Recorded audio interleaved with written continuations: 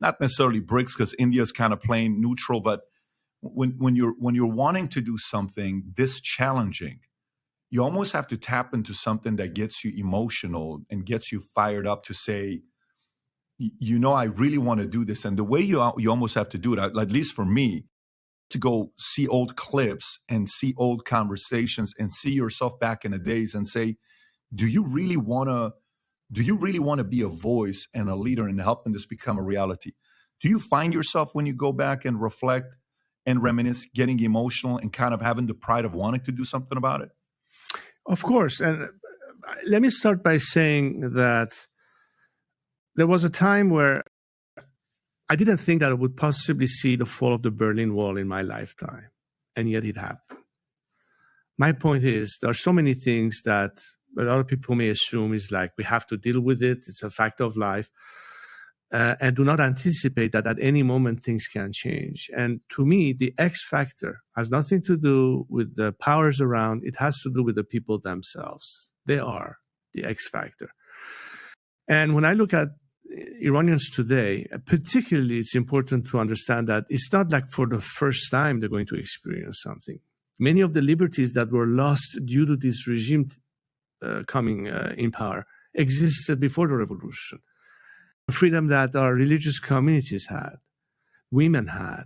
We never had an issue of discrimination in the form that we see today. Whether you are a Jew or Baha'i or Christian or anything like that, we didn't even look at things in that context. I remember as a kid, you asked me what's one of the most remembering moments. That's the moment that Iran qualified for the first time for the World Cup. And I remember watching the game in Tehran in that stadium. There were 115,000 people in a 100,000 seated stadium, which was over capacity. And I remember we were playing Kuwait, and I think that was the game that was the one pre-qualifying for us, but there was a huge consequence, and the energy and the atmosphere. But the reason I raise this is because I remember I had the privilege, bring the Crown Prince, to every now and then invite the national soccer team to play along with them, me and my fellow classmates in school. And we had, players of our national team playing with us, and they had a good time and we had fun. But the point that I'm raising is that in that national team, we had all sorts of Iranian ethnicities and religions represented. There were people from Khuzestan with a darker skin, people from the north with a much lighter, fairer skin. There were Armenians, there were Azeris, there were from Kurdistan, from Khuzestan, there were Muslims, there were Christians, there were, the point that I'm making is we looked at each other as fellow Iranians. There was never a question of who is the minority. And that's a climate that this regime created. All of this goes towards what I'm telling to you, what gives us the incentive. What gives us the incentive is we deserve better than what we have right now, particularly the fact that we know once where Iran was. Iran should have been today the Japan of the Middle East, not North Korea. We had all the potentials, and we still do. Wow. And when you look at the fact that Iranians are aware of the fact that we have these resources, my job today and my campaign is, in fact, to let them and move the needle from hope to belief. It's one thing to have hope. Everybody has a dream. Mm-hmm. But I believe that empowerment is key to success, the power of the people. But in order for people to be empowered, they have to have more than hope. They have to actually believe that it can be done. Mm-hmm. And I believe that it can be done. Irrespective of the fact of what you just cited, we understand, of course, what's at stake. I'm not saying it's easy. But if we believe in ourselves much more than we believe in what others can do to keep us from doing it, it's almost like throwing the white flag. We're not going to surrender because to us, when I say us, I mean Iranians today, self-determination, freedom, participation, human rights, all of that depends on us successfully getting rid of the evil that governing our country today. And our message to the rest of the world is when we share the same values of freedom, of democracy, of human rights, of equality, of putting an end to any form of discrimination, we are talking the same lingo. So we are your allies in principle. And so we believe and we expect that the Western world, way before it's a calculation of national security or economic interests, which, by the way, they will have with a regime that cares about its people, and it's inclined to go towards cooperation. I mean, how many democracies do you know that go to war against one another? That's why I think that Iran, by bringing that factor in place, will automatically be an ally. But we need support. We need to be able to work the problem together. So I start by saying, first, we have to work on ourselves. First, we have to believe not that there is light at the end of the tunnel. Of course there is, but that we can actually do it. I've talked to many former dissidents of the Eastern Bloc countries, including Soviet dissidents. And they were saying at the time where, that's before Ronald Reagan or Margaret Thatcher were on the scene, sitting in some gulag in Siberia, pondering upon the fate of Mother Russia and what will happen to all of us, as dissidents. And one of them, I remember attending one of his lectures, was saying, the day we saw light at the end of the tunnel is the day Ronald Reagan called Russia an evil empire, which led ultimately to Mr. Gorbachev tear down that wall and so on and so forth, for those who have followed recent history. Meaning that there are certain external factors that come.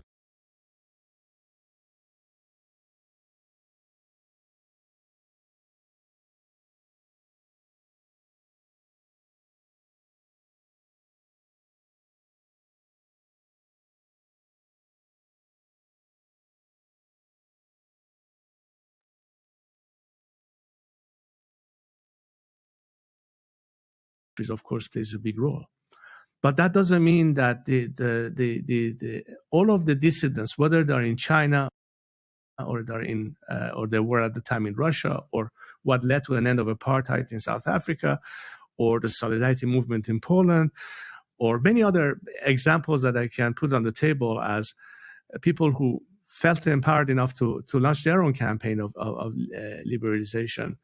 They had faith that they have to do it. Whether or not they're alone in it may be a different thing. We have to do it no matter what. That's why I always told my fellow compatriots, we cannot depend on anyone else but ourselves. But our message to them is our task will be far more easier if they come along for the ride, which is win-win at the end of the day. And who wins ultimately, and we'll get into that, is the world wins, because the temperatures are so high right now that everybody's worried what could happen if this thing escalates to the next level. Exactly. God forbid. But, I want to talk about, during that phase, what's happening. You're the son of a king. You're the grandson of one of the most respected and feared leaders in Iran, Rضاشاه, the Majesty, who he was a whole different type of leader. When you drop his name, it's a different kind of respect you get from people that are older. You ask somebody younger right now, they don't really know what it is. They know about your father. But your grandfather was a superior general. He was a doer. He got things done, and loved and hated at the same time. But I want to talk about your father and the events that led to the fall of Iran. I have my opinions of mistakes that were potentially made. I want to know what you think it was. And I'll make a list. I want to play a couple clips to you. A couple of the clips are in a book that I'm writing that I've been working on for 13 years. It's not coming out. It's something that I've worked on for many years. And he's in it. When I think about the fall of Iran, you'll typically hear about the fact that CIA was involved, MI6 was involved. That's why they fell. Okay. Jimmy Carter came in. He did the toast. If you can pull up the picture when you're looking at the toast between the two, you see this here. And when I look at this, your dad looks very uncomfortable. And it's almost as if your dad is trying to be respectful, but doesn't trust an ounce of words coming out of Carter's mouth. But he's trying to be accommodating and respectful. And then Carter, at the same time, he's given a look of, you have no idea what I'm about to do to you when I leave this place. This is December 31st of 1977. Correct. And he leaves. And then next thing you know, the conditions get worse, and the rest is history. So CIA, MI6, the Shah. There's another documentary I watch about the 1954 oil consortium agreement that they had. There was a 25-year agreement that was coming to an end, and it was a way where originally it was an agreement they made in 1954, 50% of ownership to foreign companies. 40% of it was divided equally, 8% each. Among the 5 major American companies were British Petroleum, BP. They had 40% of it. Royal Dutch, Shell, they each had 14% of it. CFP, a French company, to receive 6% of it. And this was a very profitable venture. Because if Iran's grown the way they are during that 25-year from 1954 to 1979, nobody wants to give up that annuity. Nobody wants to give up that investment. There's some documentaries done about the fact that it was a meeting in Central or South America about what they can do for your father to fall. That's a different conversation that comes up. And then there's a couple other things, comments that he made, way before there was a President Trump calling out the fake news. Your father was the first one that called out fake news. I don't know if you remember the interview. If you want to play this clip, I want to play this clip and kind of get your reaction of this. This is October 24th, 1976, I want to say, 60 Minutes. He's sitting with Mike Wallace. And you've seen this before, but I just want to get some commentary on this. Go ahead and play, Rob. Surely, Your Majesty, you're not telling me that the Jewish lobby in the United States pulls the strings of the presidency? Not entirely, but I think even a little too much, even for Israel interests. You think the Jewish lobby in the United States is too powerful for the interests of Israel? I think so. Sometimes they are disserving the interests of Israel because they're pushing around too many people. How do you mean pushing around?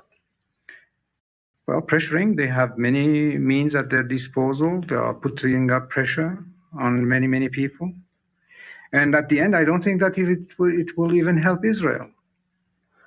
Why, if this is true, why would the President of the United States pay attention to that lobby? They are strong. Strong in what sense? They are controlling many things. Controlling newspapers, medias, Your Majesty, banks, finances, and I'm going to stop there. Well, now wait just a second. You really do believe that the Jewish community in the United States is that powerful? They make the media reflect their view of foreign policy? Mm-hmm. Yes. They do not report. We do not report honestly. I love how he corrects here. Don't mix things, please. I don't say the media. I say in the media they have people.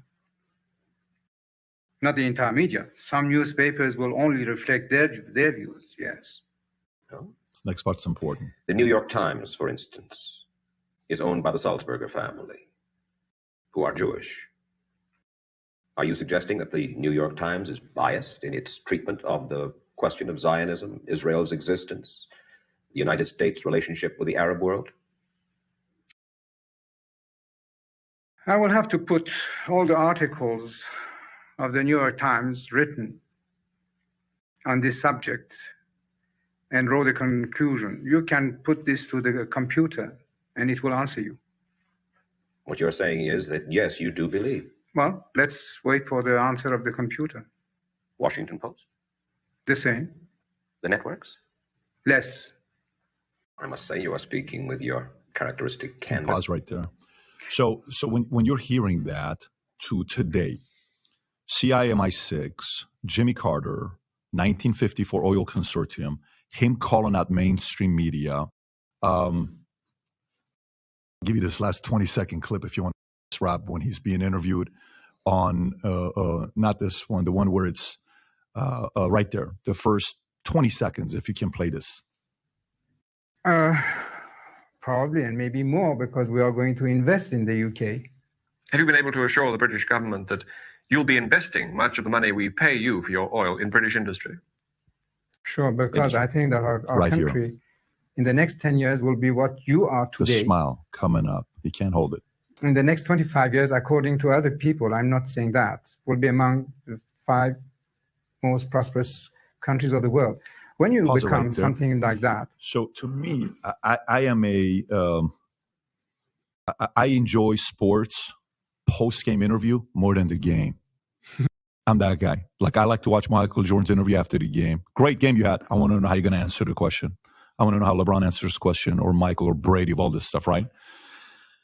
I was born in this country. I lived there 10 years. CIA MI6, oil, Jimmy Carter, him calling out mainstream media, you don't mess with those guys, and him calling out the enemy in their eyes, saying, we're about to pass you guys up, where his ambitions are being revealed. Were those any of the reasons for the fall of Iran? It certainly is part of the reasons. And I think for most people who heard the rhetoric and the narrative of his arch enemies, that he was a puppet of the West or anything along those lines, this proves how much he cared and valued the interests of our country to the point of risking his own throne, knowing that some will not take it the right way and may plot against him. Very risky. Well, but that proves his sense of national duty. And I think then history will be judged for that. But to be honest with it, look, there's so many components to what happened, and I think it would be too easy to focus on some aspects only. The biggest challenge that my father faced was, and let's not forget one thing. Most of the oil revenue that Iran generated did not happen until the late 60s, early 70s, because we were still selling, if I'm not mistaken, a barrel of oil at around $1.80 to about $2.20, something around those lines. It was not until it came up to about $7 to $8 range that it created more revenue for us. Of course, OPEC was formed.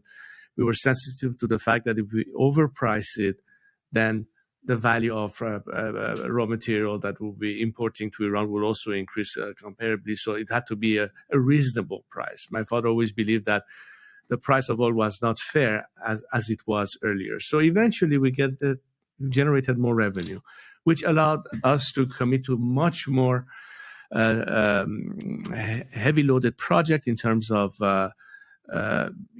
modernization, in terms of industry, in terms of everything that was done in the country, in terms of infrastructure, including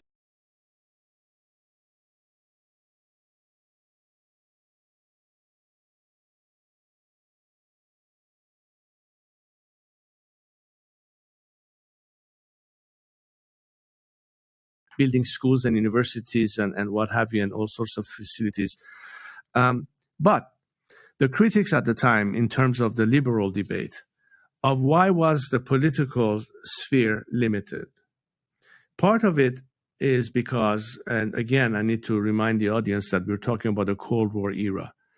Many of the groups at the time who were critical of the regime were liberal in the sense that they wanted more political participation. But the actual groups that were waging literally war with the regime, including armed struggles, were Marxist groups that were aligned with Moscow.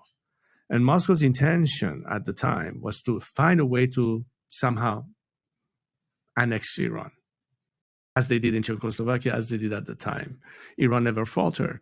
Are you talking about the Two-Day Group? I'm talking about certain groups sure, that were right. at the Two-Day time Group there. Just so and they aligned themselves with the Islamists, which led to this alliance that my father called the alliance of the red and black, which is red being the communists and black being the Islamists.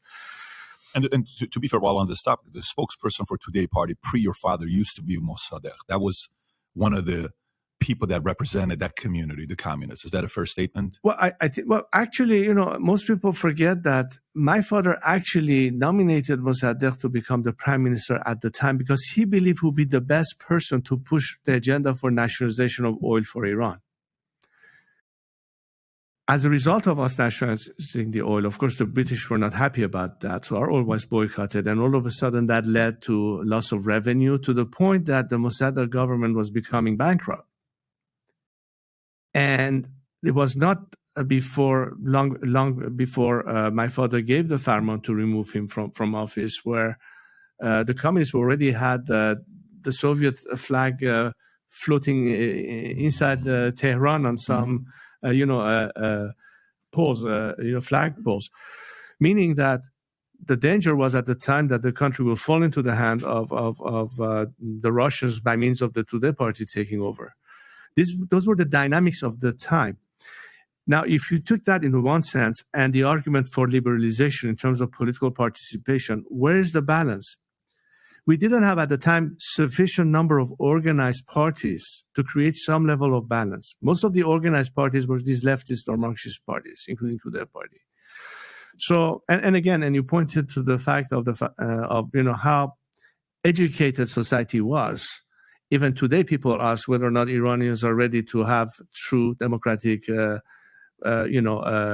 participation. I believe today, yes. But in realistic aspects, let's say the sphere for political openness was completely open. Who would have once in a lopsided way prevailed. Now, critics of my father's regime only focused on the fact that there was not political freedom in the sense that you had in the West. There was not. All other liberties was, but the political arena was restricted. But it was not just because he wanted so, because the circumstances were so. But he was still committed to reform. My point is that when we reached a stage where there was a political crisis in Iran in 1978, a year preceding the revolution, there were many elements within Iran, some of them members of the National Front, who were urging that my father should take a step back from being directly involved in making the decision and become, not exceed the limit of a constitutional monarch and allow for him to, as they say, saltanat bokone na hukumat, which means he will reign and not rule. This was the whole argument then. But the climate went in the direction when the Islamists prevailed with the help of the Marxists, saying, no, we have to completely get rid of the Shah. And therefore, instead of seeking reform of the system, that in fact my father was willing to do that. I mean, this is all Monday morning quarterbacking, but these are the facts because, I've heard it both from this side of the aisle and the opponents of my parents over the past 40 years. And the fact was that there was an opportunity for reform, but it did not lead to that. Now, let's say if Gorbachev had happened 5 years earlier, maybe we would not be here right now. It would have been a different outcome. So to pin everything on foreign elements would not be really fair, but it's not untrue either. So that's one aspect. Some of it was domestic. I think mistakes were made on every front, including my own father. But the opposition, in my view, made more mistakes than he did because he was offering a possibility for reform. They didn't take that. They thought that actually, by bringing this cleric in charge, everything would change for the better. And as a result, by the time people found out what happened, it was too late. And since then, we've been faced with this regime. My point is, what is the lesson in all this? The lesson is all this is, my father at the time, I'm sorry, I forgot one more aspect, which is also important. Right after that clip that you showed me. Which one? The one with Carter being in Tehran and talking about all that.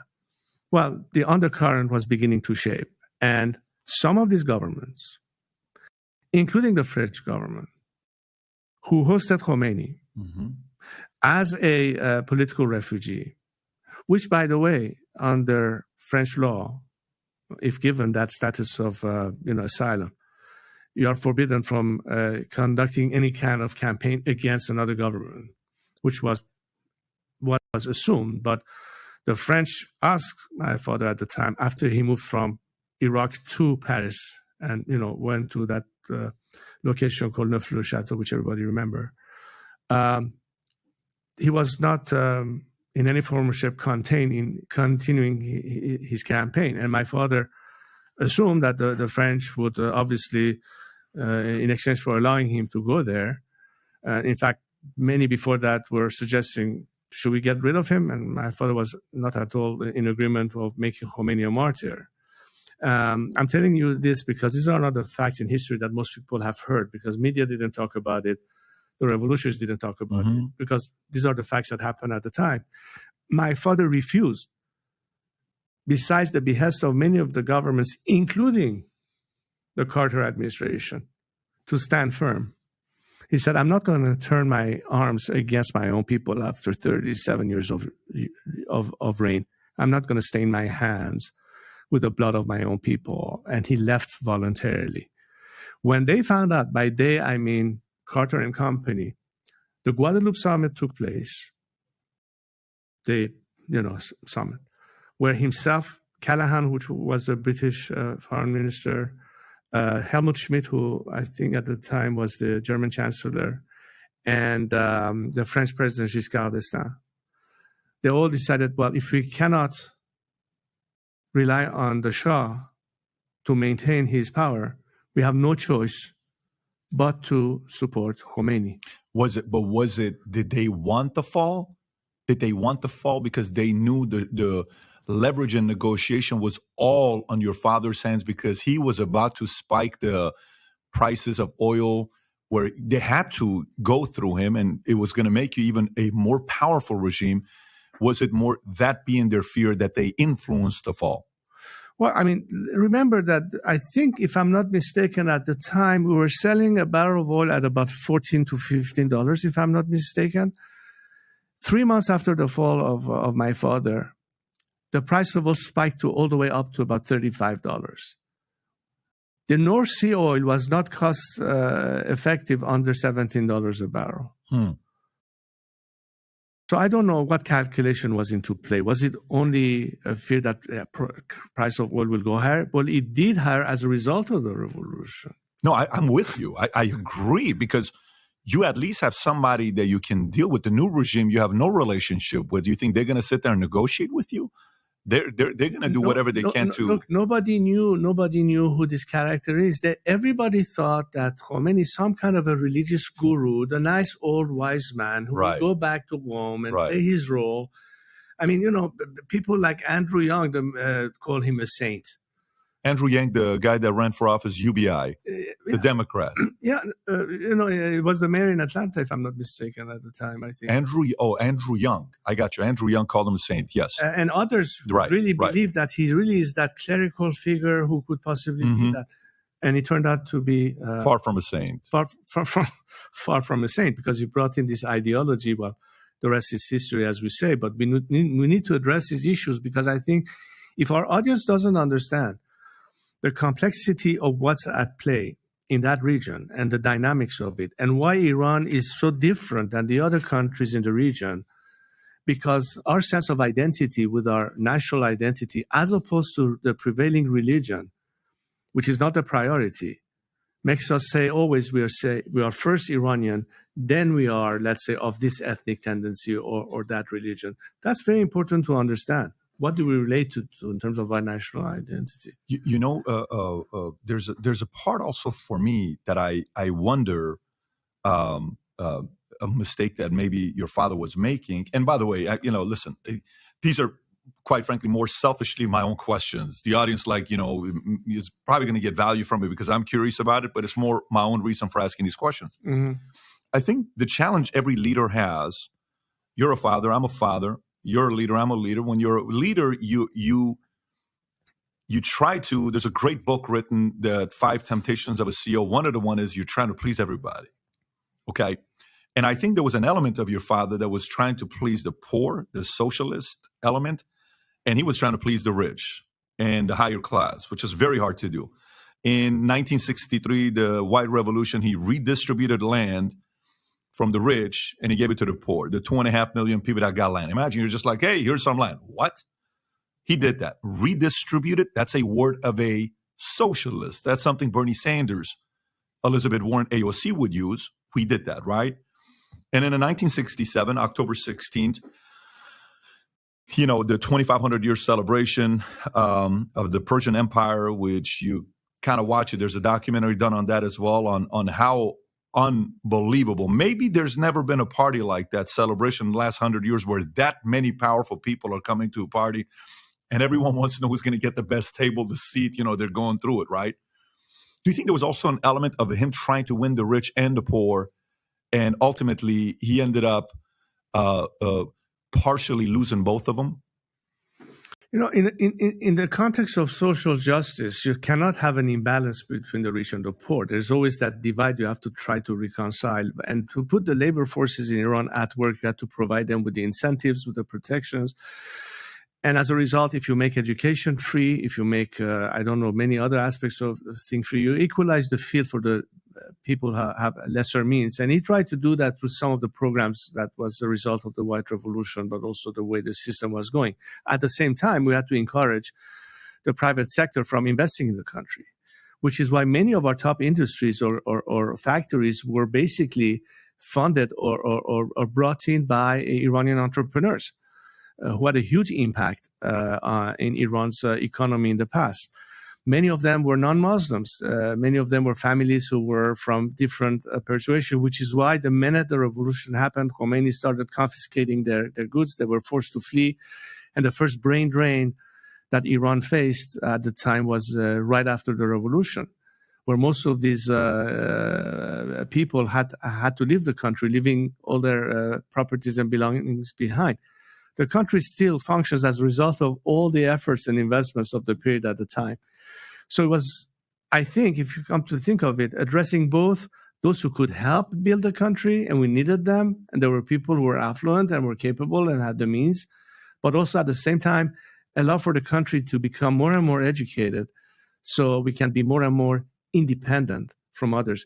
Let's say, for instance, if you want to bring in a company and have a bunch of engineers trained so they ultimately replace whatever is, transfer of technology, and at first you have to have your foreign so-called engineers and or operators, and you train the local people so they can take over that industry. You cannot do that if there's not a basis of education. So if you look at it, and the reason why even today we have many Iranians strong in mathematics or science, and they go to places like MIT and Harvard, and we had that kind of a training back then in the Iranian schools.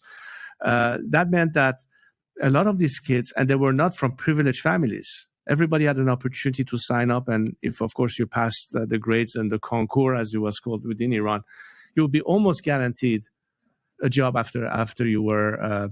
Which is very important, because you say, hey, if you go get a degree, you're going to get a job. It's important to deliver on that promise. And it was practically what was happening, as opposed to today, where despite the fact that these kids, God knows, after so much effort, managed to somehow get a degree, they don't have any opportunities for employment, irrespective of which class of society they come from. No, that's right. And by the way, while you're saying this, I want to kind of show what you were talking about earlier. Young praises Islam as vibrant and calls Ayatollah a saint. This is important because you said he was a mayor of, what did you say he was a mayor of? I think Atlanta. Yeah, but he was also part of the UN. So we're not talking about just anybody. For somebody that was a UN chief or something like that, he was a very powerful man. What was his role with the UN, if you can zoom in? He became, he had a responsibility with the, right there, okay, U.S. Congress, Georgia, United States ambassador to the United Nations in the Carter administration, 55th mayor of Atlanta, called Khomeini a saint. That tells you how, disconnected they were. But I want to go back to this. I have I speak to Robert Kennedy Jr. Every once in a while, and then we're going to have him on in a couple of weeks. He'll be here for a town hall. But when I was with him, I wanted to know, we are so enamored and fascinated by who really killed JFK and who really killed RFK, right?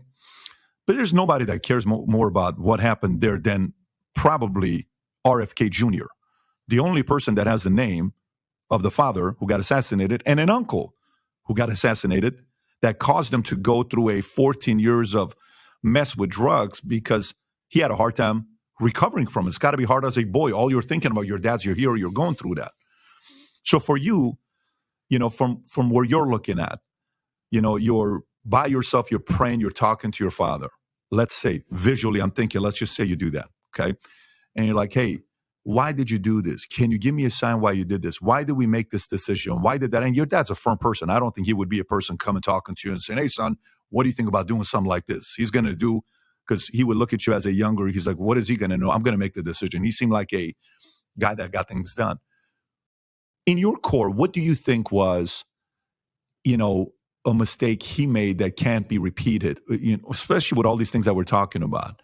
Was it him leaving? Should he have left? Should he have stayed? Was he bragging too much? Should he have stepped back a little bit and, reigned instead of ruled? What do you think as a son of one of the greatest leaders Iran's ever had? You and I right now sitting in 2023, way past an epoch and an era where things were quite different and the challenges are very the same, are relating to our actual world based on what we know of the world now. It's very hard for us to put ourselves in what the circumstances were then and the mindset. And for that matter, the discussions that I wasn't privy to, because obviously he was not just talking to himself, was talking to other heads of states, other governments. Totally understand. And there are so many things that we'll never know. But you've read all the books. You've watched all the documentaries because it's related to your family and your father. Even if you do, it's very hard to really get in somebody's head and say, okay, why prompted him or her to do X, Y, or Z? Because, look, for instance, at the time that my father had to contemplate how to maintain a cordial relationship with both India and Pakistan, knowing what's going on between the two. Absolutely. As nuclear countries. Sure. Oh, yeah. I mean, there are so many things that may not immediately pop in your mind, but you have to say, okay, that's part of the equation. That's part of the calculation. When Saudi Arabia were producing 4 times more oil than Iran with 1/6 of the population, then would you blame my father for vouching for a fair price because he had to feed 35 million mouths as opposed to maybe less than 10 million or 6 million in Saudi Arabia with 4 times the revenue? How could he have possibly done all what he had to do? And had that created some issues? Now you might argue, if you want to go really to the details, economists were saying, we are overspending our oil revenue. It's not sustainable economically, so on and so forth. At some point, we're going to hit a wall and all that, which really happened towards the end of the Hoveyda era. Now, maybe this is what Iranians will follow more. A foreign audience may not understand what I'm talking about. But what I'm saying is that, sure, you could go back in time and rewind the tape and say, maybe here they should have done this as opposed to that.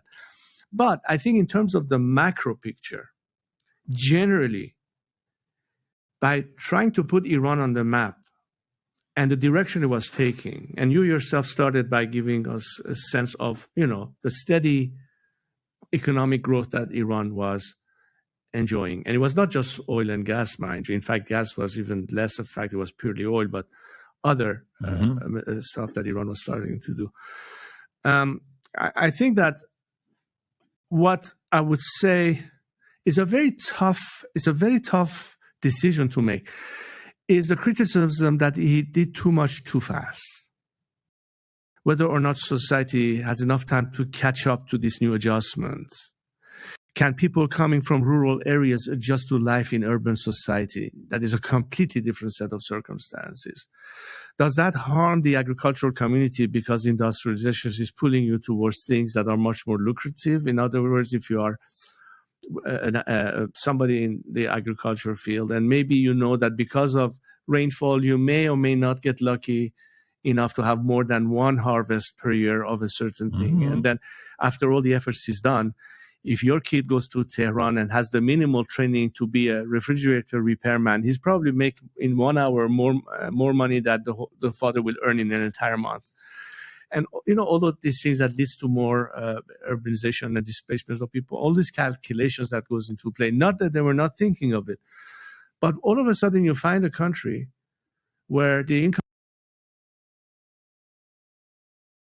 capita jumps to the level it was, and people's purchase power made them capable of having so much more.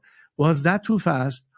And then you have the resistance coming from the clergy who never liked where my father was taking the country, thereby the protests about the women, about land reform, everything that Khomeini started being the element to challenge all of that. And so there was that sort of a struggle going on. Was he right in modernizing the country? As opposed to go with the flow and say, well, we have to take it a step at a time and make sure that the clergy doesn't resist. It's a little bit of a damn if you do, damn if you don't. You would have people on the liberal side would say we had to open much faster. Some people would say, no, we went too fast and we had to keep traditional. Which argument stands at the end to be the winning argument? You were right in raising this point.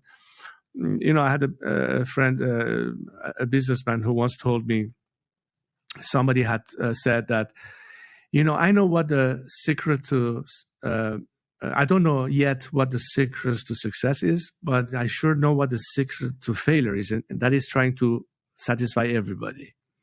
You cannot satisfy everybody. But then again, if it's more of a collective responsibility, in other words, if you take too much on your own shoulder, regardless of whether you mean well or not, you're going to take the blame. And was he an expendable element, given the fact that he put himself in that position to have so much impact, to become so vulnerable when he didn't have to? But besides, that's more on the selfish side of things. He literally sacrificed himself. Maybe today people understand where he was trying to go. Because a lot of his critics, or even people who never were born, says, we wish we could understand where he was trying to take us then, which we didn't. And in a way, I think history only repeats itself if we're not willing to learn from past experiences. So, I'm not doing what I do on the basis of wanting to follow in a particular direction that my predecessors had done. First of all, I don't know where I'm going to end up. And in fact, I'm not running for any job. All I'm trying to do is to be an agent of transition and try the best role that I can on the confidence that people have in me to bring as much unity and coalition together for us to get to the point when Iranians can decide for themselves. And, the rest of the directions they're leading, I think we are mature enough of a society right now not to have to depend on a very pyramidal sense of governance. We have to get to that point. We have to get people involved in the decisions. That's not my style. That's my approach. And I start by saying that when you look at my predecessors, what my grandfather had to do to first and foremost bring stability for the country, which was challenged in the four corners, bringing a centralized government to bring back those instances, those institutions for governing and modernizing them, secularize them, because everything was controlled by the mosques. And then the next phase, which was my father's era and what he needed to do. I think I belong to a generation of people whose chief responsibility is to maximize participation and liberalize the system in terms of democratization and bringing those values into place, which is more attainable today, I believe, than the era in which my father lived, in terms of education, in terms of awareness, in terms of experience, in terms of the tools we have in our hands that didn't exist before.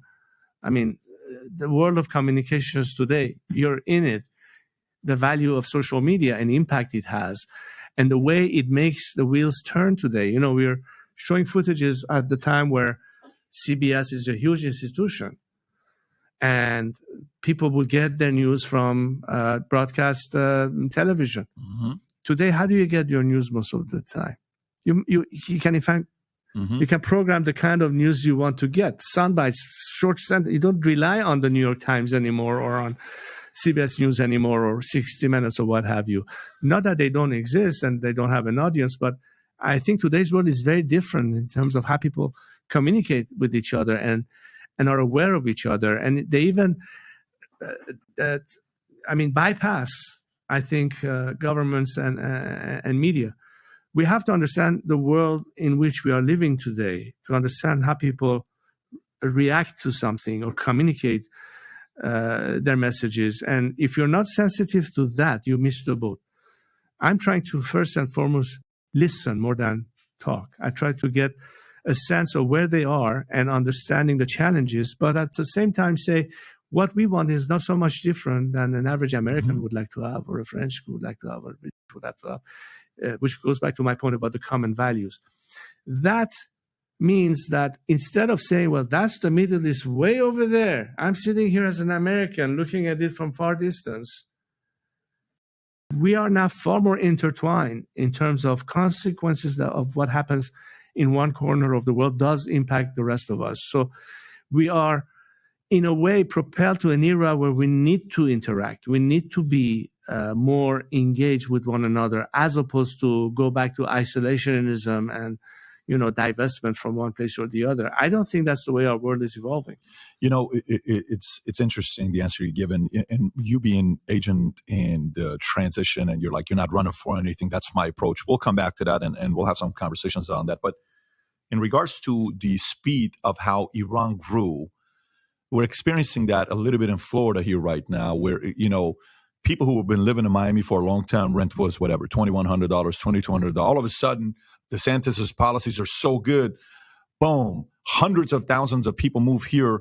Numbers go up, and people have been living. I was like, wait a minute, what are you doing? I can't afford $4,500 a month in rent in Miami. Well, that's kind of what comes when you have sudden growth in an economy. Now, take that to Iran at the ways they had it. It's got to be a lot different as well. But I don't think a lot of the people, I can't say everybody, a lot of the people, if they can be honest with themselves, they can look back and say, your father was right. He was doing the right things. He made Iran a better place. Unfortunately, maybe the enemy, the competitors, noticed his ambitions were bigger, noticed he was getting stronger. He realized he has a better hand, and he revealed his hand instead of maybe holding his hand. And you have pocket aces. Don't tell everybody you got a pocket ace. He kind of played a little bit as if he has a pocket ace. And I kind of pissed off the enemy because you're kind of like showing your hand. How sometimes you play poker and at the end you show when you beat somebody, like, hey, look what I had. you got crushed. And maybe there was a little bit of that, who knows? But, Yeah, I would tend to agree with that assessment because, sometimes honesty doesn't pay. Revealing everything you have on your end as a leverage, I think if he doesn't do that, one, you and I are living in Iran today. Yeah. And I don't know what I'd be doing, but I'd be living in Iran today because Iran would probably be a great society economically, business, finance, lifestyle, media. There'd be so many different opportunities. But I'm sure the competitors didn't like that. Hey, we used to own you. Who are you to think that you're going to be this powerful? This was our oil in Abadan. We owned all this place. What do you think you're doing here? Well, that's the part that I think indicates how much he loved his country, and what was the factor that really vexed him was the fact that why was he so underappreciated by people at the time? I could see in his eyes, what did I do to these people? Yeah. Except for trying to put them in a better place. At one rating of 90% rating, and how quickly mainstream media was able to spin it with the power of CIA, MI6, if they were involved, Carter, how quickly they were able to spin and use these stories of Sinema Rex fire. And by the way, how much did you yourself want to find out exactly what happened to Sinema Rex fire? Right across the street, there's a police station. They blame Savak. They did it. The Shah killed 400 people. Pregnant kids are in this place, like we're going through right now in Israel and Palestine. The hospital.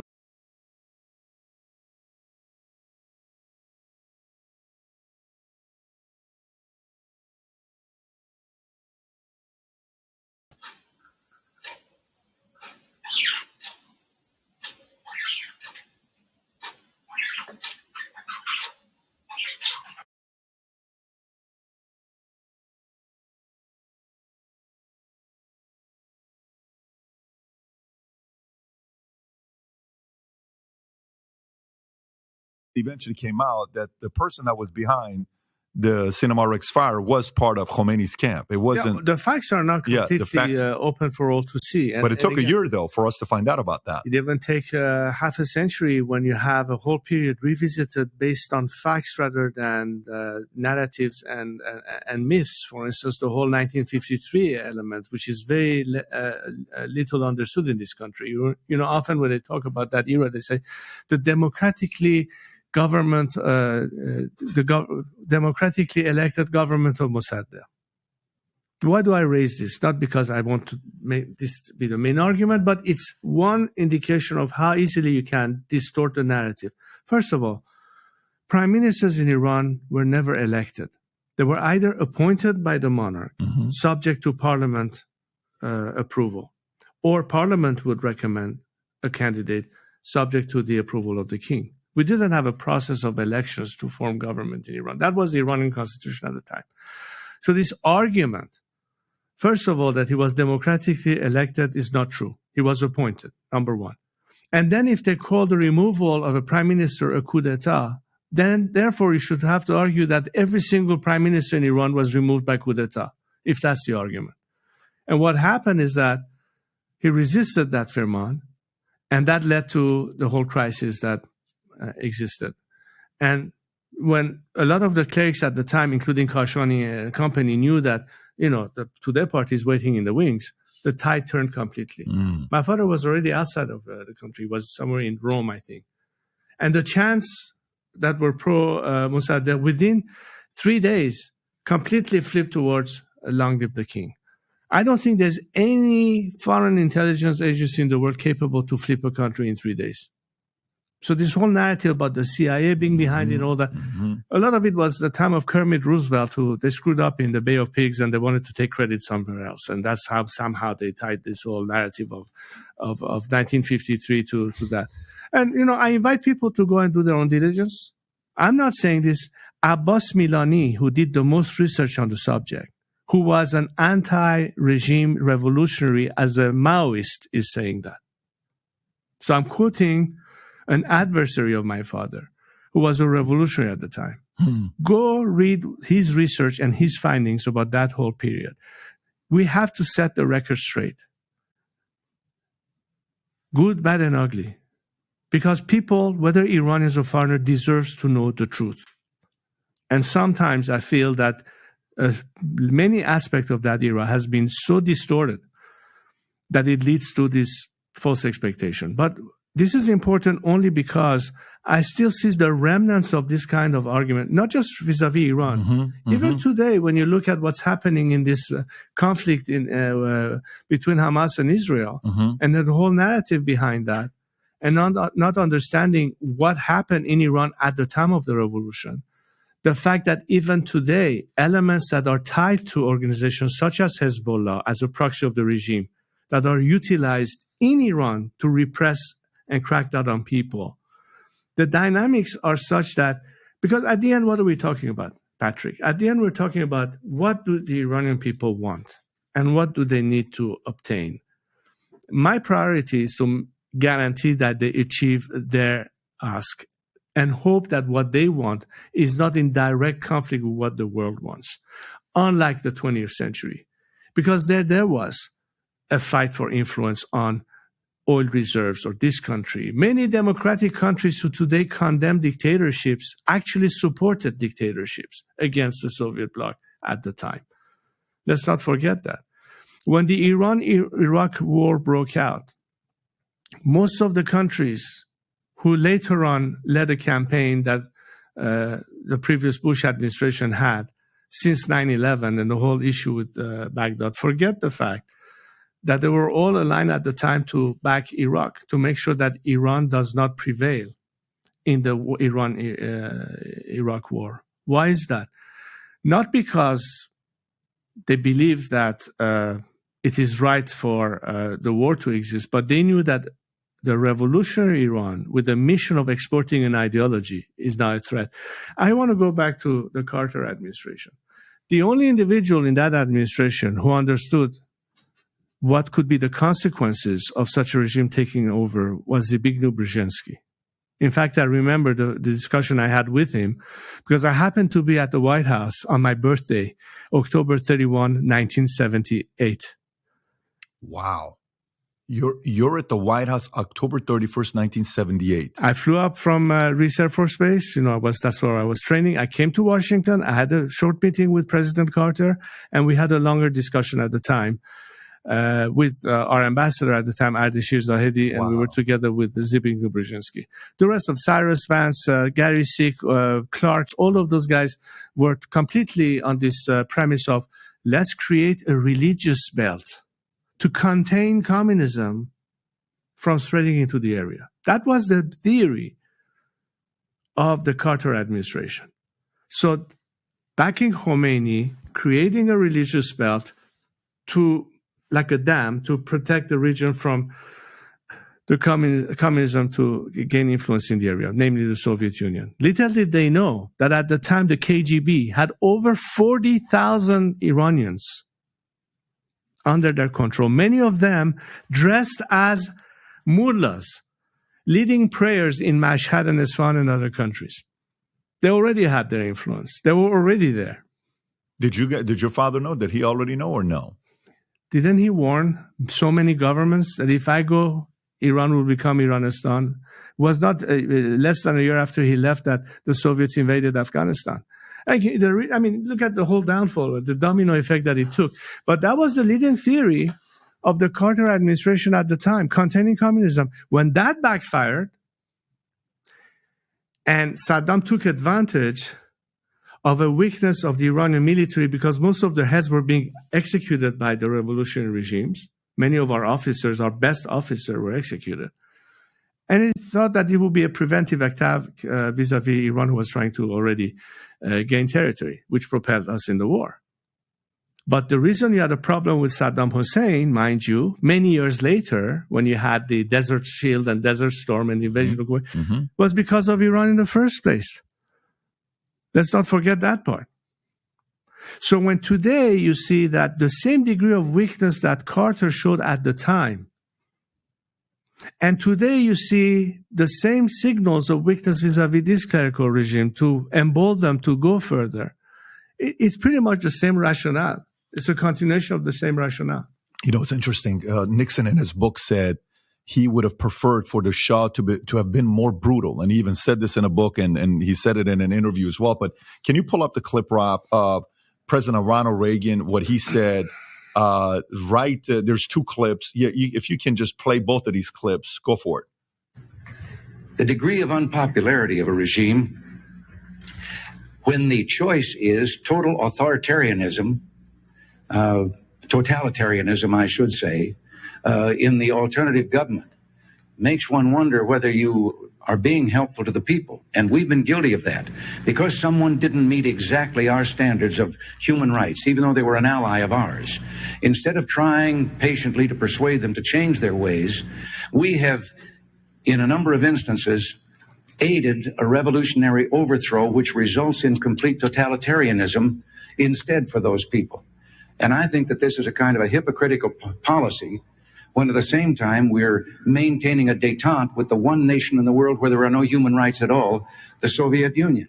I did criticize you can pause that right there. That's for the audience. That's a 1980 presidential debate. Depends on what platform you listen to this, whether it's Spotify or podcast or YouTube. He's calling out Carter in this debate. And then the second part is even clearer than this one. If you can play the second one. I did criticize the president because of our undercutting of what was a stalwart ally, the Shah of Iran. And I am not at all convinced that he was that far out of line with his people or that they wanted that to happen. The Shah had done our bidding and carried our load in the Middle East for quite some time. And I did think that it was a blot on our record that we let him down. Have things gotten better? The Shah, whatever he might have done, was building low-cost housing, had taken land away from the mullahs and was distributing it to the peasants so they could be landowners, things of that kind. But we turned it over to a maniacal fanatic who has slaughtered thousands and thousands of people, calling it executions. And by the way, you can, when you're watching this, when he's saying fanatical thousands, some people may say, well, Patrick, there's no way Reagan is saying that. Can you go to the Washington Post story from 1980? It's a Washington Post story from 1979. I want to say it's February. Okay, that's the one. Iran calls executions just the beginning. Can you show the logo at the top so people know that's WAPO? Go all the way to the top so they can see that's Washington Post. Zoom in, article February 1779. Iran calls executions just the beginning. Tehran says 4 executions are beginning of the purge. They use the word purge. They're cleaning the streets of Iran. People of opposing religions, or not even opposing religions, Baha'is were being killed left and right. Military personnel were being killed left and right. One of the colonels, I want to say he was a colonel, maybe a general, Rahimi, I think he was, when he came into the court and they had Khomeini's picture on the wall. And he said, you guys have to take that picture down, put the Shah's picture, because he was saluting it. They cut his arms. One of the most famous performers in Iran, Farrokhzadeh, I think that was his name. If I'm not saying his name correctly, you know who I'm talking about.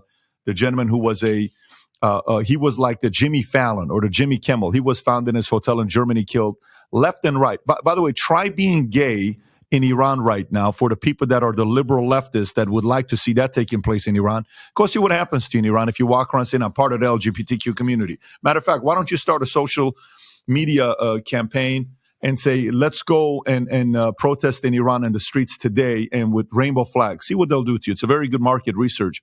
It won't last a long time because you'll be meeting St. Peter or whoever your God is very quickly if you do something like that. Even Reagan gave credit to your father on what he was doing in Iran, saying he was doing our job. You know, sometimes when people criticize Israel, Netanyahu, they'll say, look, at least Netanyahu's not calling us saying, send us, 50,000 soldiers or send us this. Zelensky is coming. He's the greatest money manager of all time, campaigner, raising money of all time. Give me another 40 billion. Give me another 20 billion. If you don't, your kids are going to go. Your kids are going to go. At least Netanyahu's doing his own thing. Okay. He's not asking for help. Iran at the time, they're like, we'll handle this problem ourselves with issues surrounding the Middle East. But when you see Reagan saying that in the 1980 debate, then, he gets elected. The moment he does, within minutes, Khomeini releases prisoners of war because they had that level of fear with them Do you think our current president is more of a Jimmy Carter or more of a Ronald Reagan comparison, who we have today? It's interesting you say this because it just popped in my mind something that is quite telling, and that is on this whole final release of the hostages in the Iranian embassy in Tehran. There's something similar in the sense that, well, the left here has been criticizing the Trump administration of pulling out from JCPOA, and that was the reason to, in fact, increase the rate of enrichment and all that. The fact is that it was not until 2 days after the new administration, now in place in Washington, won the elections that they started enriching, not before. Wow. It's a little bit of a parallel between Very much so, the release of the hostages. What I'm trying to say here is that whether it was a previous time for those who were in opposition to the previous regime, and now they are in power after the revolution, the reaction to strength coming from the outside is one and the same. As much as they saw that Carter is weak in not supporting the Shah, that emboldened the opposition against my father at the time, and the fact that now they're in power, the same weakness that America is now demonstrating is again emboldening them. As opposed to in the past 4 decades, every time America showed strength, they stepped back, they pulled away. There's a direct correlation between the two. So, when I look at these pictures and I see some articles and all that, and, first of all, let me make something very straight for the record. I know that a lot of people on the other side will say, there are so many things that wasn't condemned. The Savak did this, there was this and that. I have never condoned excess of violence. I've never condoned torture. I personally am against it. But that doesn't mean that when they talk about a completely unrealistic picture of how many people were political prisoners, which is not true. And who were those political prisoners? The very same people, like Ali Khamenei being one of them, who were getting trained in Bekaa Valley, in Palestinian camps, financed by the KGB. What do you do under the circumstances? I wonder if, as an American, you thought that some of your people are being trained clandestinely to wage war against your own country or overtake the American government. What would you do with them? The very least would be Guantanamo, right? What would you do with them? What would you call them? How would you respond to it in terms of national security? Your number one priority would be to protect the nation. Correct. And in what manner were they operating? Were they just writing articles and say we've been gaggled or muzzled? Or were they actually trying to conduct armed warfare? Groups such as the Mujahideen Khalq, who were assassinating military attachés at the time in Iran, or other groups who were waging, armed warfare and killing Iranian police officers or soldiers. How do you sort of deal with that? It's not like a free exercise. In fact, the Tudeh party, you mentioned the Tudeh party and how many times my father was subject to assassination attempts. I think it was 2 times. And one of the first time it occurred was by a soldier who was influenced by the Tudeh party and who attempted an assassination on my father. My father survived that. But the fact is that until then, the Tudeh party was still a legal party. In fact, the second oldest communist party in the world after the Soviet Communist Party. They were still legal. So, it's always easy to fault a government, but how much of the other side of the equation has to take some responsibility in it? I'm not here to start making judgments. I'm just trying to explain to the audience of what it is we're talking about. Where do we stand today? Where is there commonality of interest? Where can we meet in minds, irrespective of whether we are left, right, or center? It's not an issue of being a Republican or a monarchist or a socialist or a conservative. What do we want for our country? Where do we stand vis-a-vis the rest of the world? This is, I think, the real debate that is taking place in Iran today, particularly in today's generation. And I'm very much encouraged by it, Patrick, because I think that today's generation is showing such a degree of dexterity, of due diligence, of not relying Curiosity. blindly Right. on anything that somebody tells them. And that gives me hope. And when I get hope that now finally we have the potential, then I'm trying to tell them, okay, let's move from hope to belief, that we can actually get it done. It's interesting you're saying this, because while every great empire is going to have some sort of a secret intelligence organization. U.S. has the CIA, Britain has the MI6, Israel, Mossad, Iran had Savak. But here's the interesting thing. A couple of the people that betrayed your father, one of them was Hossein Fardoust. Hossein Fardoust was one of the deputy directors of Savak for 10 years, and you know, your grandfather, this is the story, your grandfather, I believe, was sending your father to France to go get educated and to accompany him. He paid for Fardoust to go with him to France, I believe, if I'm not mistaken. Yeah. So they went there together. Fardoust comes back. I think they were in the Rosé school in That's Switzerland right. together. Yes. So then they come back. So meaning, imagine what this family is doing to you, and you end up being the one that betrays him. And then he goes from being a deputy director for Savak, and everybody's like, how come they never killed him? He becomes a leader of Savam. Savam is like similar of Savak, but for Khomeini. Yeah.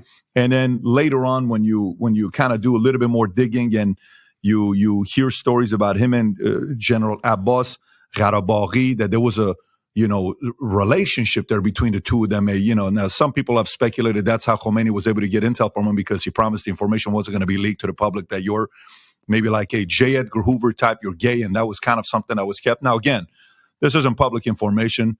I'm doing my research and talk to a lot of different people to see who's saying this stuff. We also got a couple calls from people we spoke to Iran that said these things. There was betrayal, and those same people from Savak, some of them ended up helping Savam, but secret intelligence is going to be around for a while, no matter how big the organization is. And no one looks at CIA and says, what a great organization. MI6, what a great organization. Your job as somebody being part of that intelligence is you're going to get criticized a lot. Now, having said that, let's talk exile. You leave, okay?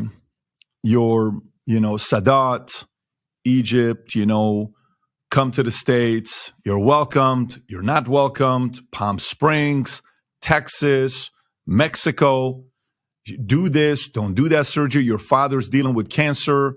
He's kept it to himself. They don't want people to know. It's a tumultuous time already. And on top of that, you guys are constantly moving, right? And during that phase, while you're going through it, your father... And by the way, did you know he had cancer before the world knew he had cancer? The first time my siblings and I found out when he was in New York hospital in 1979, right before the hostages were taken. That's the first time you guys found out. Yes, we didn't know. Did he know? And he was kind of like, I don't think I... As of 1973 or 4, I believe. And very privately, he had some of the doctors, including a couple of, I think, French doctors at the time, who initially diagnosed him. But it was not the correct diagnosis. There was misdiagnosed. It was cancer, but the kind of cancer they thought it was a bit different. And so the treatment that they had given him was the wrong kind of medication to begin with. Anyway, it was from the mid-70s to the late 70s. In fact, most people don't know this, including my fellow compatriots. My father had in mind to pretty much retire and pass the torch on to me by the time I would have reached the age of, at the most, maybe 22. And we're talking about the early 80s, knowing, of course, that he's ill, and that's anticipation of that. And, some people had later on said, well, if he knew he was going to do that, why didn't he announce his game plan and all those things? But I don't know to what extent he wanted to protect me in some ways, or the fact that maybe by the time the crisis had reached where it was, it may have been too late. If he had said it earlier, maybe the whole country would have responded differently. But then that would have been a weakness that would have been taken advantage of by the outside world. I mean, it's such a complex thing. Yeah. Which direction does one take? And anyway, these are a few factoids out there for people to ponder upon, because history has a funny way of taking shape sometimes. Very, very, very interesting. Again, I was born in Iran during Shahanshah for 3 months, right? And then, exile happens, then Khomeini shows up and mayhem is there. But I'm asking this question because on November 1st, 1980, day after your birthday, your Halloween, so October 31st is your birthday, and at 20 years old, you announce yourself as the new king. When you do, in Washington, State Department spokesman John Tratner, said the U.S. had no intentions of supporting Reza Pahlavi, yourself, the Crown Prince, adding that we accept the result of the April referendum and accept the government of Iran as the legally constituted government in Iran. What was your initial reaction when you saw John Tratner saying that and, the U.S. taking a position like that? Well, let me also say something that I think your audience needs to hear in the context of history. 3 months before, or what was it? No, a month before that statement, the war between Iran and Iraq broke out. At the time, my first initiative was to send a message to the Iranian staff for the Air Force, volunteering as a pilot to join with our Air Force to fight back against the invading forces of Saddam Hussein when the war broke out. That was the only thing on my mind at the time, knowing full well that, what's at stake here, But that was my first instinct as an Iranian, nationalist. It's my job and my duty, first and foremost, to go and fight that war. I never got an answer. And in fact, later on, we found out that the regime was very suspicious. Is that some kind of a veiled thing that is pushing towards a coup of some form and those kind of ideas? Anyway, the point is that that went unanswered. You refer to that message. My intentions was simply this, to say, listen, we are at war. There's a sense of mayhem, confidence loss, the morale of the military. And my sole intentions at the time was to say, you may have turned your back to the institution, but the institution that I represent has not turned its back on you, the people. I was 20 years at the time. I thought that this was perhaps necessary to bring in some element of stability and confidence in people's mind, albeit that we all knew that there's a new regime in place. I knew Khomeini was in place when I volunteered to go there. That was not to serve the regime. It was to serve the country with that mindset. And over the years, I said, by the way, this is ultimately the Iranian people who have to make that choice. I always said, this is a decision that the Iranian people have to make as to what kind of a future they want to have. This has been my unwavering position in the past 44 years and counting, which is why today my focus and my goal and my sole mission is to see through it that we have a transition, a democratic transition, meaning that a constitutional assembly where people's representatives would debate the constitution, the form it has to take, the content of the regime, and ultimately submitting to a referendum. So I'm not vouching for either a monarchy or a republic. I'm vouching for a democratic, secular democratic outcome, and let the people decide what they want. So my mission in the past 44 years has been to advocate for democratic change against religious dictatorship, to say that we cannot achieve a democratic system without a clear separation of church from state, which is a prerequisite to democracy, which is why we cannot even fathom that under a religious system we could ever achieve that. And you mentioned elements such as the LGBT community and their rights. I recently was awarded by the Law Cabin of an outspoken award, California, defending the rights, among others, of our LGBT community. None of this can be achieved under an ideology that from the very beginning is not only antagonistic to religious communities or the LGBT community or anybody with any opinion other than theirs, but it's the fact that they're anti-Iran. They're not even in any form or shape maintaining the interest of the nation. And so, when I was sitting in Egypt, knowing full well that my father had to leave the country, I'm now practically in exile. What is my role? What is my duty? What is, besides the fact of being, the former crown prince and all that, as an Iranian, what is my responsibility today? As somebody who can inspire people, as somebody who people trust, as some people who got to know me over the years, not just because once my father was king once or I was a crown prince once, but a whole generation that never knew that time. But they read me, they follow me, they talk to me. I think they know where I'm trying to go with this. So where we were in October 31, 1980, as opposed to where we are today in 2023, is a very, very different set of circumstances. So let's talk about that. You were recently, and by the way, I want to talk about the conditions in Iran, why they also may want to have a change taking place there. Inflation right now is 45% in Iran. Okay, interest rates. The government's latest figures was 55%. 55%. Their own figures. Fantastic. So 55%. Interest rates 12%. Their net real interest rate would be minus 43%, which is a terrible place to be when the market is like that. Safety for women, children. We saw what they did with, just a year ago when the protesting in Iran was absolutely wild, with women going around fighting, defending themselves, standing up, and the government was a little bit worried about it. When I came from Iran to the States, I was always, I always thought the math was way too easy here. Not because I was a math phenom, because math in Iran, the standards in Iran, math was very, very high, right? We took that very seriously. Mm-hmm, mm-hmm. What are the conditions today in Iran? What crisis are they dealing with? I know you mentioned water crisis earlier. Can you kind of unpack some of the challenges Iranian people are dealing with today?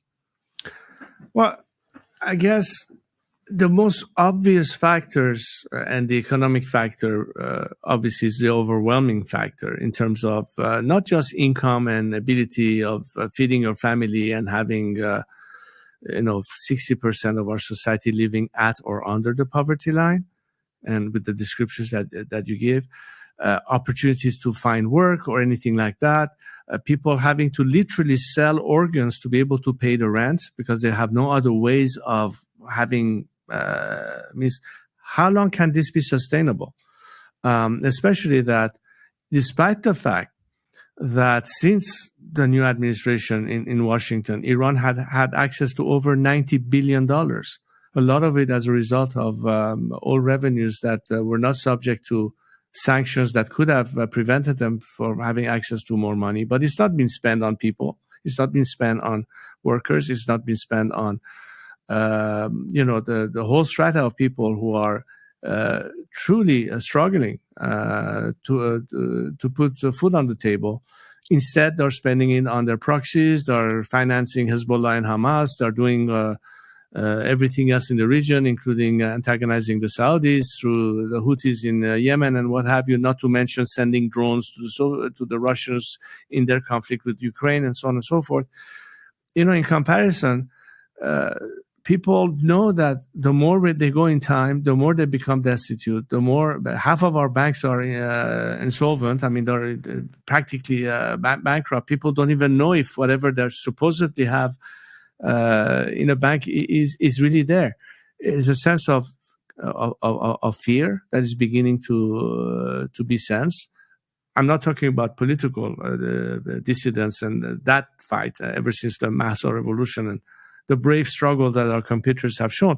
But it's also all of these malaise, meaning that at some point it's got to give. And the question is, then what happens? The question is, what directions can the country take?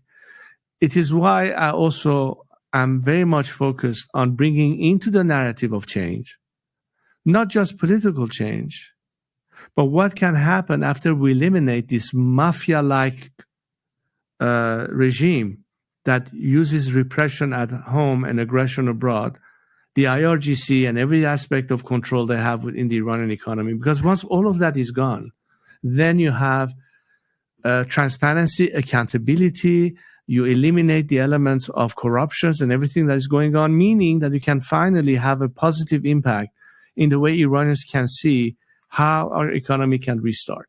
How can we bring in foreign investment?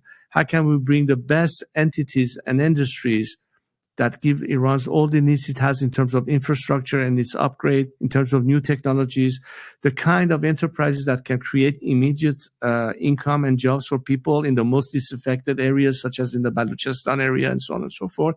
And that's part of the plan, that is not just changing the structure of governance, which is, of course, an absolute necessity, but really what it means to the average Joe.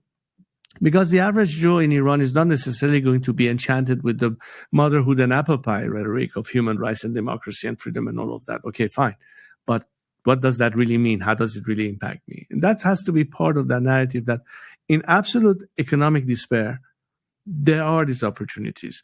I mean what I say when we can move from hope to belief, because I believe all the ingredients for that exist, both internally and abroad. We have enough people capable of managing the system properly, except for the regime has never given them the light of day, because they're completely outside, because they only protect each other's and their own selfish benefits at the expense of the people.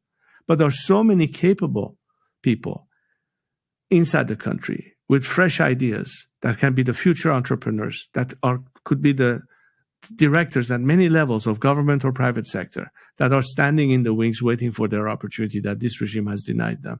So we're not starting from scratch. We have all of that potential. We have natural resources. And I think the country is so quickly ready for that change. But they understand now that in order to get there, we really have to eliminate and get rid of this regime. That's what the Iranian people today find themselves understanding. And the statistics that you started to indicate at first is, I think, very cautious, because they're afraid sometimes to even say more. And the part that remains, the statistics that appear to be supportive of the regime, I think is only the part that they financially benefit from the status quo. That doesn't mean that they're necessarily ideologically pro this regime, but they simply have more interest, and maybe from fear that if the regime was to change, they may use a lot of their interest. They're forced into thinking that, well, we have to benefit from what we have right now under the system. This explains perhaps that percentage that are still, indicating their preference from what is.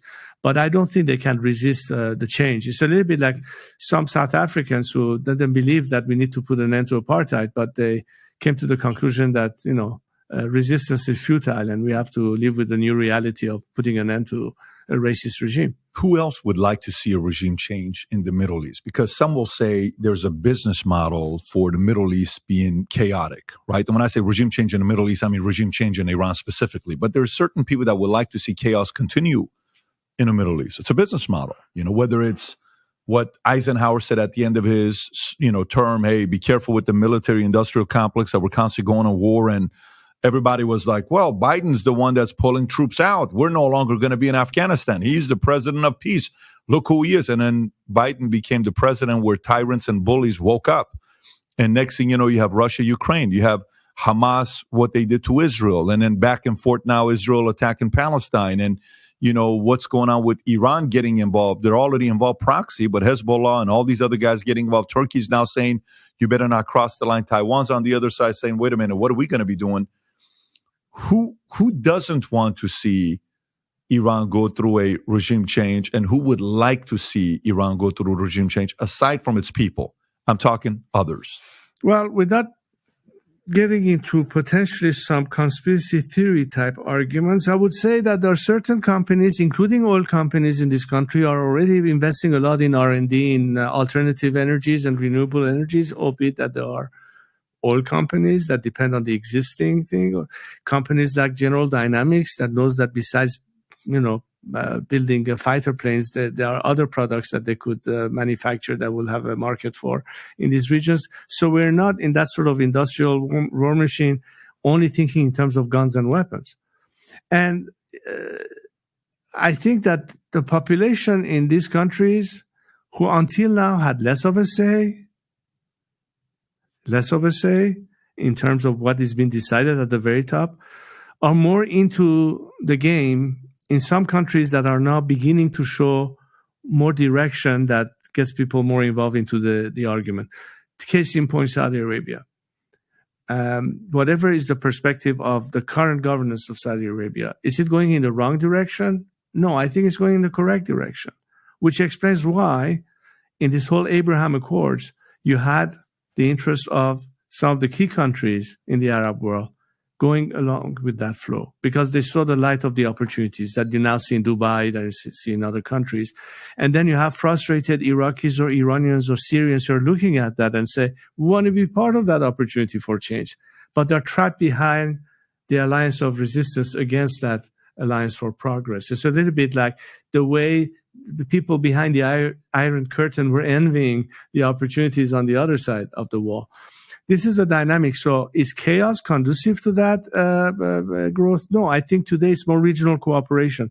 We were talking earlier about intelligence agencies or whatever is now, let's say what the Mossad does or Al-Mukhabarat does or whatever does.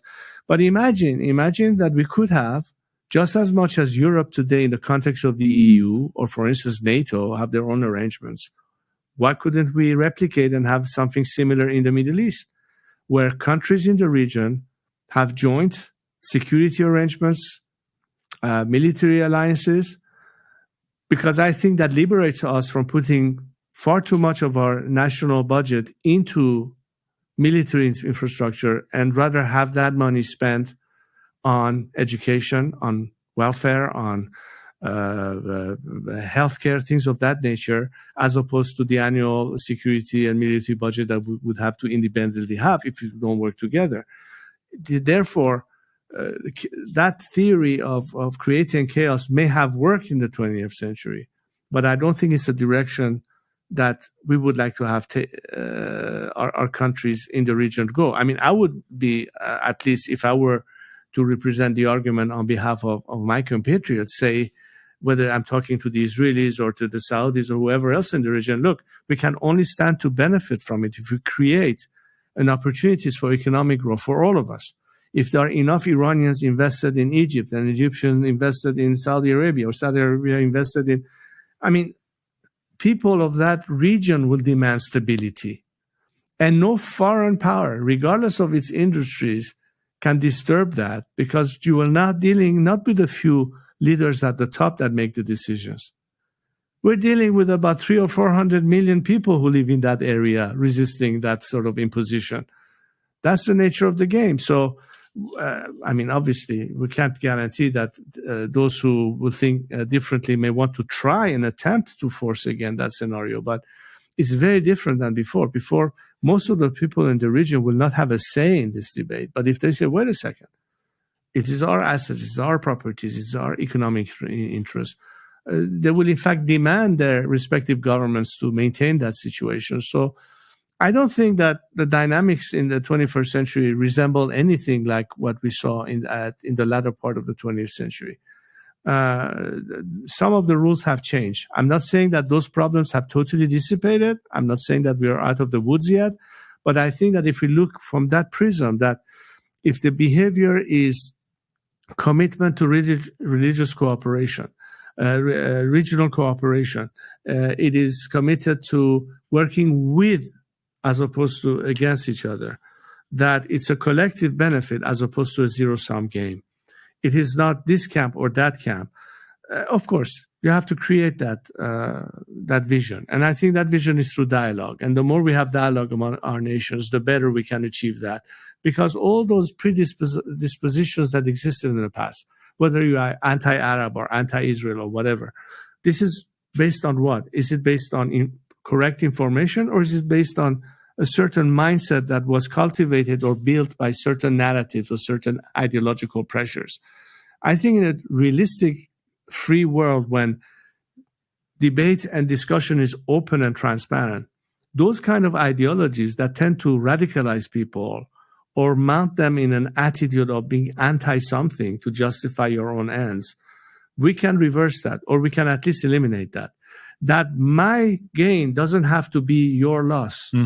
That I don't have to necessarily say, what's in my national interest or my national identity by having to be anti-Arab, let's say, or anti this or anti that.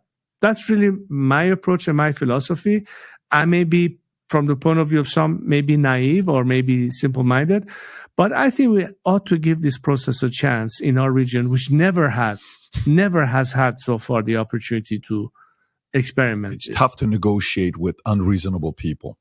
It's easy to negotiate with reasonable people. When you're doing a business deal and you sit down and within the first 30 minutes, you're like, you know what? Okay, I think we can get a deal here. Maybe we're not going to like the price, but they seem like they have reason to say, you're thinking this is worth $300 million. It's not worth $300 million. It's $220. We're willing to come at $218 if you go to it. You're out of your mind. This is $400 million. Oh, you're unreasonable. We're walking away. We don't need to. Some of the people over there, you're not dealing with reasonable people to negotiate with. It just doesn't make any sense. But there's a couple of things I want to ask you here. One, Saudi Arabia. If you pull up the map in the Middle East, Rob, just pull up map Middle East. And if we just look at the conditions here and just zoom in. Yeah, just a basic map is good right there. Zoom in. You got Iran there. If you go southeast, you're dealing with Pakistan is on the other side. Afghanistan to the east of you, you're dealing with Turkmenistan. You got Azerbaijan, Iraq to your west, Kuwait and Saudi right across the Persian Gulf, and all these other things that you're looking at, right? Okay. Saudi Arabia is MBS, and I'm specifically talking MBS here. Mohammed bin Salman, who seems very ambitious, okay? And he wants to make it a safe place for Ronaldo to choose to go play there, right? Okay, so Messi said no. All the money in the world, Messi said no. Did Messi say no because his wife and family didn't feel safe going there? Maybe. That's not good for him. Live Golf, Greg Norman, all the stuff that they were doing with Live Golf. Hey, come golf over here. Phil Mickelson, I'm going to go over there. Tiger, stay PGA, right? And he's doing what he's doing here. But if he has the aspirations that he has, which, by the way, Saudi Arabia, 50 years, what they've been able to do, progress. And now they like to have the reputation of one of the safer places to be at. Great, to the point where Ronaldo wants to be there. He doesn't want to see chaotic times in the Middle East. And his argument may be, well, listen, I can't do anything about my neighbors, but my house is safe.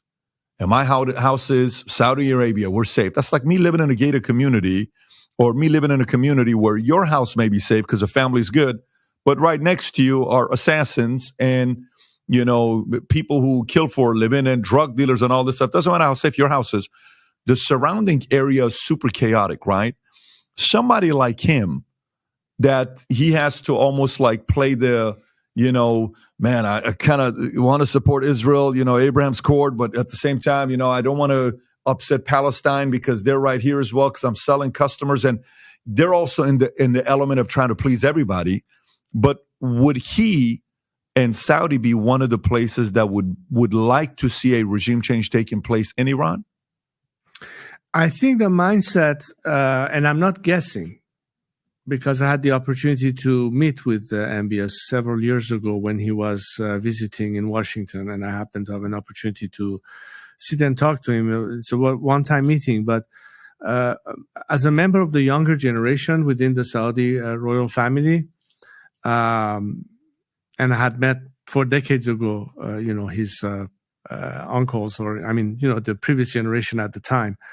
And I don't see that only in Saudi. I see in many of the other countries, all of these younger generation of princes who are educated in a Western sense and have a totally different outlook that used to be before, in terms of, again, that sense of modernity, that sense of going towards, as far as the status that, for instance, women had in Saudi Arabia 10 years ago compared to this is all under revision, under vision that he's bringing in.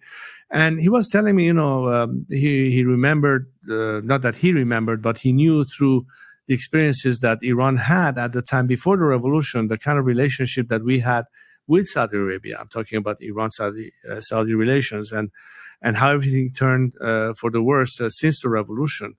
And as a matter of fact, Khomeini was extremely vocal from the very beginning in pretty much challenging the Saudi royal family as whether or not they ought to be or have the legitimacy to be the custodian of the two holy mosques. That's where this whole Shiite Sunni type conflicts started to in the region and sort of creating that sense of tension and hostility from the get-go. And therefore saying that, of course, we know how different the world will be once we are rid of this system, go back to an era where we had those kind of relationship, and of course, so much more, which I truly think is attainable. Because back then, the whole Palestinian issue and everything that existed, in fact, the assassination of Anwar Sadat as a result of his suing for peace and going towards the direction of having peace between Egypt and Israel and all that.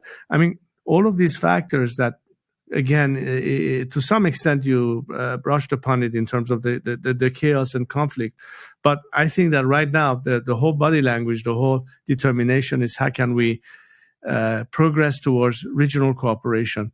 So you have to eliminate the element that creates chaos. You have to eliminate the element that creates instability. You have to eliminate the element that is creating violence and uncertainty.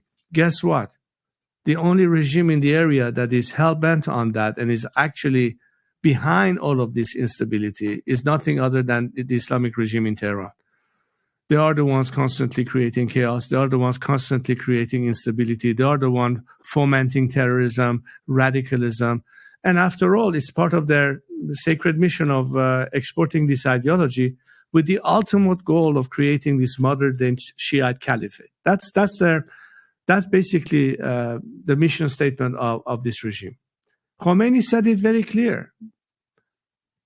Khomeini said to I don't know if it was an Italian reporter or some reporter on his way as he was flying back to Tehran, what are your sentiments after 15 years in exile of returning to Iran? You know what he said? One word. Nothing. Nothing was his answer. No sentiment. Because to him, Iran is not even the issue. It was the ummat. It was all about the world of Islam, borderless. It was not even in the interest of the nation. That's what he said. And you know, that word ominously is today in the mindset of Iranians. Hiç, meaning nothing in Farsi. Yep. You have no sentiments. And then you look at the kind of leaders who today say, what can we do for our own countries, our own respective countries? But would it be easier if we did it in collaboration and together? I mean, it's a simple, rational expectation. Does it pose new challenges? Yes, it does. But there are good problems to have. But if you have a constant antagonist that doesn't allow for peace to actually happen, doesn't allow for having what could by now have existed had we not had the regime in Iran between the Palestinians and the Israelis in the two-state solution, for instance. Why has it been delayed? Because there are those who don't have interest in having stability and peace in the region, and they are at work. So there is a true battle going on between those who are committed to good relationships, to stability, and those who are against it. One side has to win, Patrick. No, I don't disagree. One side has to win. I don't disagree. The only thing is, like, when Reagan would say, he doesn't negotiate with terrorists. You can't negotiate with extremists. It's very hard to sit. Let me ask this question: what do they fear? Where will they feel pain the most? I'm talking about Khamenei, Raisi, Ayatollahs, Mullah. I'm talking about them in Iran. What do they fear the most? Because there's a few things. One, is it the people? Is it certain sects where they fear that are armed, because only 7.3% of Iran is armed. So if the populace wanted to kind of do something to the government, it's not going to be highlighted. Just to kind of put things in perspective, they're at 7.3%. You got Taiwan is 0, Indonesia 0, U.S. is 120%. So that means we have more guns than our populace. Like if it's 340 million, we have 300 90 million of guns in America, give or take. In Iran, they don't have it. So we the people, maybe. Is it more sanctions? Because when the sanctions came up, if you can pull up that CNBC article, Rob, that we have, these 6 charts showed Trump's sanctions and Obama's sanctions when he lifted it, what it did, and how painful it was. It cost him nearly $1 trillion. If you can go a little lower to look at this. First chart shows Iran's economy last reported growth in 2017. So here's in the gray, that's Obama tightened sanctions on Iran until a nuclear deal is reached in 2015. Boom. Once it's reached, he releases the sanctions. You notice their economy explodes, goes up 2016. And then Trump comes in. He withdraws from the 2015 nuclear agreement. Boom. It collapses, not a little bit, dramatically below the GDP change to the left. If you're looking at the number, that shows the change. And then obviously Biden comes in, he releases it, and it's kind of going back and forth. Go to the next chart to see what sanctions did to Iran. Oil exports have fallen since new sanctions were imposed. So again, nuclear deal signed, oil exports go up, 15, 16, 17. Trump reimposes sanctions. It drops dramatically of the number of millions of barrels per day. Go a little lower. The next one. Iran trade had been on a downward trend, got worse even after that in 2017 once the sanctions came back up. If you want, and by the way, these are the lowest levels they've had in decades, which is problematic for them. Go to the next couple charts. This is inflation. We just talked about that today. They even released it that they're at 55%. Go to the next one, Rob, if you could. Unemployment, steady 12%, climbed again. And I think there's one other one, if I'm not mistaken, or is that the last one? Yeah, this is Iran's fiscal deficit is set to widen further. I mean, go back to 2011. Okay, they're doing okay. Iran rials in trillions. And then look at what happens. 17, 18, 19, 20, 2021. You don't want your company to look like this. You don't want your bank account to look like this, let alone your your Iranian government to look like this. So is it the people they fear the most? Is it sanctions they fear the most? Is it women they fear the most? Is it young people they fear the most? Is it Kurds? Is it, who is it that they fear the most to say that's the one way to impose pain on the regime to cause a change? I think it's a little bit of all of what you described, because let's say if you are on a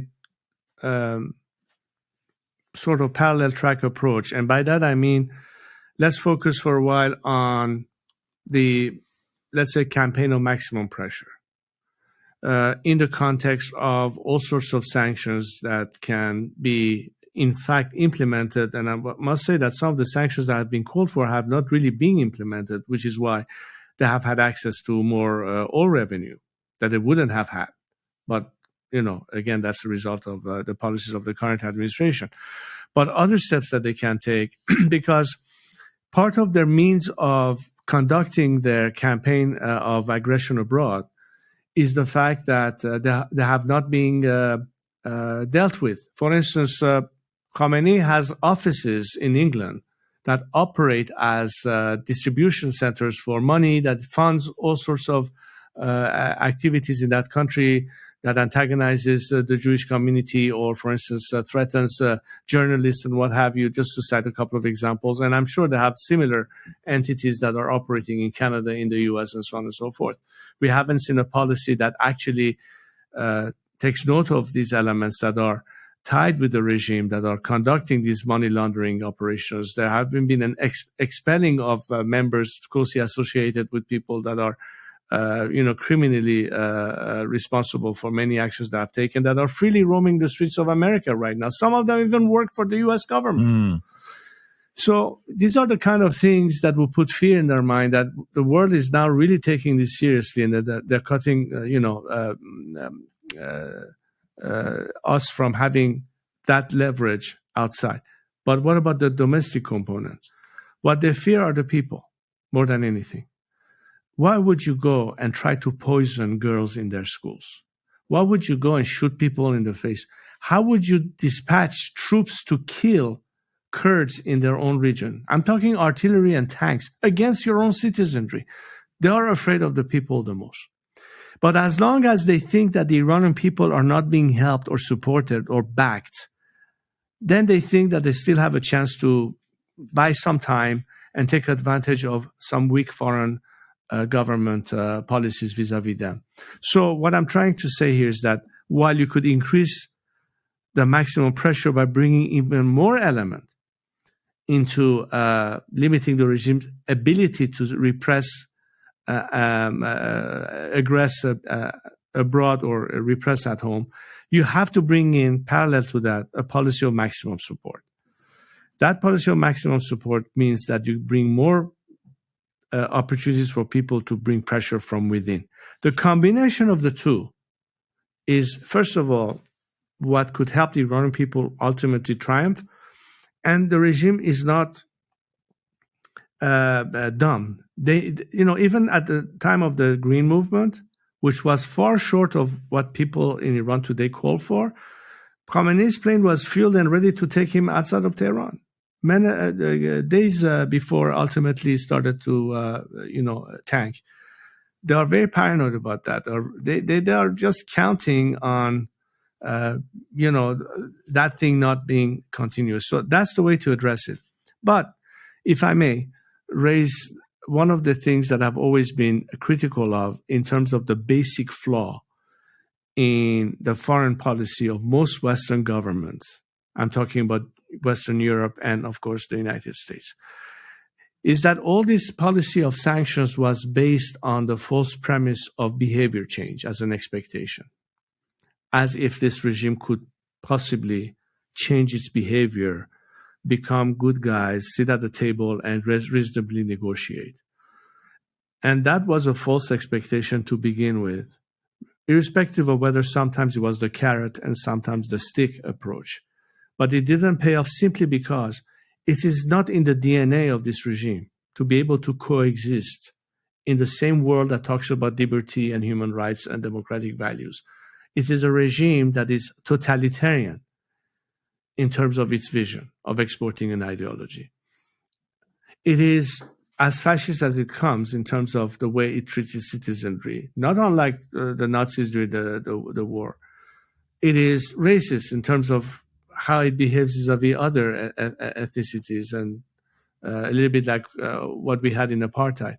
What's interesting to me, by the way, Patrick, is that the world the free world at least, went to war with communist Russia and triumphed at the end. We had to go to war to defeat the Nazis.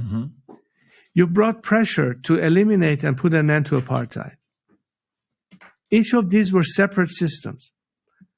But if you look at the regime in Iran, it is all of the above. It is totalitarian in one way, like the Soviet Union was. It is fascist the way Hitler's regime was. It is racist the way it was in South Africa. And yet, nothing has been done about it.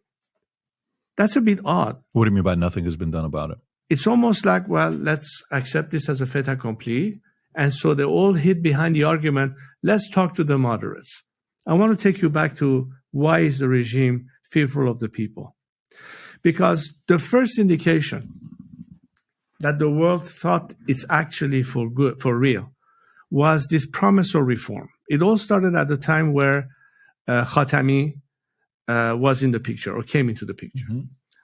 And the first wave of young Iranians who were promised reform and stood behind him to the count of almost 22 million votes.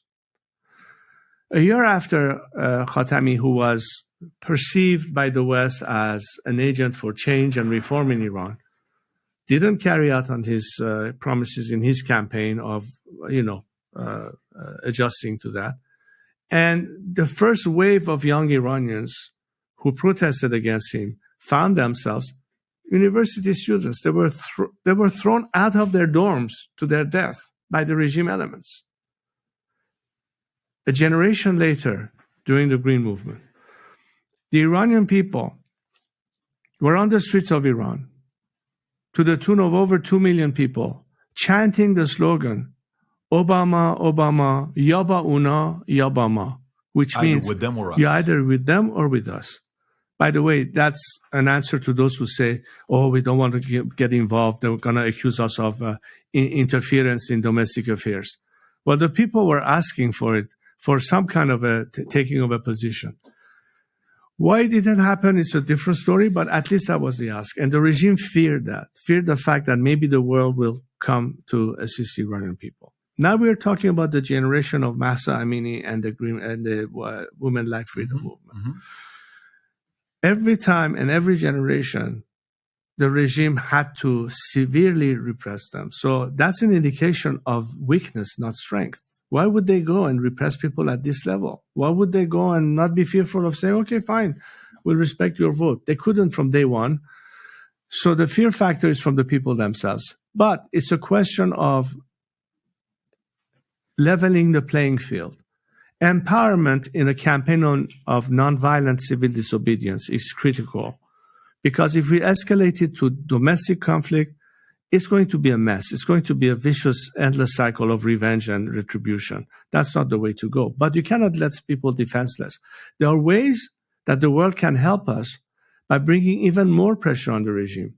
Provided, of course, at this time, the optic is not behavior change and maintaining the status quo, but getting rid of the head of the snake that has been the root cause in the region, not by means of foreign intervention, mind you, but by the ask of a nation that wants to liberate itself, and it's your natural army in the grounds, and with the resources that doesn't even cost a single dollar to a taxpayer of this or that country to say, oh, yet again, we're going to have to embark on an adventure in some region that we already failed a couple of times in the results, namely Afghanistan and Iraq. But in the case of Iran, it's very different. And there are existing assets to be able to take care of that if you really want to help them to financially organize labor strikes, which is the quickest way to bring paralysis to the regime. Because our objective as Iranians is to get rid of this regime.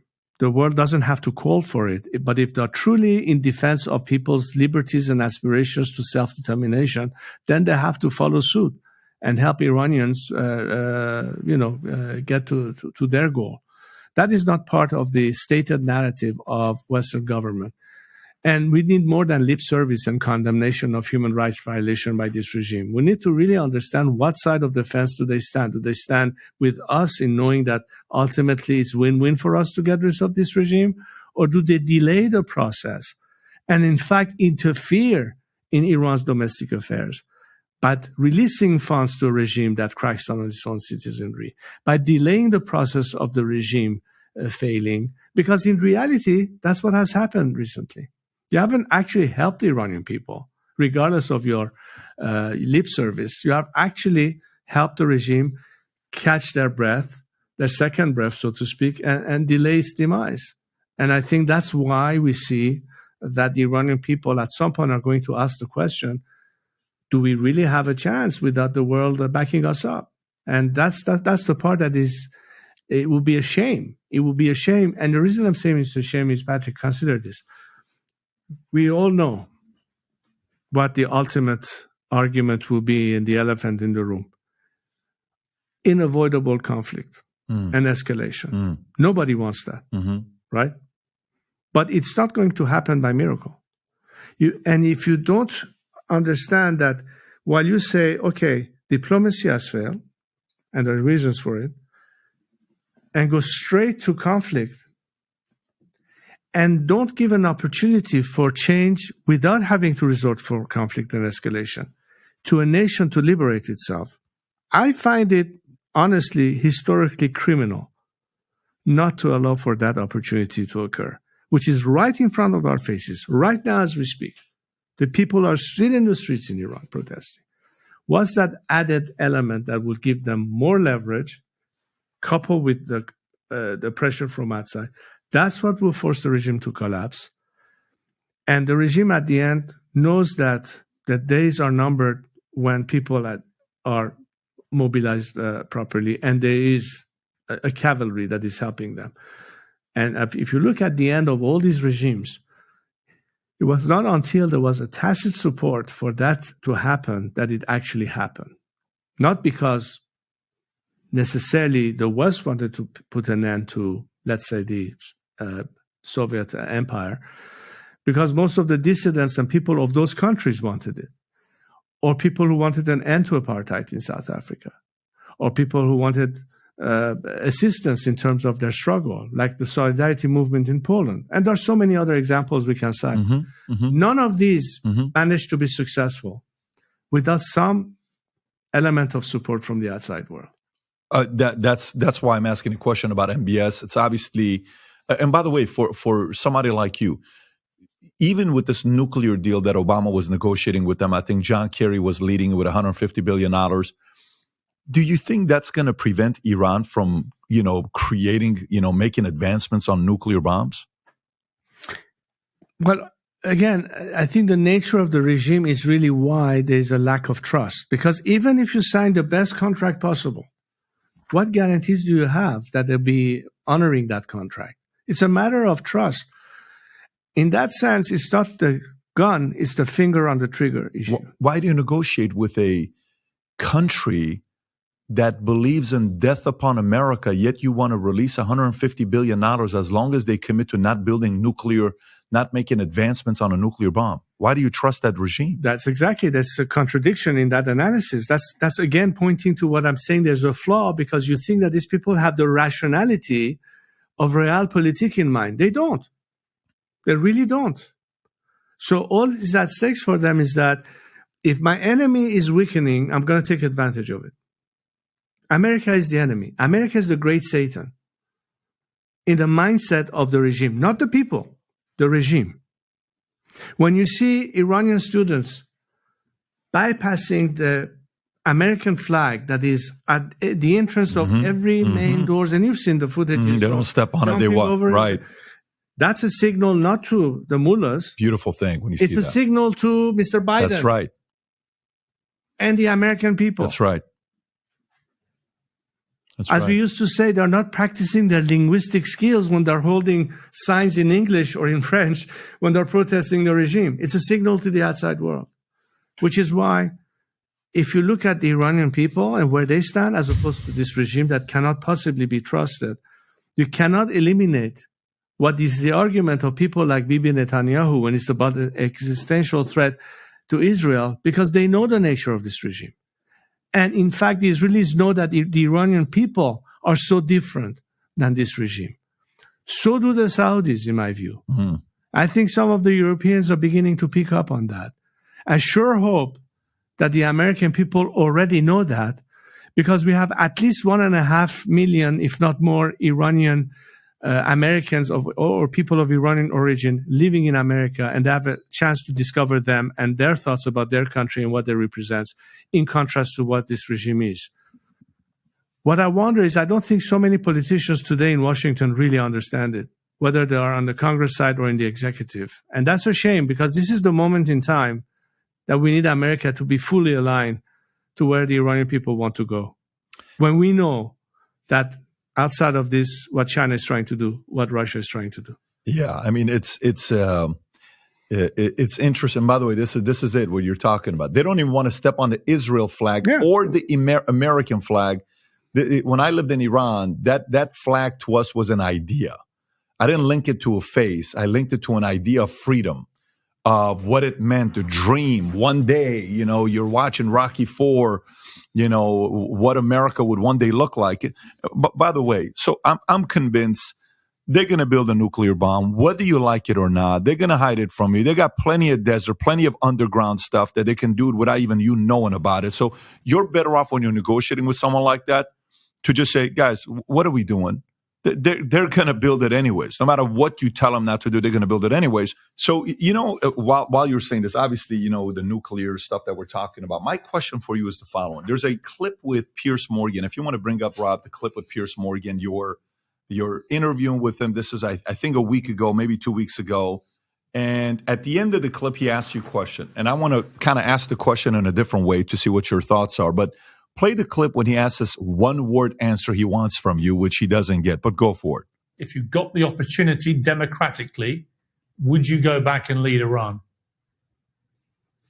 I will help my fellow compatriots as much as I can with no personal ambition. I don't think that the issue for me is anything beyond helping the creation of the kind of institutions well beyond the constitutional government, because civil society is the ultimate watchdog for society, and we need to strengthen this institution to make democracy a lasting system in a country. Okay. I'll take that as a yes, not 76 words, Reza. Not 70.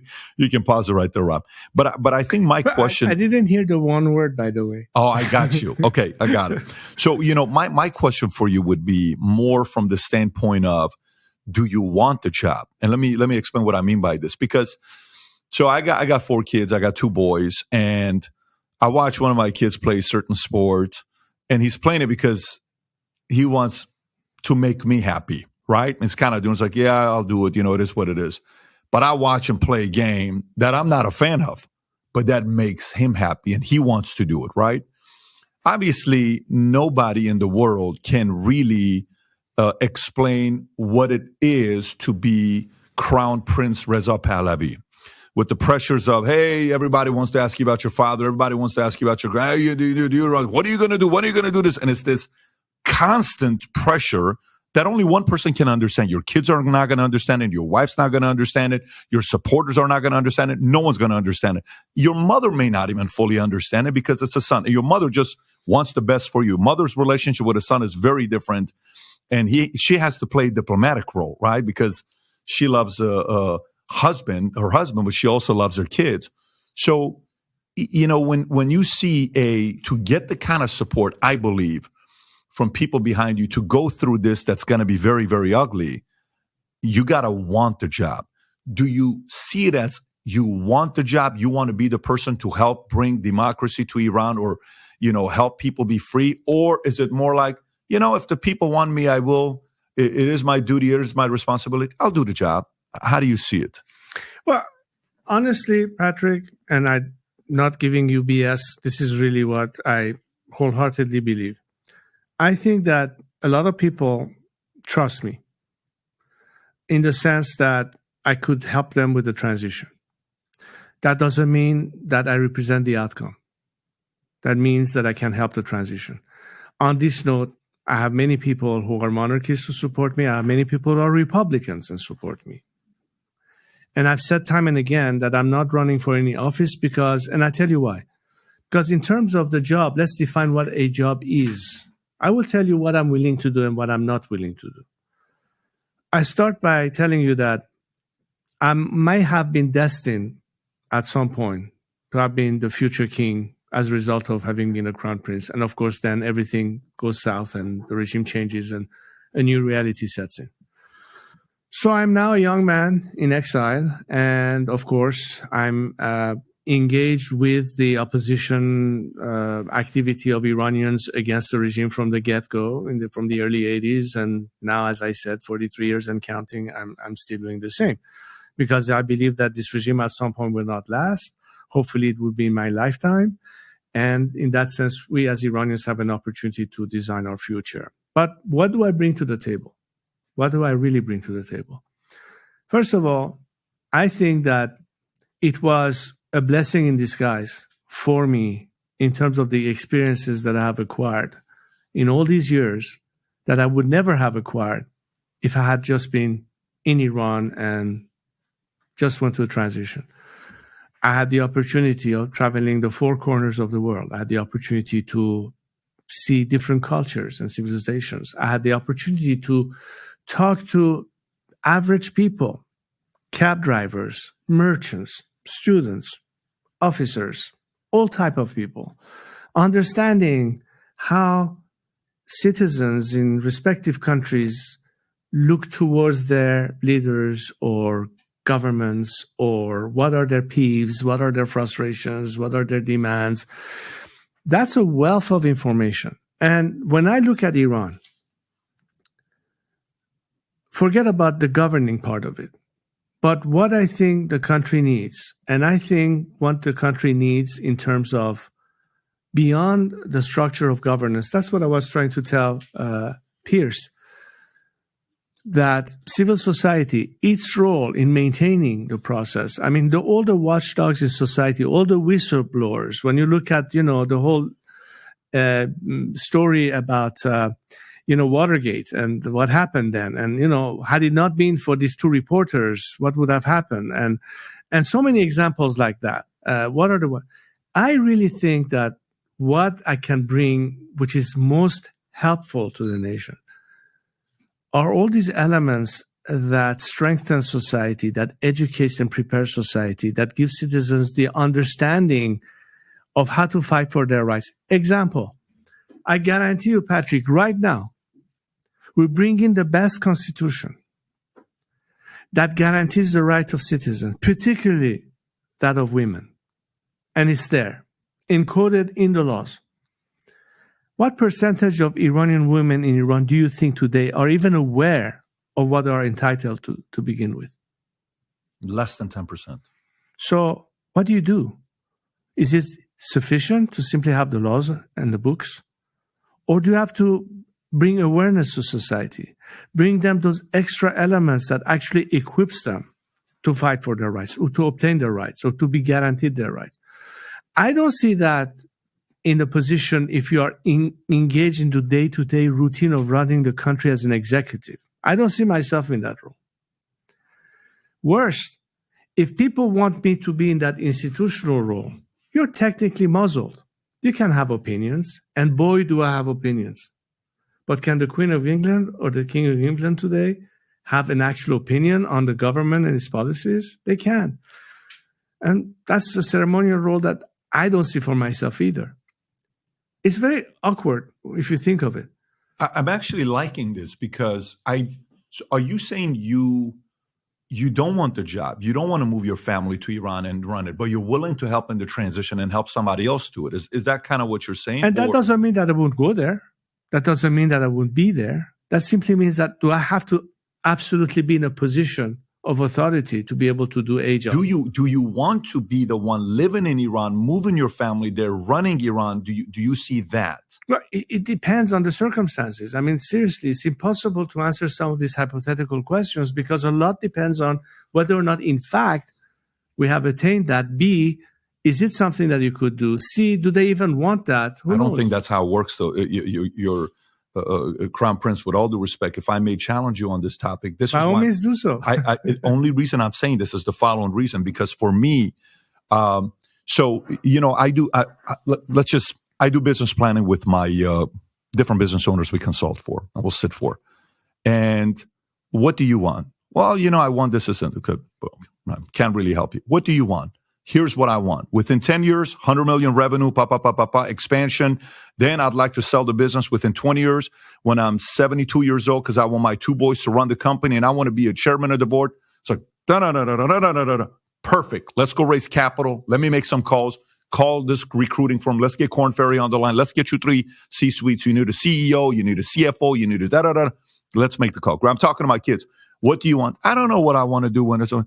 What do you want? Daddy, I want to play for Manchester and I want to do this. And I'm like, okay, babe, we got to go find out if this kid can even play for Manchester. Here's what so I think the reason why I'm challenging you with this thing is because the more we know as the audience, then we can back you up, or your word carries weight where you can come, like, there's a couple names I can't say, a couple names I cannot say. I can say Ali Karimi, I can say Ali Daei, I can say these names. You know these names, very loved, beloved. One is a coach, player, 15 million followers, respect. They're kind of sitting sidelines, but there's also a couple military people there in Iran that they don't want me to release the names. And some of them are purely out of respect to you, like the level of respect they have for you. They don't even want the name to be mentioned because it's like, this is not my business. I don't want to do this. This is him. We're willing to do anything to help him, come and bring freedom to Iran. And so I think, and if you don't agree with me, please push back and challenge me. I think there's a part of it that you're holding back the community because you care. You are the face everybody's waiting to do. I think that it would be beneficial to the people for you to say, yes, I've spoken to my wife, I've spoken to my family. Here's what I'm willing to do at this age, and I'm no longer 20 years old. I'm no longer 30 years old. There's a different perspective when you're doing it. 63. I'm approaching retirement age. Well, that's why I respect that. I totally understand. That's why I'm saying it is a different life today than there. But that doesn't mean that you cannot still have influence and impact. But you see, when you say you that, simply have to have an absolute executive role to get the job. But that's the debate here. But I love that, because to me, when you say that, what it does to me is it creates an opening for me that's on the sidelines. Not me. I'm not. But for somebody on the sidelines to say, okay, great. I'd like to put my hand on there. Can we have a meeting, Crown Prince? Hey, I'd love to get your support and counsel. Can we fly out to, maybe Dubai and have a meeting? We want to come and put an event together, and we think you're going to be the flag carrier and the voice to rally and get people.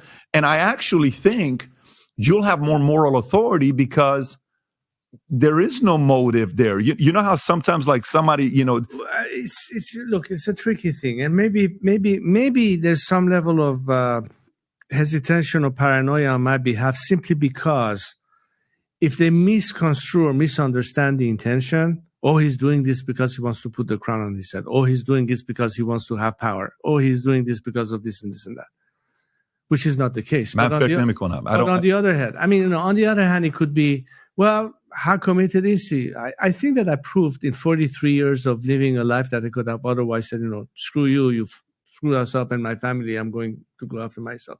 I think I paid my dues and proved that I've sacrificed a lot.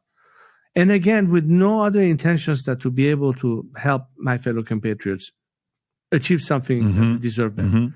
So my focus right now is a phase in which we are. How do we get rid of this regime? And then how do we manage the transition? And I know that requires leadership. To that extent, I'm planning to play that role, to be the agent of transition, to help people achieve that. I don't know how they will vote in the end. And as I said, I'm not placing myself as a candidate for the job. Do you have interest as this in was that? Ambition. Do you have interest in that? My interest is to help Iran have the proper governance in place that they desire, and I would like to be able to help that. Then let me ask this. I still think that I can help the country. Fully and the agree. way I want to help the country, Fully I'll tell you agree. how I think I can help the country. Go for it.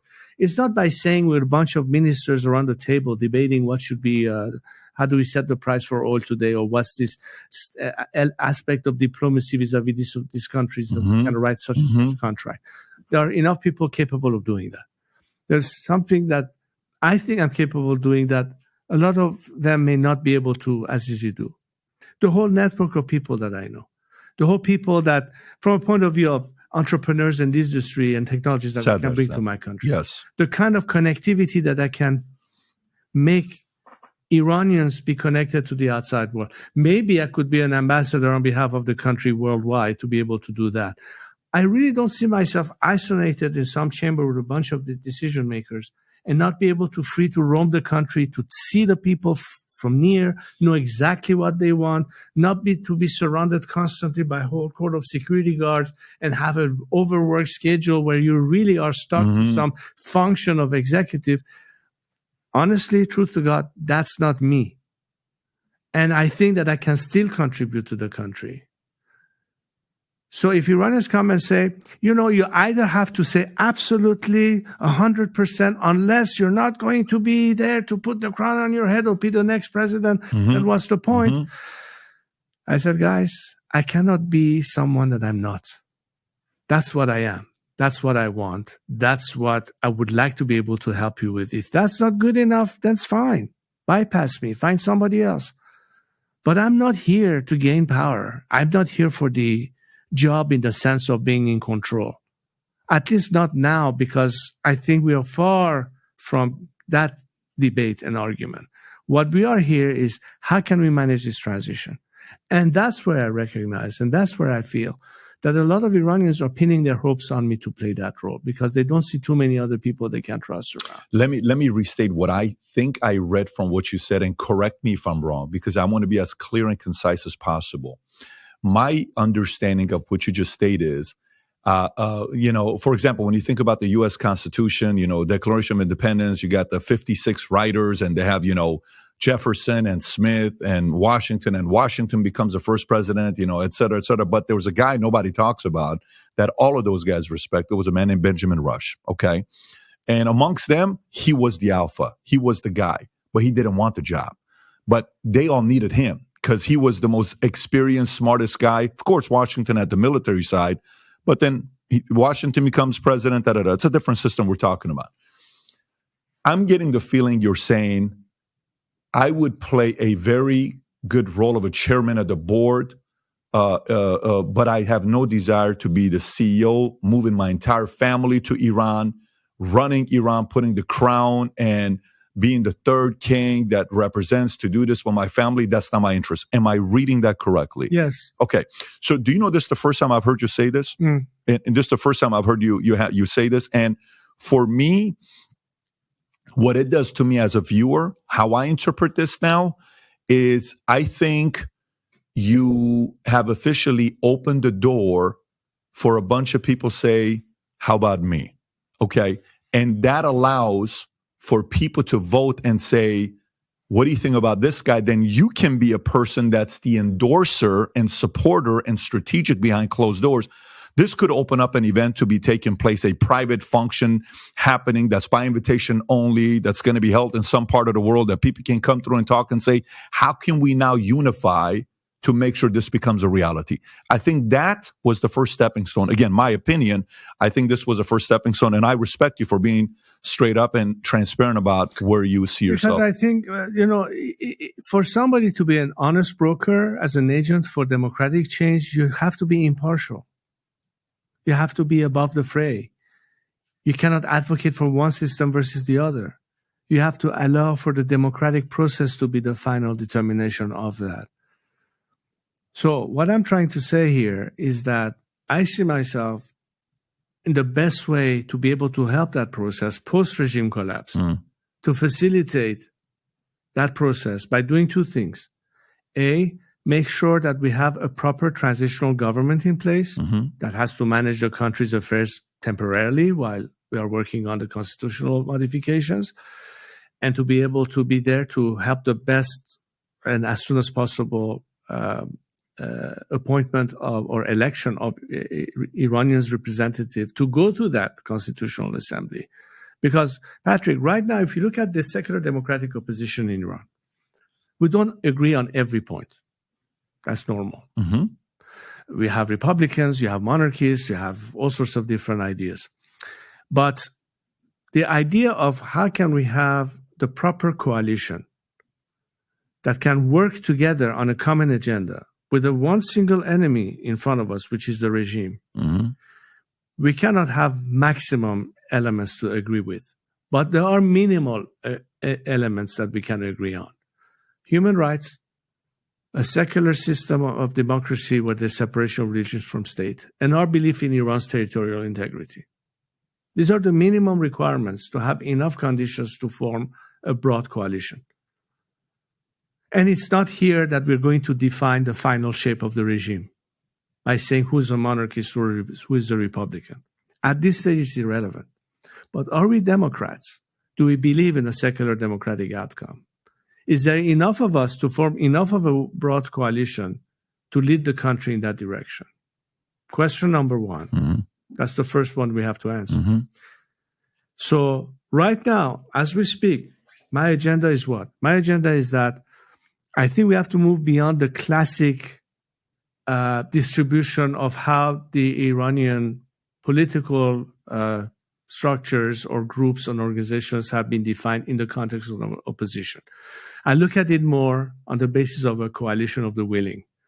They could be individuals, it could be organizations, it could be parties, it's a combination of all of the above. But a coalition of the willing. In other words, those who want to be part of the solution, as opposed to those who still remain part of the problem, and we have some of them. It's a question of how we can mobilize the nation, enough of a critical mass that can represent the alternative, not just for domestic consumption, but for international consumption. Because many times I've heard lawmakers or politicians here and in Europe and elsewhere say, well, what's the alternative? Where is the opposition? The opposition is fragmented, it is this, it is that.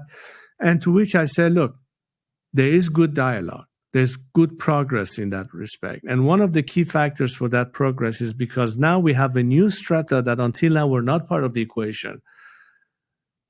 And those are the former reformists who no longer believe that this system is tenable. And they might find now a way of convergence with us. And they have tremendous amount of influence back home. And that's a huge asset that can be gained as a result of this convergence. How could you play that role without being somebody that invites collaboration, coordination? So if I'm an agent in that process, is to bring everybody to the table as much as possible and to broaden this coalition, which is what I'm trying to do. I think you can now broker everybody to come to the table. So that's what I'm doing now. I think it's going to happen now. I'm taking responsibility to the extent of saying, as it relates to a transition, I'm your man and I'm willing to play that role. And I will play that role. But that doesn't mean that we already are putting me in a box and saying, that's the outcome. I don't know what the outcome will be.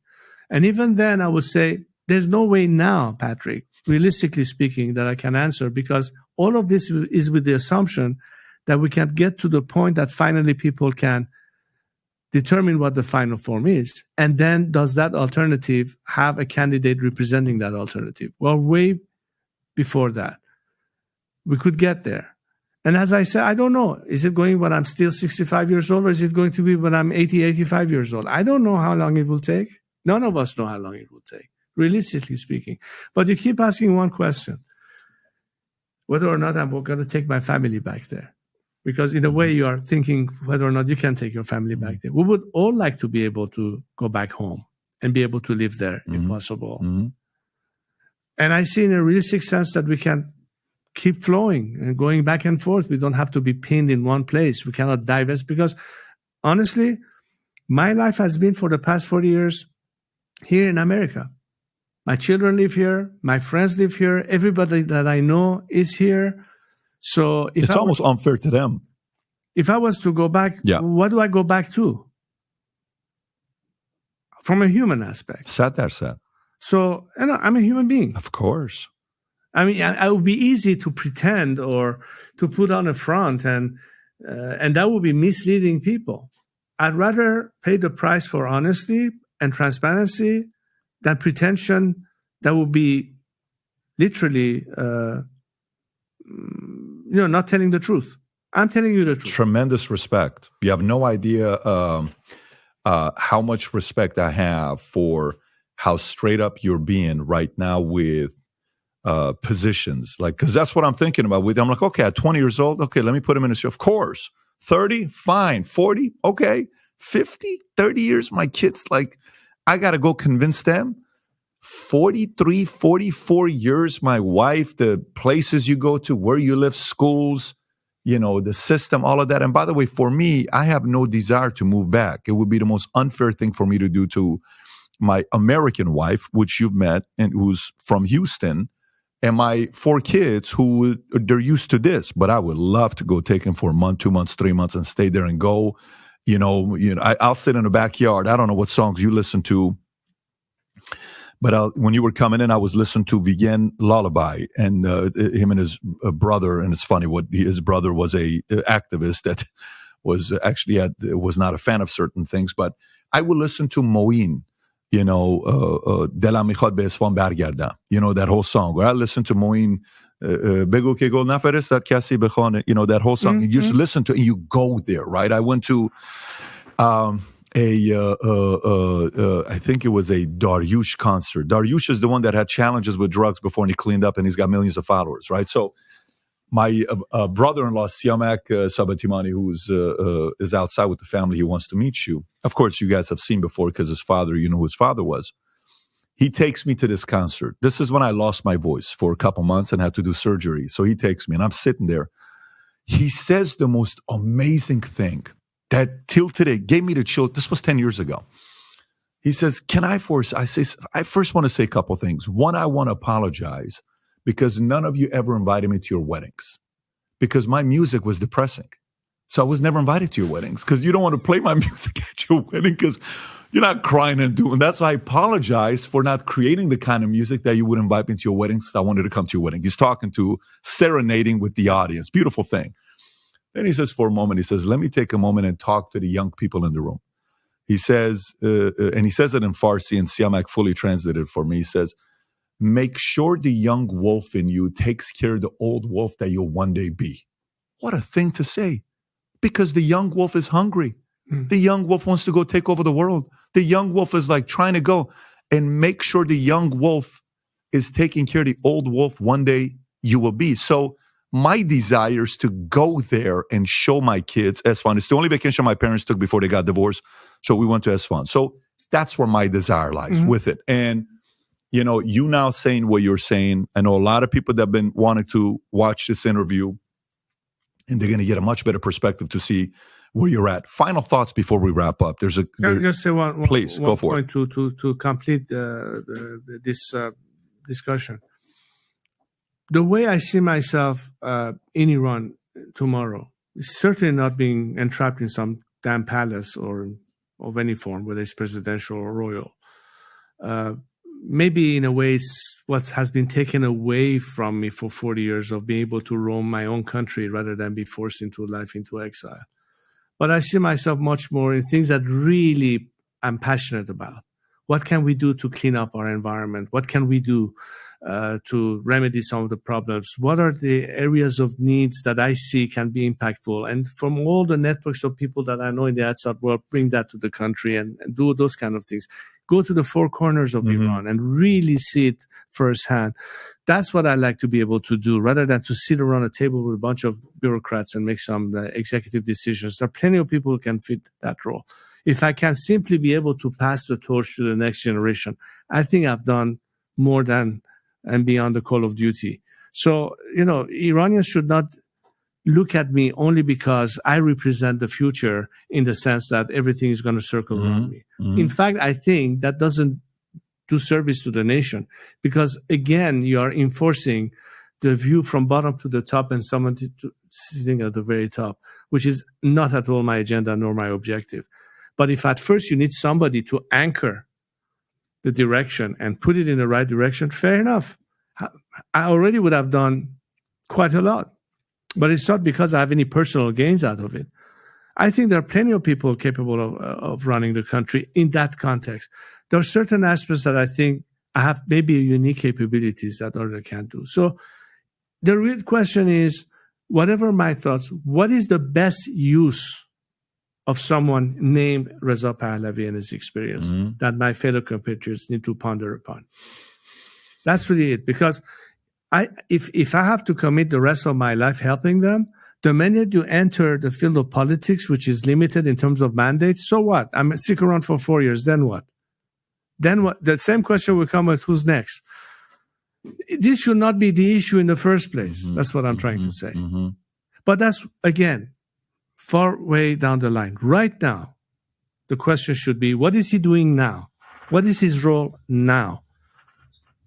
And I'm trying to explain what my role now is. And the only role that I could possibly have is to say, fellow Iranians, whether you are monarchists or Republicans, whether you are conservatives or socialists, whoever you are and wherever you are, we can only have one common agenda: to liberate our country. And when we differ in opinion, let our representatives debate it in the Constitutional Assembly. And the final measure is the ballot box. The highest instance is the line, which is the parliament. And the only mechanism of measuring popular will is the ballot box. It's as simple as that. Do we have that in Iran right now? No. Can we determine our future without this? No. So let's get it to a position where we have those mechanisms, because that's the only way we'll be able to argue that we have determined our future in a true democratic process. Crown Prince, I'll give you the final thoughts here with the role. If I'm watching this right now, if I'm U.S. and I'm Iranian, and, you know, I'm watching this whole thing, blown away by the conversations we've had. What can I do? If I'm watching this in Iran, VPN, and I'm listening to what you're saying, what can I do? Okay, whether I'm younger, middle-aged, older, if I'm watching this on Manoto, whatever the different media outlets are going to show it, or any of the places, what can I do to create progress? How can I help? Today's Gen Z generation of Iranians, young Iranians, I'm sure will be extremely positively impacted and encouraged knowing that a fellow member of their generation in America or elsewhere are really connected in the same vision and goals, and they know that they have synergy. They have the same interests of working with one another. One day they may become business partners. One day they may become associates. One day they may be able to connect to do whatever it is as a project that they're trying to lead. And I think that my message to the outside world, to the audience that is watching this program, particularly the younger people in this country, is you would not possibly imagine how impactful it is, whether you are active in social media or in any means of communicating, whatever you want to communicate, that at the other end, Iranians will hear you. Young Iranians will follow you, will hear what you have to say. They want to connect with you. Because the biggest problem we have is we have this obstacle, like what the Iron Curtain was, that separates Iranians from the rest of the world. And every time we've seen in this whole Women Like Freedom, how much solidarity was demonstrated by the world. You don't know how far it went in giving hope and courage to our young Iranians fighting the regime on the streets. So I think today we cannot argue like it was at the time of the revolution. There was very little means of communication and or hearing back from the country. Right now, as we spoke, Patrick, you showed some of the footage we see in Iran. Mm-hmm. Where did you obtain it from? Social media. Exactly. So we cannot have the excuse that we don't know what's going on because it's out there. Mm-hmm. And what's interesting is that sometimes certain governments or government officials sound like they haven't even seen such footages. What I'm trying to say is that if we believe in people's power, then at the end it's people who force their decision makers to act. They demand change. They demand end to apartheid. They demand end to bigotry, or whatever is the agenda. People's power. And it should not be underestimated, particularly in this day and age of social media, because I think the ultimate leverage is not because some senator or congressman will become passionate about understanding what it is that I'm trying to explain to them at the end of the day in the interest of Iran. Politicians understand one thing, getting reelected. Mm-hmm. And who are the people who reelect them? It's the people. The same message I have to an American citizen, to the Iranian American voters, I say make sure that your vote is counted. And as Iranians, if you want support for your fellow compatriots, it behooves you to put pressure on your local politicians or federal politicians to be on the right side of the equation. So really my message is here, utilizing social media as best because it's a key instrument for mobilizing, for organizing, for messaging, and at the end of the day, giving hope. Because once the nation is hopeful, that's when they begin shifting from hope to belief. Mm-hmm. And it ties back to my theory of empowerment. That the minute people start believing that it actually can be done, that's when ultimately change actually happens. There's no question about that. Crown Prince, thank you so much for this. It's been a Patrick. pleasure. I really appreciate it. Thank you. Of course. I hope you enjoyed this interview as much as I did. I've never had this much insight into this man's mind. For 44 years, Iranians around the world have been waiting to see what he wants to do. And this is the question I ask at the end. Do you want this job? Not will you do the job? And he was as transparent as any man could be, saying the fact that I'm willing to do anything to help with that, but it doesn't have to be me. He's willing to go back to Iran. He's willing to go work with anybody. He's willing to spend months at a time doing all that stuff. At least that's how I interpret it. You could tell he is fully committed towards bringing freedom and democracy back to Iran. But at the same time, he's also wanting to know who are the people that are going to rise up. Who wants to do something about it? There are many different names that I'm in communication with some of them may be others you may know about. But it's going to be very interesting. Now that this is out there and people have seen it, like I said, when I said that to him, I said, I've never seen you this transparent. This is the first time I've heard you say this. And he said, yes, this is the first time. But now we know what things he wants to do at this age. Not at 20, not at 30, not at 40, not at 50, but like he said, at 63, 40 years of having lived here, and he still wants to contribute to help bring back freedom to Iran. You got to applaud him for it. You got to respect for his transparency, because that's what we need as, whether you're somebody that's an Iranian now living in different parts of the world and you like to be able to go back there and feel safe about it. He made it very clear that he's committed to being able to do that. Having said that, I want to hear your thoughts on what your biggest takeaway from this was. Comment below. If you enjoyed this interview, you got value from it, please give us a thumbs up and subscribe to the channel. Take care, everybody.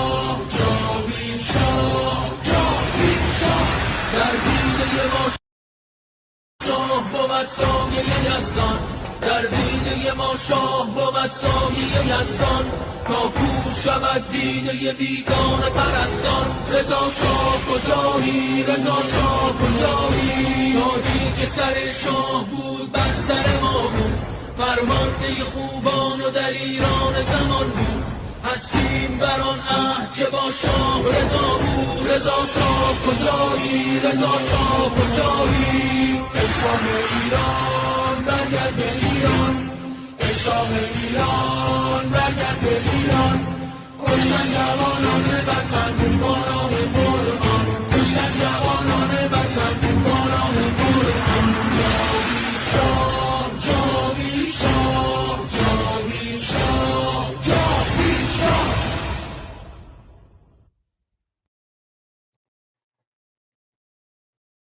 درود و مهر خدمت یکایک سروران گرامیان حاضر در تالار، بردیا جان، نیل جان، حمید جان، قهوه‌چی عزیز، آتای گرامی، بانو حنا، علی عزیز، فوروز جان، شاماران جان، دکتر داوود گرامی، شاه ایران شهر عزیزم، خیلی خوش اومدید. جناب عظیمی، علی کاویان عزیز، استاد خوبم، سپهر جان، دیاکو جان، سیاوش جان، بانو اف اس نازنین، احسان جان و بانو سارا، خیلی خیلی خوش اومد.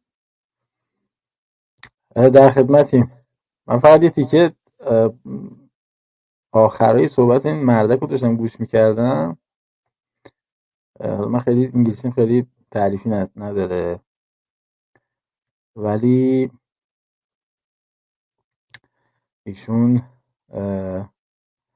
نهایت هنری که کرد گفتش که باید به این شفافیتی که رضاشاه دوم داره، البته خود ایشون نمیگه رضاشاه دوم، باید احترام بذاریم و ما بهش نیاز داریم که احترام بذاریم و میدونیم که ایشون یه ایرانی هست، خیلی زحمت کشیدید. این بابا ایرانیه خود پاتریکه؟ دوستان گروستان درود. آره مثل اینکه یا ایرانی کامل یا حافظ تهران. بعدش هم گفتش که سیامک ثابت ایمانی پسر داییش یا یکیش بود، آقای ثابت ایمانی مجری تلویزیون ملی ایران در قبل از 57 بودن، بعدش هم توی تلویزیونای ضیا آتابای و یکی دوتا دیگه تلویزیون هم بودن که اخبار میگفتن همیشه. دقیقاً درسته. آره پاتریک، ببین من تقریبا 15 ساله میشناسمش از نزدیک. بچه محلتون؟ نه بچه باحالیه، توی پادکستاشو نمیدونم گوش میکنم، بچه خیلی زرنگیه، چیزم هست چپول نه چپول مپول نیست. نه مطمئنی؟ آره من مسابقهاشو دیدم بیشترش با چیز، من قبلا نمیشناختم مثل کوروس عزیز، ولی الان که یه نگاه سطحی کردم به نظر میاد نیست، چون که مثلا با این کسایی که مصاحبه داشت بیشتر راستن. آره نه چپول مپول نیست، شدیدن هم با آنتی اینا چپول زاویه آره. داره و امریکایی بیشتر، کوچیک بوده اومده آمریکا ولی چیز دیگه ارمنیه، خانواده ارمن است. ببین احتمالاً بهایی نیست، چون که آقای ثابت ایمانی که خیلی بهاییه دیگه، اصلا مشخص فامیل نزدیکش بود، ولی میتونم نباشه. شاید هم باشه، من میدونم اقلیت. حالا یه دفعه از یکی ازش پرسید نگفت ریلیجنشو، گفت من مسلمون نیستم. من فکر کنم پس برای همین تو کریمه، ذهنم مونده که چیزه. پس کریم کوروس، کریم به خدا تو مسلمون نیستی. بگو بردیا. بردیا جان بگو. بگو نیست. حالا من ولی خب بگم پرسشش خیلی چیز نبود که ما بتونیم. مثلا ببین اون یه خیلی تیکه قشنگ که پرسید دیگه. ببین چند پول بود. اون یه تیکه که این مصاحبه شاهنشاه بود با والاس درباره این لابی یهود توی آمریکا، نمیدونم نبودی، فکر کنم درست کنم نبود، نشنید اون تیکه رو، یعنی هم اول مصاحبه بود دیگه تقریبا سریع، یعنی بذار شده بود اونور که تو نظرتو راجع به این بگو، راجع به این مصاحبه. بالا به طور مشخص که شاهنشاه آریامر از لابی یهود و تو رسانه و اینا میاد مطرح میکنه. جان بگو. درود جناب سپهر و کوروس گرامی، همه دوستانی که تازه پیوستن. ببین اصلا یکی از کارهایی که چپ ها میکنن چیه؟ میان دوگانه ایجاد میکنن دیگه، پرسشایی میکنن که تو بخوای بین دو تا پاسخ بدی. خب این خودش این کار رو انجام داد، کاملا مشخص بود. بعدم این میشه که بگی چجوری بود؟ چون من همشو نشنیدم، میخوام ببینم بیشتر بفهمم حرف تو. سر اسرائیل و غزه همش اصرار داشت که پادشاه طرف یک کدومو کامل 100% یک کدومو بگیره، ولی چیزی که بود این بود که من حالا قسمت‌های مهمو تا جایی که حالا یادم مونده اگه که بخوایم بگم، بعد اگر که دوستان همه کامل شنیدن، اگه یه جایی رو یادم رفته بود مثلا بگین که اونجا هم بگیم. آره دستت دادم. حالا بذار ببینم بردیام یه لحظه مایک باز کرد ببینم بردیا چی میگه. بردیا جان بگو. استاد بردیا، دکتر پروفسور مهندس حاج سید بردیا اردکانی. ببین این مهمترین مصاحبه ای بوده که تا حالا با ولیعهد انجام شده.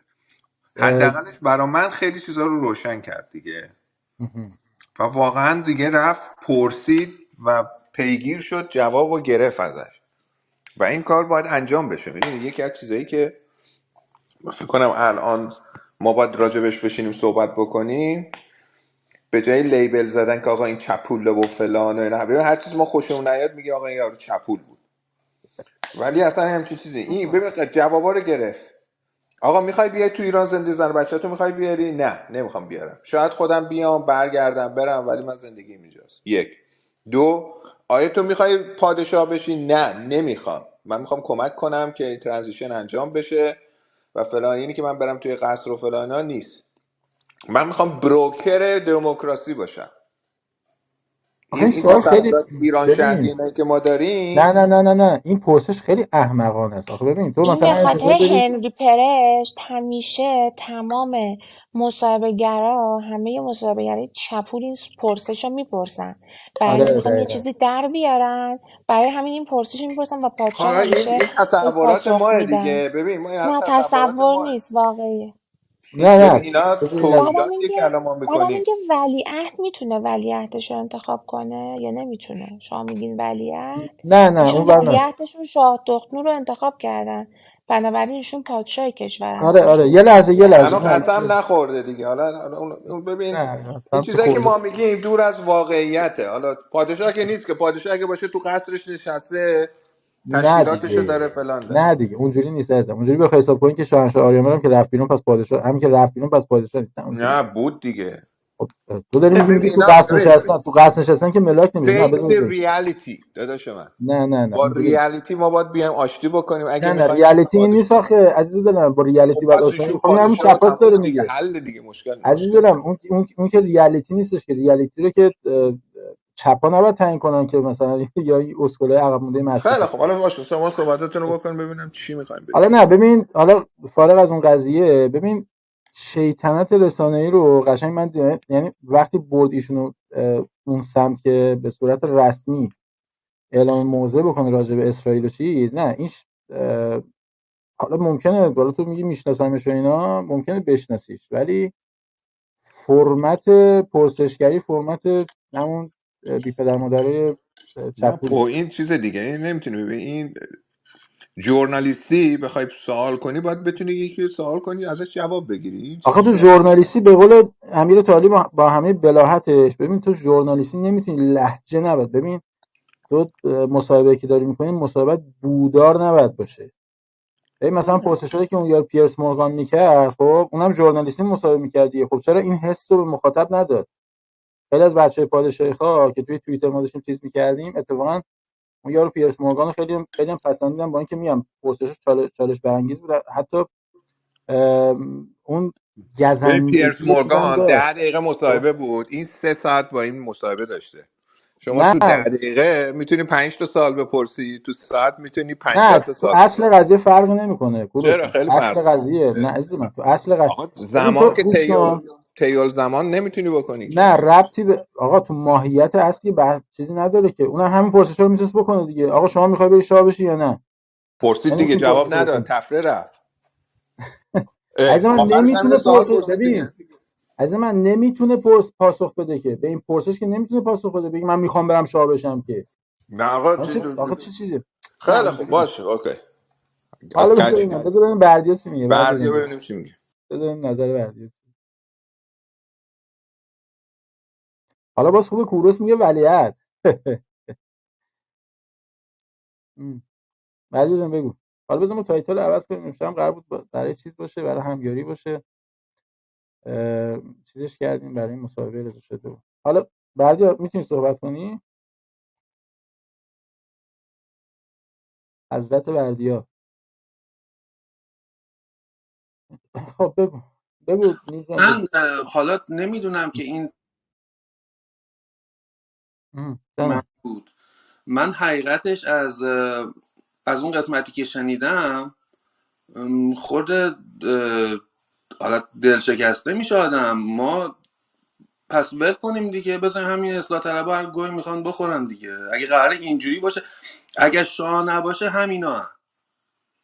بس همین سلام، اصلا دیگه. توش بحثی نیست دیگه. چرا خودمون رو داریم اذیت میکنیم، با همه در میافتیم؟ ببین بستگی داره سپهر از چه زاویه‌ای بهش نگاه بکنی. اگه همون دیدی داشته باشم من به رضاشاه دوم، خب همون دیدی رو داشته باشم که به خمینی دارم، همون دیدی رو داشته باشم که اصلا به سردار سپه دارم، آره فرما شما درسته. اصلا باید ما منتظر باشیم که ایشون بیاد و رسما و علنا بگه من اولا ایشون کوروش جان طبق همون سوگندی که خورده گفته من به عنوان شما برو اون سوگند پادشاهی رو گوش کن عزیز دلم، ما 500 بار تو همین رادیو گذاشتیم، میگه من به عنوان پادشاه ایران سوگند میخورم. این یک، یعنی از هر منظری نگاه بکنی ایشون ولیعهد نیست عزیز دلم. شما ریالیتی هم بخوای حساب بکنی دورت بگردم ایشون ولیعهد نیست اصلا، از هر منظری نگاه بکنی. مضافم بر این که وقتی مردم کف خیابون شاه رو صدا میزن میگن شاه، این بار باید دقیقا همون اتفاقی که درباره نادرشاه افشار افتاد، این بار همین اتفاق باید به شکل دیگری بیفته. حتی رضا شاه بزرگم سرد و سپاه مردم بودن که شاه کردن دیگه. همین اتفاق باید بیفته. ایشون شاه نمیشون، ایشون شاه هستن، باید به خونه بریم. این تفاوتش اینه کوروش جان با موسیقی که شما مد نظرته. من حالا میدم جواب درست دادی، ولی ببین من تنها امیدی که دارم این هستش که این گونه پاسخها فقط به خاطر اینه که به خاطر دولت آمریکا باشه که بفهمه مثلا پادشاهی حتمیه، بخواد زیرا بهشونو بزنه. وگرنه منظورم این دقیقاً یعنی من تنها امیدم اینه که اینا رو میگه که زیرا بشو مثلا نزنن نکشنش تا بعداً بیاد تاج و تختشو بگیره بعد بره چیز. ولی این فکر کنم نه من ببین فقط اصل 5% به این موضوع، امیدوار شدم. نه کوروش جان اصل تو که تو که عزیز من دور قربونت برم، اون مناسبات قدرت تو آمریکا رو میدونی که چجوریه که دیگه. تو دیگه چرا؟ ببین ایشون وقتی ما طرح هنری فرشت رو باز کردیم اصلا محرز شد که ایشون گروگان این سیستم مافیای کثیف جهانیه. یکی از دوستان یه توییتی زده بود، من رفتم ری توییت. ببین دقت کرده باشید اکثر عکسایی که ایشون میگیرن، فرتوریایی که میگیرن، دستشون رو از پشت بستن، یعنی دستشون پشتشون گرفتن. فکر کنین چیه؟ همین الا وقتکیه. نمیخوام بگم 100% ولی حداقل باید احتمالش رو داد دیگه. نه دیگه اونجوری دیگه نگو دیگه. رضاشاه هم عکس اونطوری دست از پشت داره. دست از پشت اونجوری عزیز من. نگو. ایشون وقتی میرن با کنگرسمنا، با به قول معروف نماینده‌های اروپا میرن، عکساشو رو ببین. رضاشاه هم از اون عکسا داره. چند تا رضاشاه بزرگ از اون عکسا داره میشه من بگی؟ ببین آخه برای این که عکسای من نمیخوام بگم این 100% ها، نه نمیخوام بگم نه حالا ببین یه 100%. احتمال من بهت بگم. وقتی که میخوای عکس بگیری، اگه دستات آویزون باشه مثل آدم لابالی و لاتی وایساده یه جایی اینا میشی. خب اگه دستاتو بیاری جلو، یه حالت اون خود کوچیک کردن و خیلی مؤدب وایسادن و اینا میشه. بنابراین یه حالت، بهترین حالت شاید بعضی موقع من خودم دیدم یه جوری که آدم دستاشو یه جایی بذاره معلوم نباشه، چون نمیخواد که حالت قلدری و خود بزرگ کردن داشته باشه. شاید این باشه، حالا اینم نظر نه من. اینو من 100% نمیگم اینها، نمیگم 100%. ببین آخه جالبه، ببین سپر جان میدونم، حالا اینم آره نظری میگم مخالفت میگم نکنم، خود دارم میگم ممکنه. چون آره ببین چون ما طرح هندی، ببین وقتی سند هندی فرشته است، حتی دیدم اون دیوانه روانپریش رضا زرابی هم تایید میکنه، میگه آره هندی فرشته است. ببین وقتی اینجا توی کلاب ها 3 تا روم داشتیم راجع به همین طرح هندی فرشت، خب این ثابت میکنه، این مستند فکته که ایشون گروگان دولت امریکا. وقتی میگیم دولت امریکا، حالا نه دولت خاصی ها، این گروگان این سیستمه. بعدم این که خب خیلی از دوستان، ما از مدت‌ها پیش هم اینا میگفتیم خیلی از دوستان که میان انتظار دارن ایشون بیان رسما آقای مردم بریزین بیرون و قیام کنید و بزنید و بکشید و پادگانا. بابا جان عزیز من، از هر زاویه نگاه بکنی این نگر خیلی پوزش میخوام بالانس بزنم، نگر احمقانه ایه. به خاطر اینکه کوچه آقا جان یک قطره خون، همین امروز که ایشون این کارو نمیکنه کلی خلاصه دارن پشت سرش و تو روش و نمیدونم اینا، این بی پدر مادرها پهلوی ستیزا از غرب و شرق و همین مافیای جهانی دارن پشت سرش صفحه دارن میذارن، تو روش هم دارن چیز میکنن. حالا دیگه وای بالا اینکه ایشون بیاد رسما اعلام نه موضوع بکنه. دقیقاً. فقط یعنی ببین از نظر حقوقی بار داره برش سپر، یعنی هر جوری حساب ببین بکنه در براش. مورد هنری پرشت من برداشت من این هستش که این قانون که نیستش که یه توصیه یک کارمند یه مشاور جزء برای یه مدتی بوده. به نظر من این نیست، ولی این به خوبی فضای فکری دولت آمریکا رو نشون میده. یعنی من فکر نمی کنم این قانون احتمال 90% مثلا همچین قانونی الان نیست، اما دقیقاً اون طرز فکر و نگاه رو میتونیم بفهمیم که هست. یعنی خیلی هم فرقی نمیکنه. من منظورم اینه که حالا نیل تعجب کرد، ببین این اتفاقا به نفع نظر شماست این چیزی که دارم میگم، چون فردا یه نفر میاد ثابت میکنه که این قانون الان اصلا نیستش، ولی من میخوام بگم وقتی هم که نیستش این قانون نشون میده که اینها اینطوری نگاه میکنن و در حقیقت نتیجه همونه.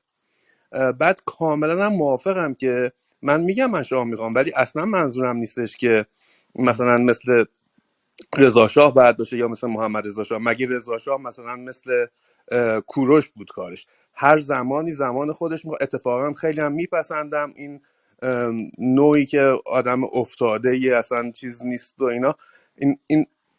اینا رو اصلا حرفی ندارم، ولی همون اسم شاه که هستش اصلا یک قوامی به کشور میده، فرق میکنه دیگه. حالا نه ببین نمیدونم اسنادش رو دیدی سپر جان؟ اسناد هندی فرشت رو دیدی؟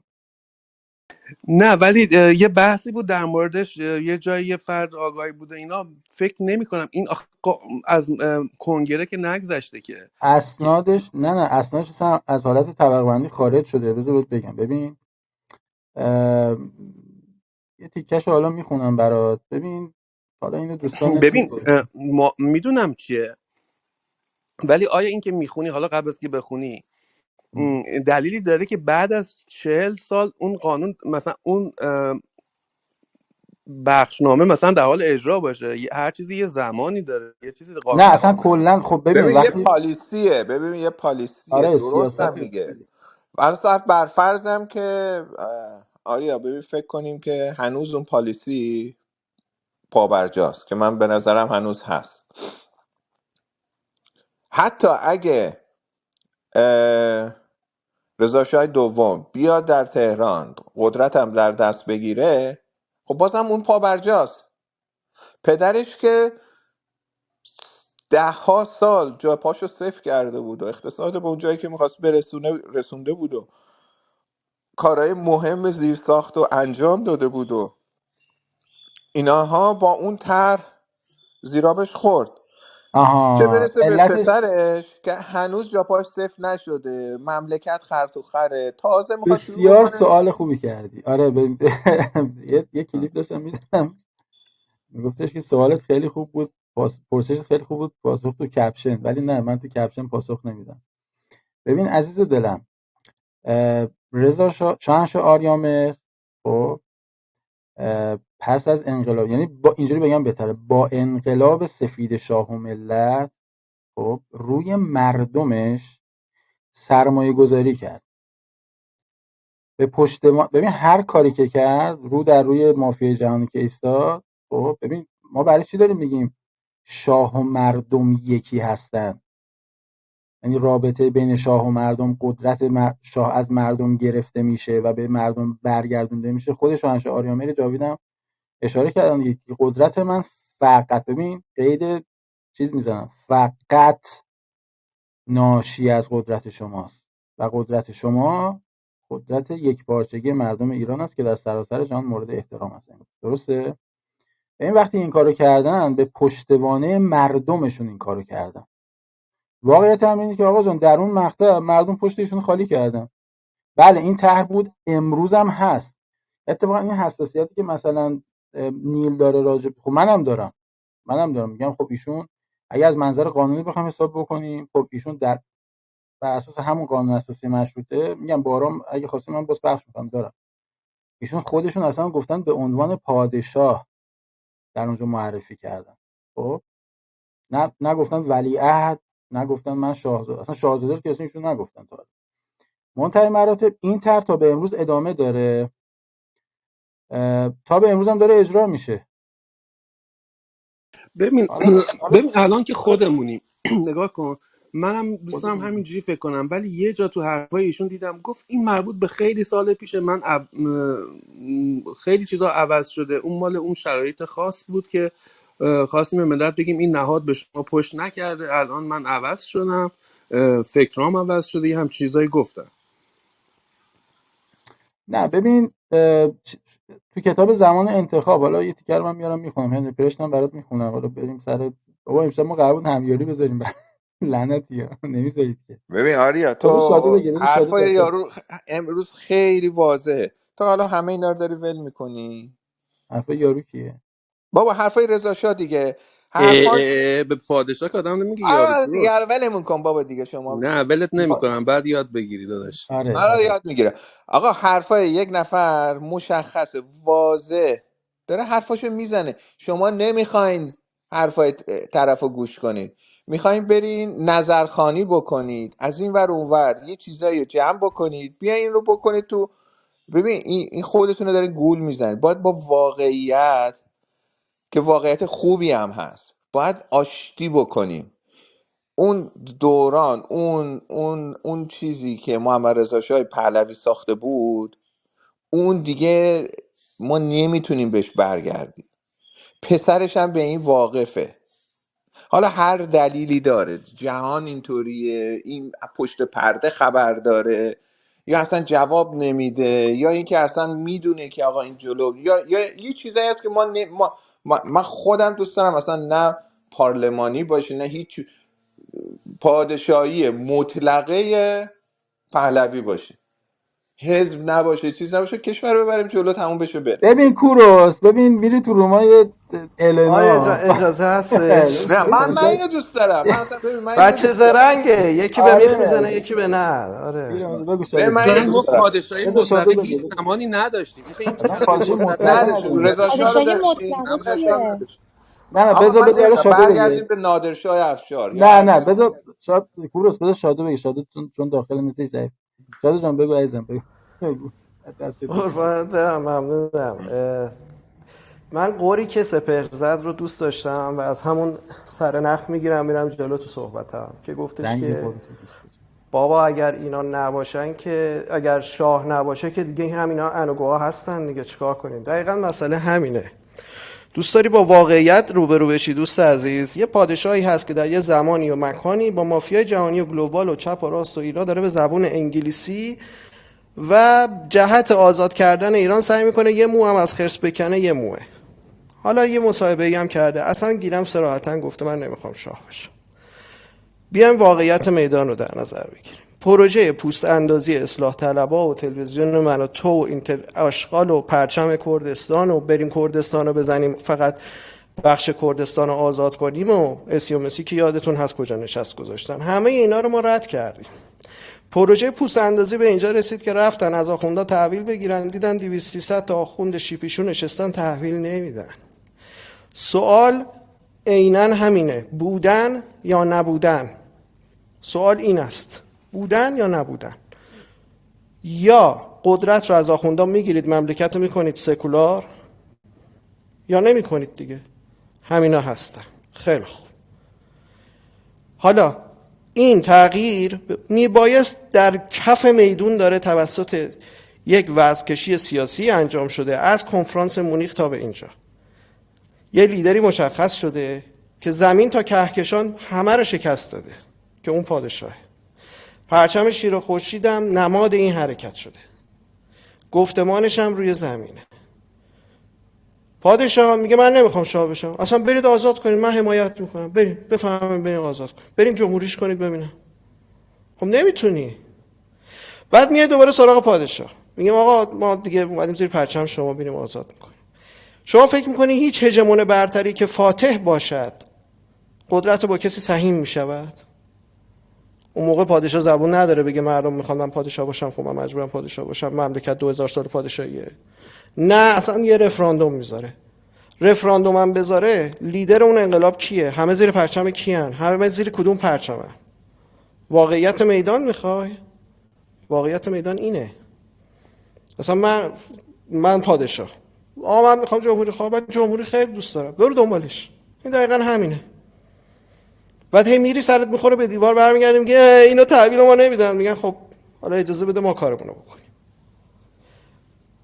ملکه نور به عنوان ولیعهد شناخته شده. نه اجازه بفرمایید، و ملکه نور رو به عنوان ولیعهد معین کردن شهبانو، مشخصا هم گفتن. خود پادشاه به فارسی گفته من هیچ جا نگفتم که شاه نمیخوام بشم، ولی وظیفه من نیست که از سامانه پادشاهی پدافند کنم. شما مگه این جمهور خواه رو نمیبینید چه یقه هایی میدرن پشت سر این و اون میدوئن؟ خب مردم باید منو بخوان. اینم به فارسی گفته. بعد جای دیگه هم برگشته گفته که پادشاهی یا جمهوری محتوا مهمه، اون محتوای باید درست باشه. پادشاهی خوبم داریم. همه اینا رو به فارسی گفتن، قسم هم به فارسی خوردن. ما بودیم بریم ببینیم توی یه مصاحبه انگلیسی به پاتریک چی گفته. حالا بریم بودیم ببینیم، اونم خوبه. ولی دست و پامونو که گم نکنیم که. واقعیت میدان چیه الان؟ انقلاب شاه و ملته.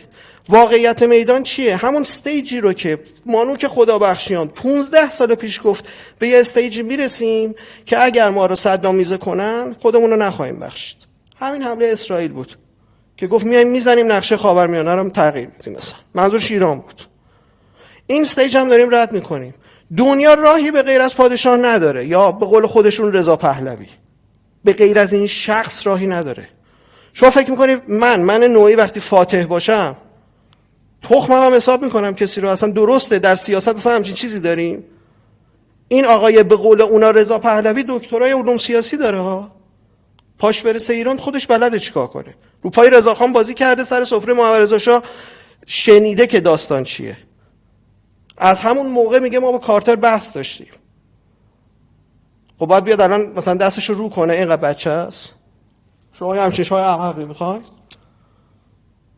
اینجوری ها نیست که دوست عزیز، اصلا واقعیت میدان اینجوری رقم نمیخوره. 4 تا مهره 100 میلیون دلاری ساختن. برنارد هنری لوی به دستور سوروس این ور اون ور بدو گلشیفته رو علم کن، اون یکی رو بیار، اسی غمگین رو بیار، هواپیما بزن یارو رو بکن سر اومده داستان.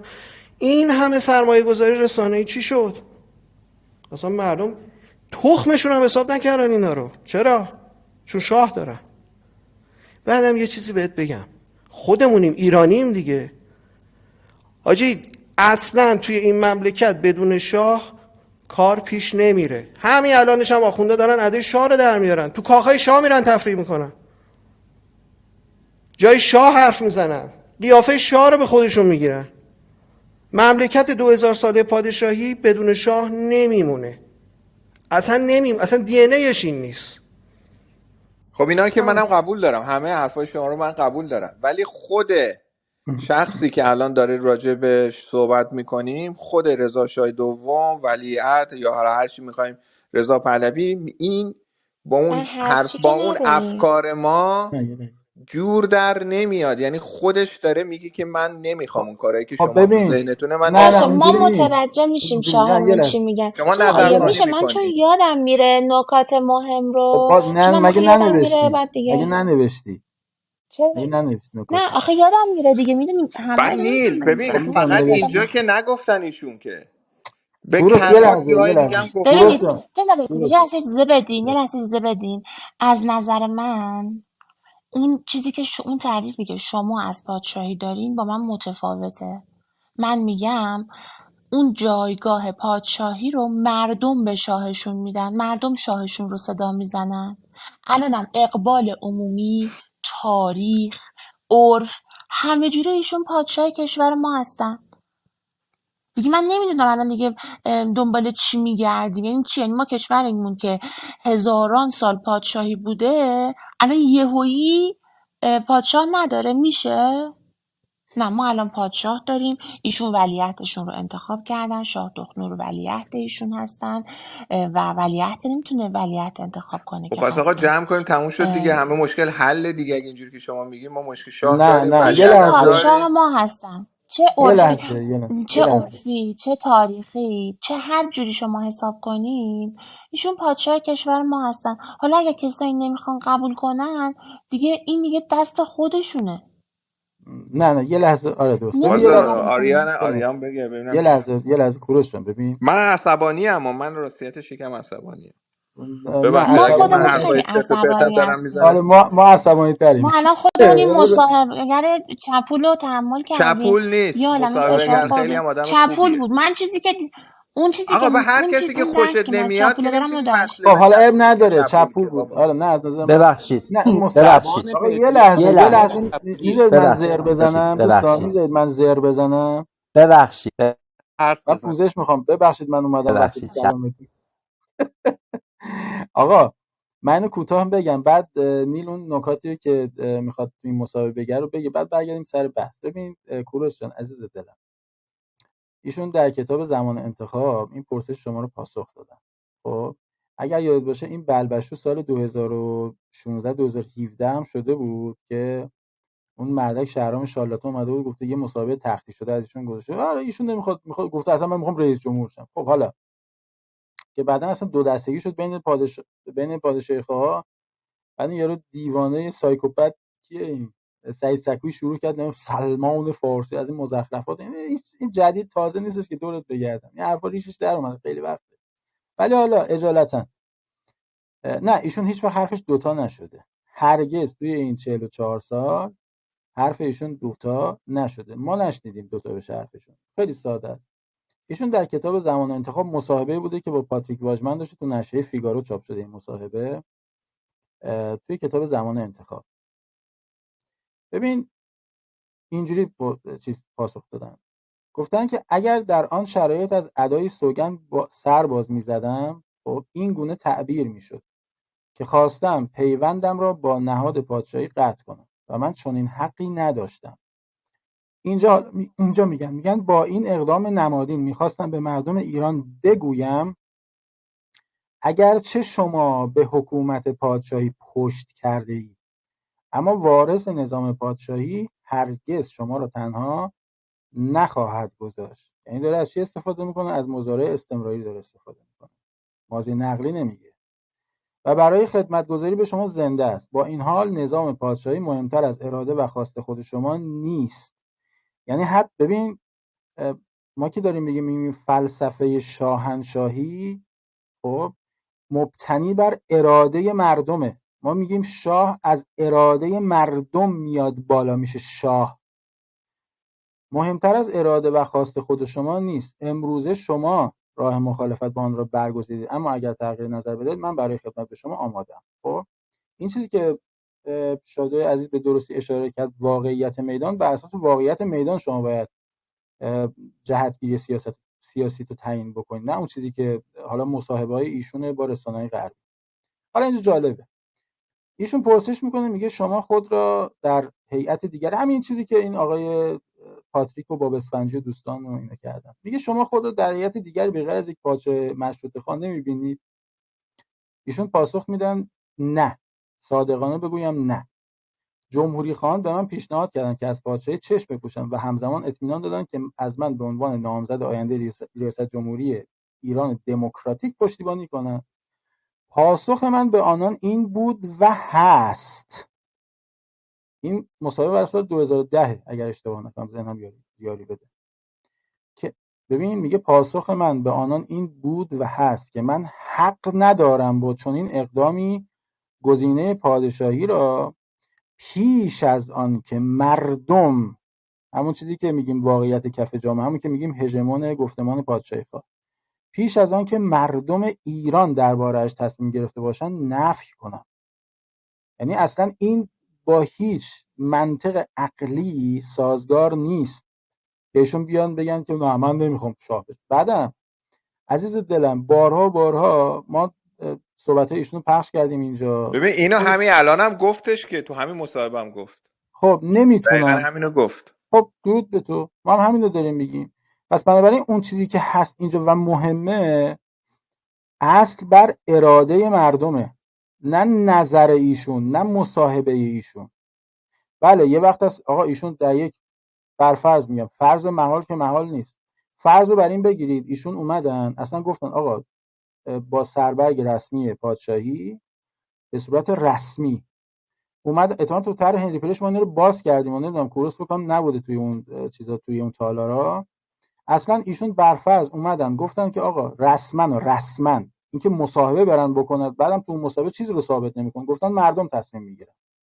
ما هم این مردم رو که ایشون میگن همون چیزیه که در میدان چادو به درستی بهش اشاره کرد، همون چیزیه که ما به دنبالش هستیم و میخوایم هژمون کنیم. این رو هژمون که هست، میخوایم این هژمون غالب بشه آریا جان، بالاترین درجه. آره میتونیم استراتژی بذاریم مصاحبه پاتریک و صحبتاشو بولد بکنیم، ولی این صحبت مورگان که میگه حاضری بری کشورت رو رول کنی، هدایت کنی رو به جلو و پیشرفت، و بعد میگه خب من میگم آره، اونم باز همین 2-3 روز پیش نشنیده بگیریم.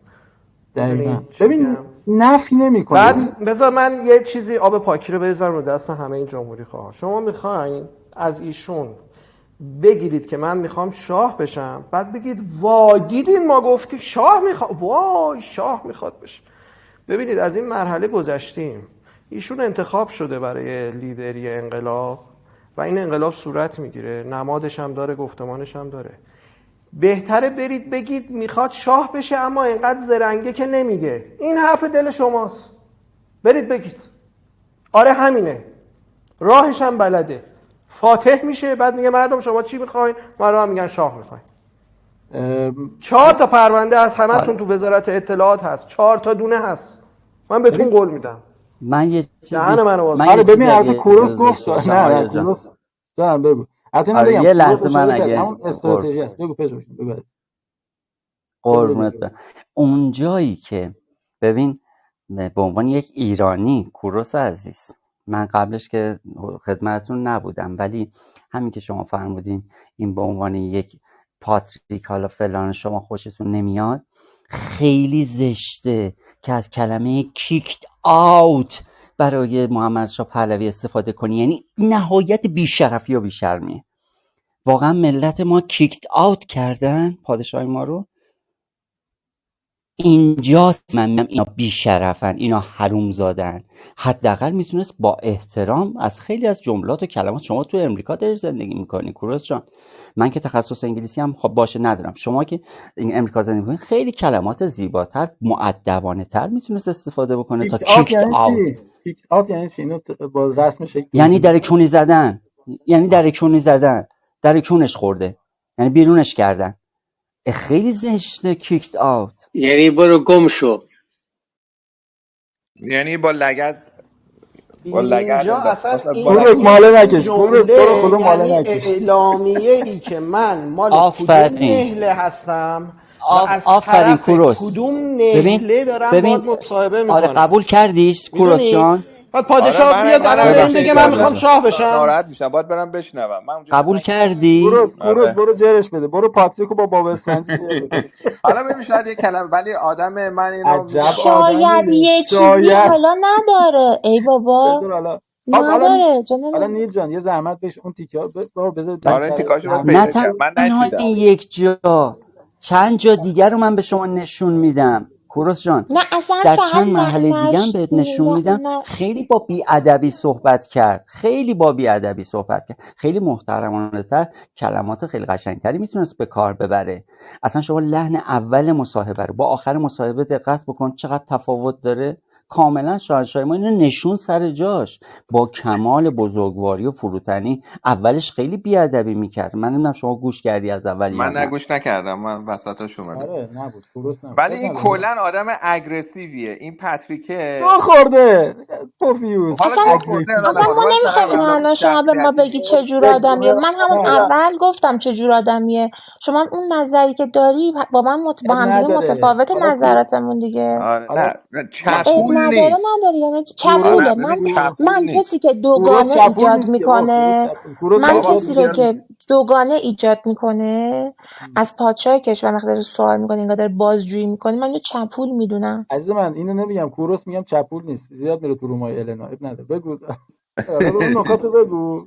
نه درست میگه. ببین اینو باید رفت دوباره، من باید اینو بذارم گوش کنم از اول. ببین کوروس همون پرسشی که راجع به اسرائیل پرسید همون ببین این شیطنته در ساده ترین شکلش. من برای همین اصلا دارم ببین میخواد یه فن پرسپولیس، ببین من بهش میگم سندروم پرسپولیس استقلال، یعنی تو باید یا اینو چیز بکنی یا اونو، یا این وری یا اون وری.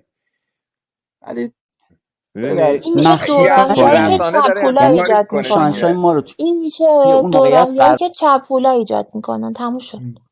خب حالا نیل بخون اون چیزا رو بگو، اون موارد رو بگو. ببخشید نیل جان، این وقت سخنان شاهن ببخشید من بگو کانکشن هم هستم، ببخشید بچه‌ها اگه اذیت میشید. ببینید وقتی که شما میای سخنان شاهنشاه آریامهر رو پخش میکنی، بعد استناد میکنی به اون، بعد میگی حالا شما که پسرشون چه نظری، یعنی دقیقاً داری ایشون رو میذاری گوشه این که انتخاب کن یک سمت اینها رو، که ایشون هر سمتی رو انتخاب بکنه باخته، چه بگه اسرائیل چه بگه فلسطین باخته. شاهنشاه آریامهر یک سمت انتخاب نکرد تو داستان جنگ بین عرب و اسرائیل.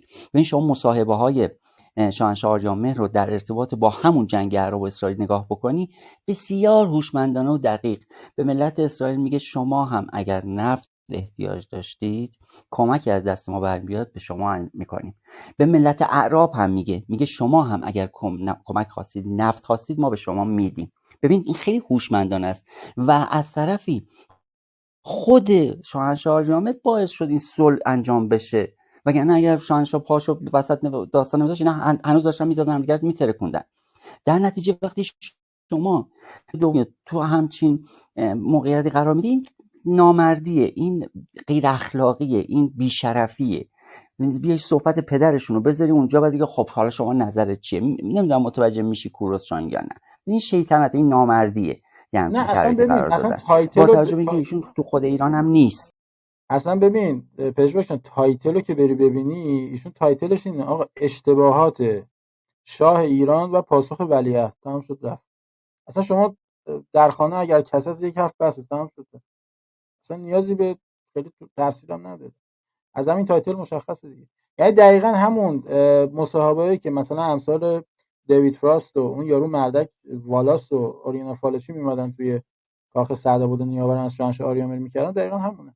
آقا شما اشتباه داری، شما مثلا ساواک داره شکنجه میکنه، شما مثلا چه میدونم تک حزبیه مملکت، از این شعر و برا دیگه.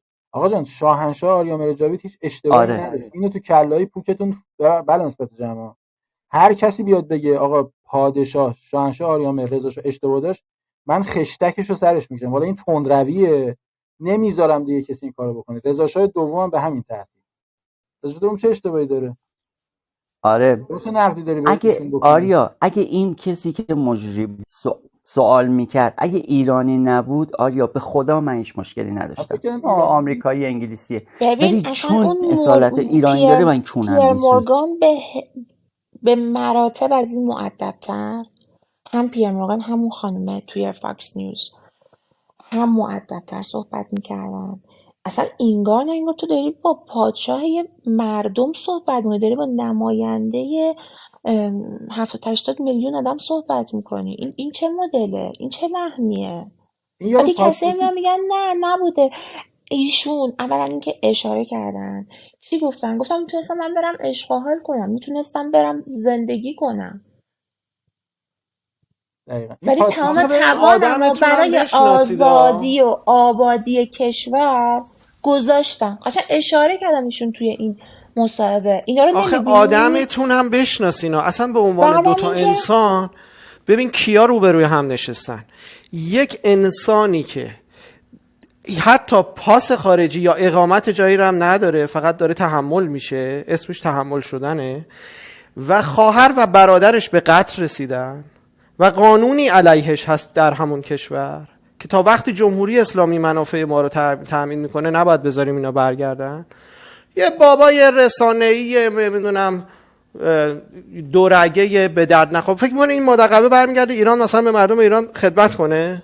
نه بابا، از همونجا عکسای بوگاتی و فراریشو میذاره، پوزم میده، میگه من همینجا جام خوبه. گفت من بر نمیگردم ایران. نه برمیگرده. نه دیگه خودش که آقا تخمشو نداره، معلومه که نمیخواد برگرده. تخمشو نداره. آقا اصلا من بذارین راحتتون کنم، کی میاد توی جامعه 80 میلیونی که قشر متوسطش کامل از بین رفته با این خرابه ها رو کی میاد دست بزنه اصلا بهش؟ آقا یک دونه مدرسه دولتی یا بیمارستان دولتی به من نشون بده جمهوری اسلامی تو قانون اساسیش اومده ساخته باشه، غیر از اونی که حداد عالی ساخت، تازه اونم غیر انتفاعی، اون دولتی نیست. اینا فقط نشستن رو زیر ساختای شاه، همینجوری هم تا الان اومدن جلو، هیچ کاری هم نکردن. ساخت قبرستون دولتی ساختن. دو قبرستون زیاد ساختن. زندان، قبرستون، شکنجهگاه، آره، خونه های امن برای شکنجه، بهشت ساخته اونجا، بهشت زهراست که شما ول کردین رفت. آقا درود بر شما. من یه عرض ادبی بکنم شاید بزنم، خیلی حرف زدیم، بذار من یه احوالی بکنم با یه آریو. آمو حمید درود. کوروس از تو توقع نداشتم، خدا وکیل یه حرفی زدی. کوروس آقا نچسبون به عصبانیت. کوروس ترجمه بکنم.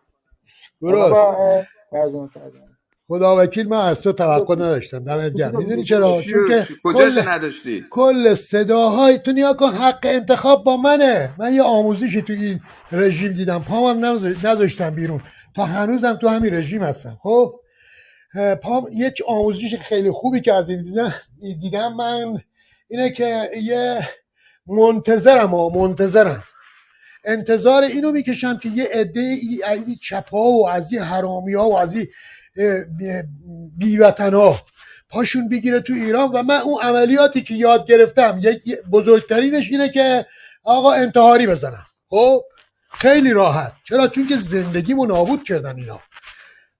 این بزرگترینشه. ولی کوچکترینش اینه که تک به تک اینا رو میپیشن. اون لحظه ای که به من گفتن نکن من میکنم. چرا؟ چون که اینا با ما دارن بازی میکنن با یه حرفاشون، انقلاب ما رو عقب انداختن. این حرامیا، اینا کثیف‌ترین افرادن. ایران هم توی 44 سال توسط این الان دیگه قادسیه 2 اقرار کرد، سعودی اقرار کرد دیگه. خب قادسیه 2 اون موقع زنا رو علنی می‌بردن، به جوونامونو می‌بردن. جوونی مثل تو الان تو خارج از کشور، آقا برای چی رفتی؟ برای چه هدفی رفتی؟ چرا رفتی؟ چرا ایرانی که گلستان بود ول کردی رفتی؟ ها، به خاطر چی؟ به خاطر همونا به جنگ. که آقا منی که فرزند دارم تو ایران داره رشد میکنه، فرزند من اون چیزی که تو اونجا داری اینجا داشته باشه. بعد اینجا تصمیم گیرنده کیه؟ صدای کی بلند شد؟ صدای یه عده پادشاهی خواه. آقا رضاشاه روحت شاد، ای شاه ایران برگرد به ایران. ما شاهزاده نداریم، ما ولیعهد قسم خورده داریم، ما پادشاه داریم. کسی نمیتونه اینو از ما بگیره، هیچ دولتی، هیچ حکومتی. فکر میکنی آمریکا کسیه برای ما؟ نه، امکان نداره کسی باشه. درسته ما پراکنده ایم، درسته ما کمیم، الان دیگه کمیتمون داریم حس میکنیم، ولی با همین، ولی تلاش خودمون کردیم. ما خیلی اسیر دست و زبان یه مش عده‌ای که خودشونو باسواد از اون نتیجه 57 ها میگم، اسیر دست اینا نمیشیم. اصلا سر خودمونم دیگه دستمال نمیبندیم به خاطر اینا. قرار نیسته که ما هر دقیقه بازی بخوریم. مخصوصا این دفعه ما خیلی کشته دادیم، خیلی زندانی داریم که اصلا صداشو هیچ کس نمیشنوه، فقط پرگویی میکنن، فقط حرف میزنن. خیلی ها داریم. آقا این کسی که میاد اینجا چرا سهیلا حجاب نام نمیبره؟ ها، چرا چه دلیلی داره که فاطمه سپهری رو نام نمیبره؟ چه دلیلی داره؟ پس بدون که یه مش حرومزاده، یه مش نیست، خیلیه. اونا رو ما قرار پاسخگو باشیم. مایی که جونمون تو ایران داره روز به روز گرفته میشه، خون داریم میدیم هنوز. و او کسی هم که همراه با ملت ایران نیستش، با اون مجید رضا رهنورد نیستش، با اون خدانور لجهی نیستش، میخواد دوباره ایران رو تیکه تیکه کنه. فرقی هم برای ما نمیکنه که کی باشه. برادرم باشه نامرده، پدرم باشه بی پدرتر از خودش هیچ کس نیست. باور کن خیلی درد کشیدم، حرفایی میشنیدم اصلا درد داره ایده ی حرفا. برای یه ایرانی، آقا من اینجوری یاد گرفتم، ببخشید پرگویی شد، اینجوری یاد گرفتم هر فارسی زبون ایرانی نیست. مثل این تخمه یاسر عرفات که توی تهران نشسته استاد دانشگاه است. هر فارسی زبونی از نسل ایران نیست، واقعا نیست. پس با هم بپردازیم، با هم بخندیم، صدای فاطمه سپهری ها باشیم که درون زندان ها دارن جون میدن و کسی اسمشو نمیاره.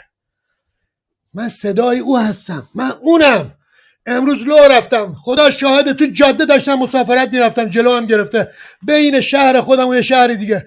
میگه کی هستی؟ میگم فلانی. اسمت چی؟ فلانی. میگه فامیلم فوری نام برد. بله آقا من شناخته شده هستم دیگه.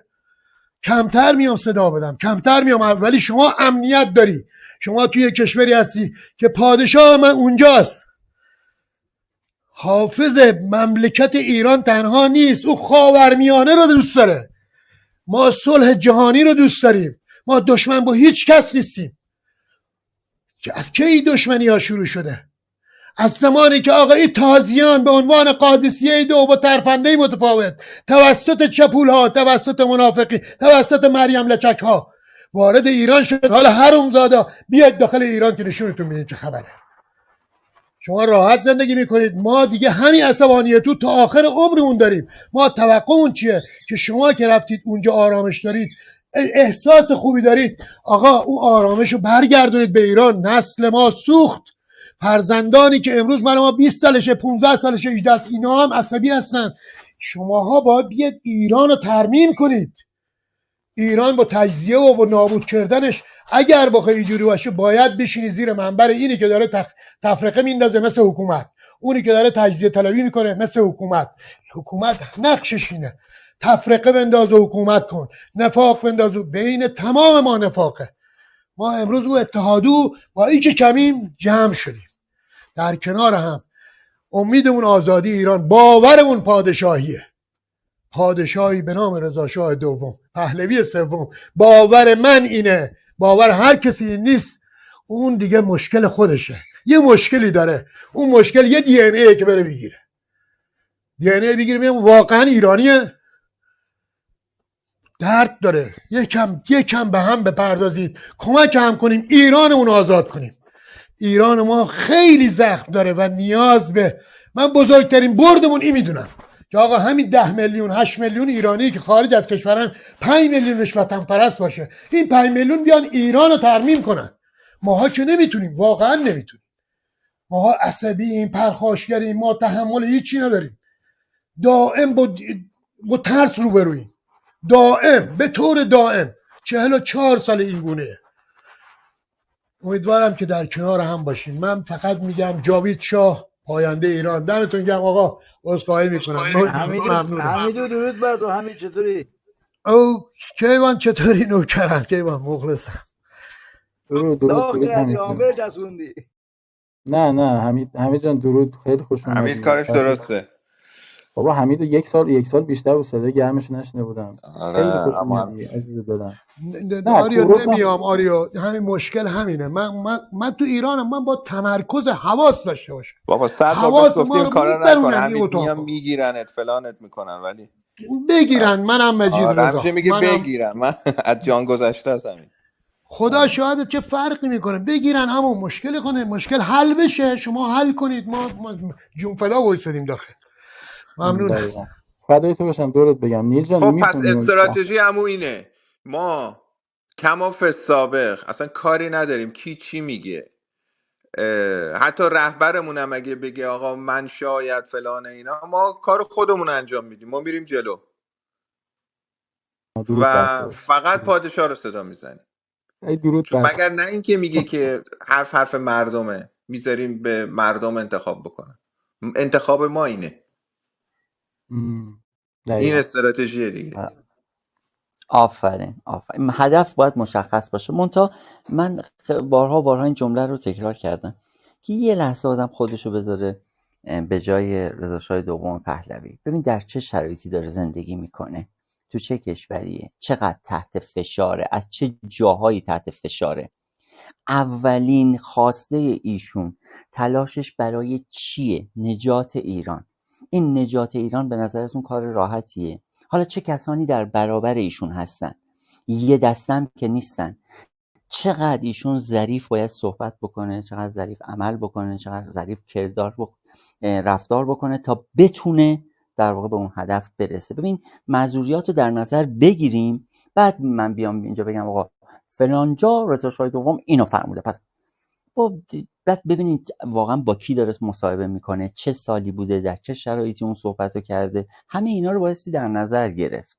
اینو توجه بکنیم به نظر من کاملا متوجه داستان میشیم که ایشون معذوریت‌های بسیار به خاطر همینه پژواک شدن. ببین کوروس چون خیلی نمیاد توی رومای ما، بعدم که میاد لامصب مثل کش تنبون میمونه، سری میاد و میره.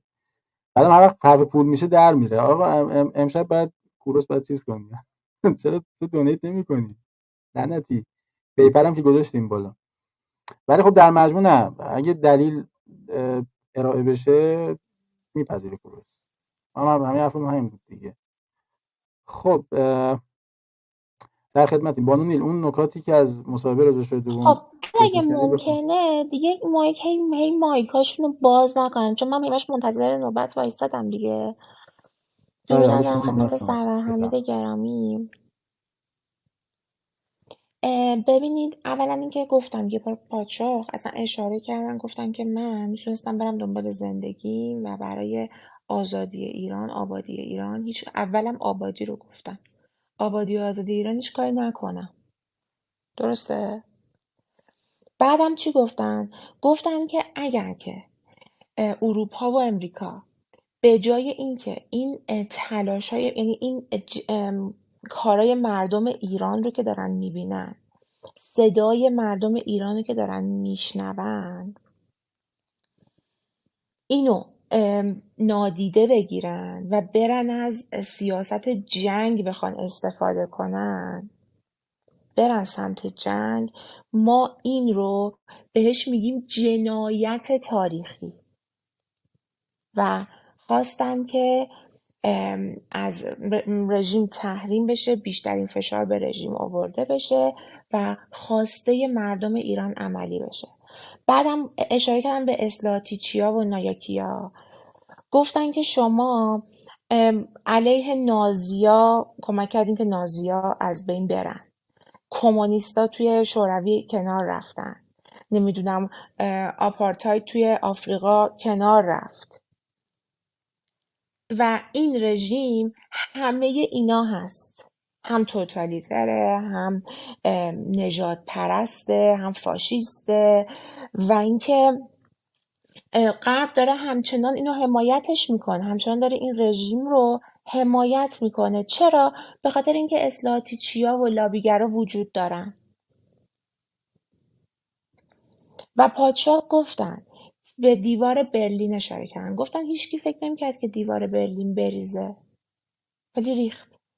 ما ایرانی ها هم باور داریم که این رژیم اشغالگر مافیایی سرنگون میشه.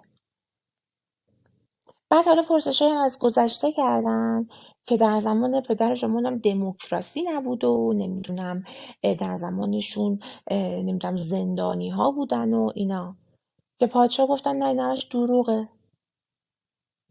اولا اینکه اون زندانی ها چه کسایی بودن؟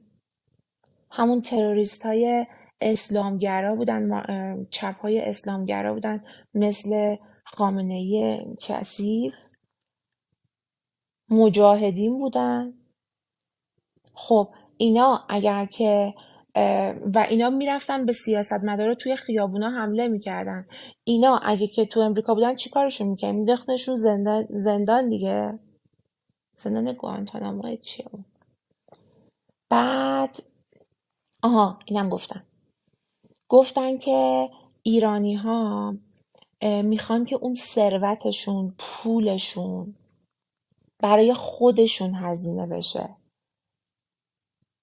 اینا میخوان که درمانشون رایگان بشه، هزینه برای بهداشتشون بشه، درمانشون بشه، ولی رژیم فقط برای تروریست و دشمنی و جنگ هزینه میکنه. و ما وقتی که میگیم که سکولاریته باشه و دموکراسی باشه، به دنبال این هستیم که همه مردم شهروندان عادی باشن با هر طرز فکر و سرمایه گذاران بیان سرمایه گذاری کنن، همه مردم حتی بلوچ ها همه بتونن خوب زندگی کنن. توی زمان آریا مهرم گفتن که اروپا و امریکا میخواستن که قدرت و نفوذ پدرم رو کم کنن و همینطور میخواستن که زیاد شدن کمونیسم رو کم کنن، ولی از خمینی و اسلامیا اومدن حمایت کردن و اون موقع نمیدونستن، حالا یا میدونستن، نه نمیدونستن که همین آخوندا خیلیشون مامورای کاگبن. همون موقع قبل از خمینی کاگبه 40,000 تا مامور توی ایران داشت. بعد دیگه به مصدق هم اشاره کرد، گفت اون موقعی که چپ ها توی ایران برداشتن پرچم روسیه بلند کردن و مصدق هم اون موقع میخواست کودتا کنه ولی ورشکسته بود و اصلا نمیتونست این کار انجام بده دیگه. الان یعنی یکم از روش گذشت ولی فکر کنم مهمتریناشو گفتم. نه ایشون گفتن که من تمام زندگیمو برای آبادی و آزادی، برای اینکه مردم آباد و آزاد باشن هزینه کردم. از این پرسشایی هم که همیشه این گلوبالیستا میپرسن ما دیگه دیدیم، به خاطر اینکه هنری پرشتو میدونن و دنبال این هستن که به پادشاه کشور ما آسیب بزنن و من اصلا قبول. بعدم سر پرسشی که سر اسرائیل کردن، اسرائیل و حماس، میخواستن به زور پادشاه یکی از این دو طرف رو انتخاب کنن. یعنی مثل دقیقا چپولانه ترین حالت که یه دوراهی میذارن، میگن حالا یکی از اینا این کار رو انجام دادن. یه کار دیگه هم کردن. گفتن که همونی که اون دفعه توی مصاحبه با اون خانمی که توی فاکس نیوز بود، دوباره پادشاه اشاره کردن که غرب سمت خودش رو مشخص کنه، سمت مردم ایرانه یا سمت رژیمه. به اون شعاری هم که مردم زمان اوباما میدادن اشاره کردن که مردم میگفتن که شما یا باید با اوباما باشین یا با رژیم باشین زمان اوباما، یا باید با مردم ایران باشین. مردم ایران همیشه دارن میگن که از رژیم جدان، رژیم اشغالگر. دوباره اینجا هم گفتن که ربطی به ایران و به مردم ایران نداره. من فکر کنم که مهم‌ها رو گفتم. حالا اگر که چیزی یادم رفته باشه عزیزان همیاری کنن سپاسگزارم. بله ازت سپاسگزارم نیل گرامی. من یه تیکه از صحبت آخرش رو اینجا ترنسلیت کردم، حالا امیدوارم که این درست چیز کرده باشه. آخرین جملات رضاشاه دوم این هستش که سیاستمداران امریکایی باید در سمت راست، یعنی در سمت درست معادله قرار بگیرن. پیام من اینجاست که از رسانه‌های اجتماعی به بهترین شکل باید استفاده کرد، زیرا ابزار کلیدی برای بسیج کردن و سازماندهی برای پیام رسانی است. و عرضم به خدمت شما که زمانی باید برسه که ملت امید رو به باور تبدیل بکنه و وقتی این اتفاق بیفته میشه این کار رو انجام داد. بعد ایشون هم آقای پاتریک باب اسفنجی ایشون گفتن که خیلی لذت بردم از مصاحبت با شما. عرضم به خدمت شما که امیدوارم مثل شما هم مثل من از مصاحبه ایشون لذت برده باشید. اینجاش مهمه، میگه 44 ساله مگه که زنده هرگز نیست داشت؟ نه این ترنسلیت کردم. میگه 44 سال است که هرگز انقدر بینش ذهن این مرد را نداشته‌ام. ایرانیان در سراسر جهان منتظر بودند که ببینن ایشان چه کار میخواهند بکنند. این سوالی است که در پایان پرسیدم. این حالا پاسخی که ایشون دادن، آخرین پاسخ رضاشاه دوم این بوده. حالا به هر روی ببینم جایی که ایشون با ترنسلیت حالا باید بریم چیز آریا جان آریا جان. جان من تمام صحبتش گوش کردم حقیقتش. فرامرزمون اومد جون. من همه چی رو فهمیدم حقیقتش، ولی خب حالا نمیتونم همش رو به یاد بیارم بگم.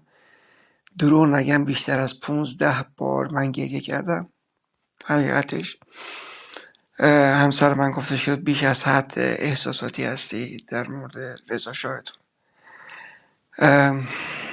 چی بگم؟ صحبت آخرش الان بخواد یادم بیاد در مورد اینکه شما با پیر مورگان صحبت کردی در این زمینه بود که آیا میخوای رهبری این عده به دست بگیری به عنوان پادشاه بیا یا نه. گفتش حقیقتش من از این قضیه گذاشتم، من اصلا به این صحبت نمی‌کنم، من فقط میخوام تمام کسایی که هستن، چپ راست وسط بالا پایین، هر کی که هست در حال حاضر یه دشمن است، اونم جمهوری اسلامی. بذارین اینا رو بزنین، بعد از اون صندوق رأی است. یعنی این شخص دیگه 100 بار داره اینه به هر آدم احمقی میگه که بفهمن آقا در حال حاضر فقط و فقط جمهوری اسلامی بنویسین، بعدش میخوایم بریم پای صندوق رأی، میخوایم بریم مونارش بشیم، میخوایم بریم پادشاهی بشیم پادشاهی، میخوایم بریم جمهوری بشیم جمهوری، میخوایم بریم سوسیالیسم بشیم، هر گاهی میخوایم بخوریم. ولی فعلا این کشور رو از این پرده آهنی کشیده باید بکشینش بیرون. متوجه این؟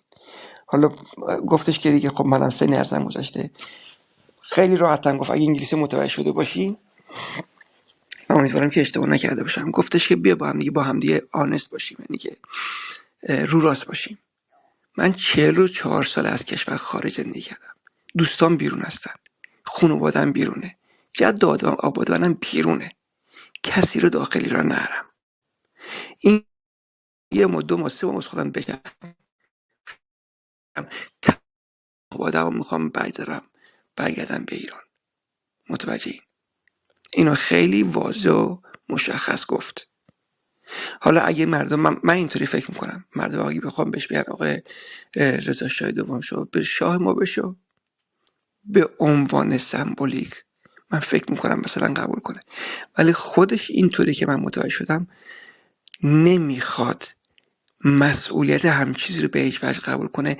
خیلی هم اصرار کرد که مردم باید خودشون اینو بفهمن، خودشون باید آینده کشور خودشون دست خودشون بگیرن. متوجهی؟ خیلی هم قشنگ گفت. واسه خب من الان نه ببین فرمز جان، یه پرسش خیلی ساده. من چرا دروغ بگم، حقیقتش خیلی خیلی خیلی خیلی کم.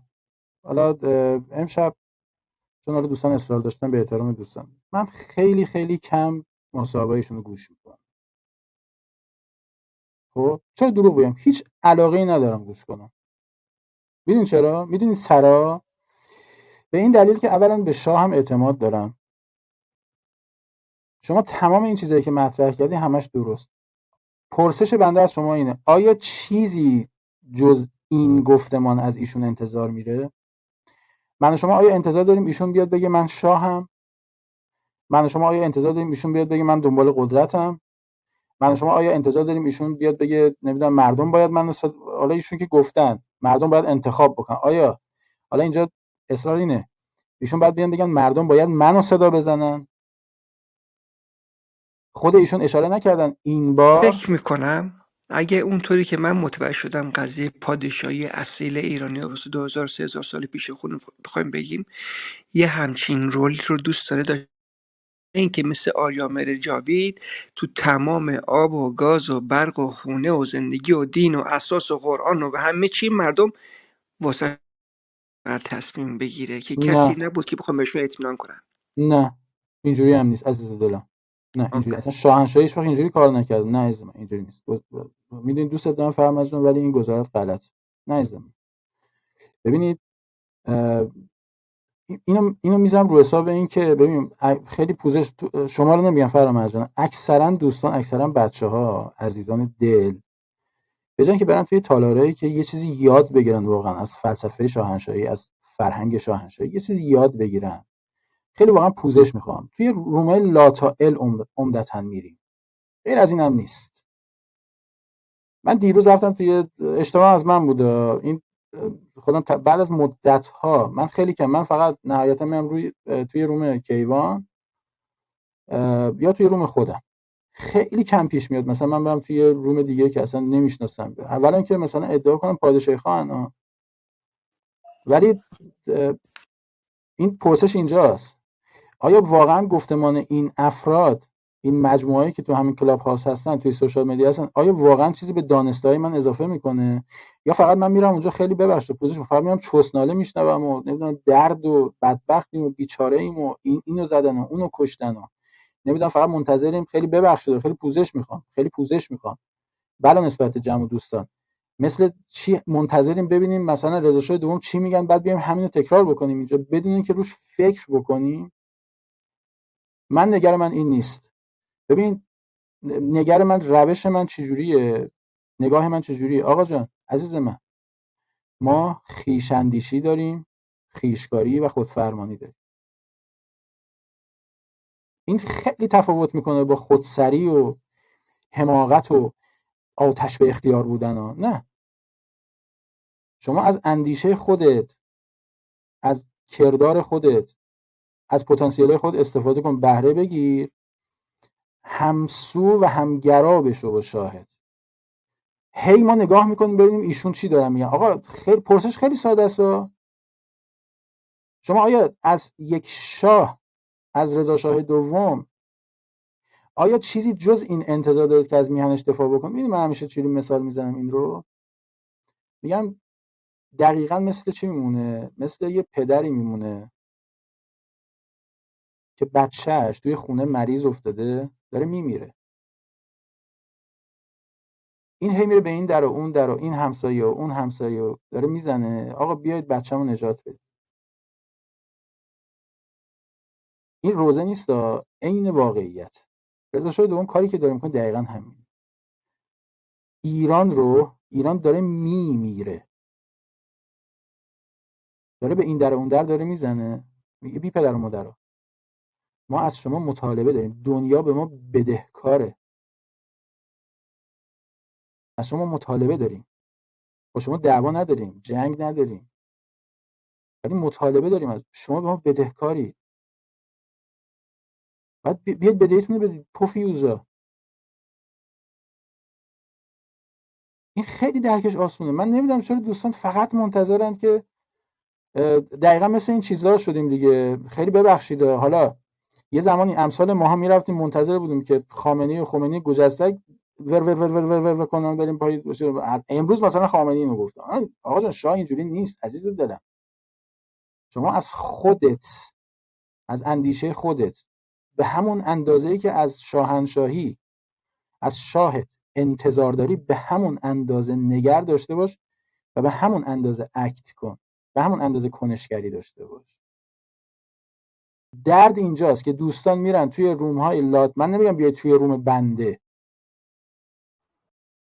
ولی به جای اینکه ما بریم همین روم بردی اردکانی، اما امروز داشت بختیار رو داشت میخوام، به جای اینکه بریم یه چیزی یاد بگیریم فقط اینجا گزارش درد میدیم، فقط منتظریم ببینیم حالا رضاشاه دوم این یارو امیر طاهری یارو رو من کوروسون به امیر طاهری میگم نه به شاه کشور. امیر طاهری این یاروه یه حرف درست، البته حرف درست هم داره مردک. گفت آقا جان مردم اسپانیا زمانی که پادشاهشون در تبعید بود اصلا کاری به این نداشتن، اصلا کاری به پادشاهشون نداشتن، خودشون کار خودشون دارن، حتی تماس نمیگرفتن با ایشون. من نمیدونم واقعا این دردی که افتاده به جون ما منتظریم. آقا جان در وهله نخست شاه خودتی، اینو باید درک بکن. اون امام زمان و نمیدونم سوپرمن و اینا رو از وجود خودمون بندازیم، ازاله بکنیم تا به پادشاه برسیم. واقعیت همینه که کوروش جان میدونید بهت ارادت دارم، حالا خیلی از دوستان اینو میذارم رو حساب عدم شناخت، ولی عزیز دلم پادشاه رسانه‌ای نیست که رسانه‌ها تصمیم بگیرن اون پادشاه هست یا نه. پادشاه مردمه، پادشاه میدیا نیستش که دورت بگردن که مثلا بره توی شبکه خوک منتو، بره تو شبکه خوک منتو بگن شاهزاده، بره تو فلانجا بگن مثلا رضا پهلوی، بره تو بسیارجا بگن آرپی، یه جا بگن عمو رضا. پادشاه مردمه، نه پادشاه رسانه. مردم هستن که پادشاه رو پادشاه میکنن و اتفاقا قدرت مردمه که به پادشاه این در حقیقت شاهی رو و شاهنگی رو تفییض میکنه، نه رسانه‌ای بی پدر و مادر. خیلی آریا ساده. جان اون قسمتی که پادشاه راجع به نفت و قیمت نفت و زمان پدر من اینجوری شد و بعد رسیدیم به فلان جا و اینا رو برو نگاه بکن، اصلا به عنوان یک مملکت دار داره این صحبت ها رو میکنه، اصلا مشخصه. تو باید کنش رو ببینی. آره من 1000 بار میگم من نمیخوام شاه بشم، کنش رو برو ببین، جایگاه رو برو ببین چی داره میگه. آره من فقط یه نکته اگه اجازه بده قربونت برم. ببین آقای سرنوشت شما موقعی که من گفتم معذوریات شاهنشاه ما رو در نظر بگیرین، حالا از اون ور بیای به این طرف جامعه ما رو نگاه کن. جامعه ایران واقعا جامعه معمولی که نیست، که جامعه خاصیه. شما هر چی بگی یه چیزی از تو تش در میارن. دقیقا همون داستان مولا نصرالدین و بچهش رو خره است. بشینی آقا این فعالان حقوق حیوانات میگن آقا شما حیوان آزارید، این پیرمرده بشینه بچه پایین باشه، میگن آقا این پیرمرده چه آدم بیشوریه، بچه رو گذاشته پایین، بچه رو بذاری بالا پیرمرده پایین باشه، میگن آقا این حقوق کودکان. ببین چقدر کار شاهنشاه سخته که بتونه این تعادل رو حفظ بکنه که نه من نه اون یکی نتونه چیزی از توش در بیاره. یه لحظه تصور بکنی ایشون برگرده بگه بله من شاه آینده ایران هستم. ببین چه حمله هایی میشه. آقا این از خودش راضیه، هنوز نه به داره نه به باره. و اینا هم در نظر بگیریم دیگه، قربونتو برم من. یه حداقل انتظاری داشته باشیم که نرمال باشه. انتظار زیاد از حدی نمیشه داشت با توجه به جامعه‌ای که خود ما داریم. ما 2 کلام حرف میشنویم 1000 تا داستان از توش در میاریم. حالا فکر کن شاهنشاه ایران در تبعید با این همه فشار یه چیزی بگن، ببین این با این همه هم دشمن چه داستانهایی ازش میسازن. اینا رو خواهشاً در نظر بگیریم. قربونت برم. بابا الان پژواک الان خودشون هم نمی گفتن که آقا حالا من اگه بیام بگم فلان، یه سری الان میریزن سر آقا میخواد پاور آخه الان گربه. کوروس مشکل می‌دونی چیه؟ درست میگم. الان مشکلی که وقتی نمیگه اینجوری داره بهش حمله میشه، اینجوری کت و بالشو بستن وقتی نمیگه. بعد ببین رضا چه نکته درستی رو گفته که من گمان میکنم که پادشاه عمدن چنین اشخاص رو برای مسابقه انتخاب میکنه چون متوجه شدن اکثر مردم و خصوصا نسل جوان آگاه شدن و این چنین چهره کثیف این چپا برای مردم آشکار میشه. در آقا واقع این یارو چپ نیست، این اصلا در واقع رسانه نه نه نیست، نه نه گوش کن، نه بذار بهت بگم حالا چرا. در اصلا واقع یارو رسانه نیست، یارو نه پادکست درست میکنه. میدونم حالا بذار بگم. نه رسانه که هست. در واقع آریا کلام ببخشید سیاسی. من یه پیغام به بانو نیل بدم. بانو نیل یه چک میکنید اونورا، من یه لینکی فرستادم که صحبت‌های پادشاه رو داره الان ترجمه شده پخش میکنه، اگر دوست داشتین یه نگاه بندازین ممنون میشه. حالا الان که چیز شاید جو الان که نیم 3 ساعت بابا میخوام یه همیاری میدونه همیاری به چخ رفت کنن زیاد داره تو صابون نزن. امشب خبری نیست. نه خودم مقصرم، کرم دارم دیگه، همش تقصیر این کوروس بلاکت میکنم و میام کیوان ببین دبل بلاکت میکنیم منو کیوان دست هر کی تو تظاهرات دیدش براش شوخو بابا بگیرید. راحت شیم، مثلا کلا این اپ آره بابا کلاپاس من رو تو رو بلاک میشناسم تو 3 ساله میخوای بری میری میای مثل سنجت بود میگفت میرم برمیگردم. ولی خب نه آقا من یه نظر بدم رادیوم. سپر جان بگو. آریام عزیزم، آریام سپر.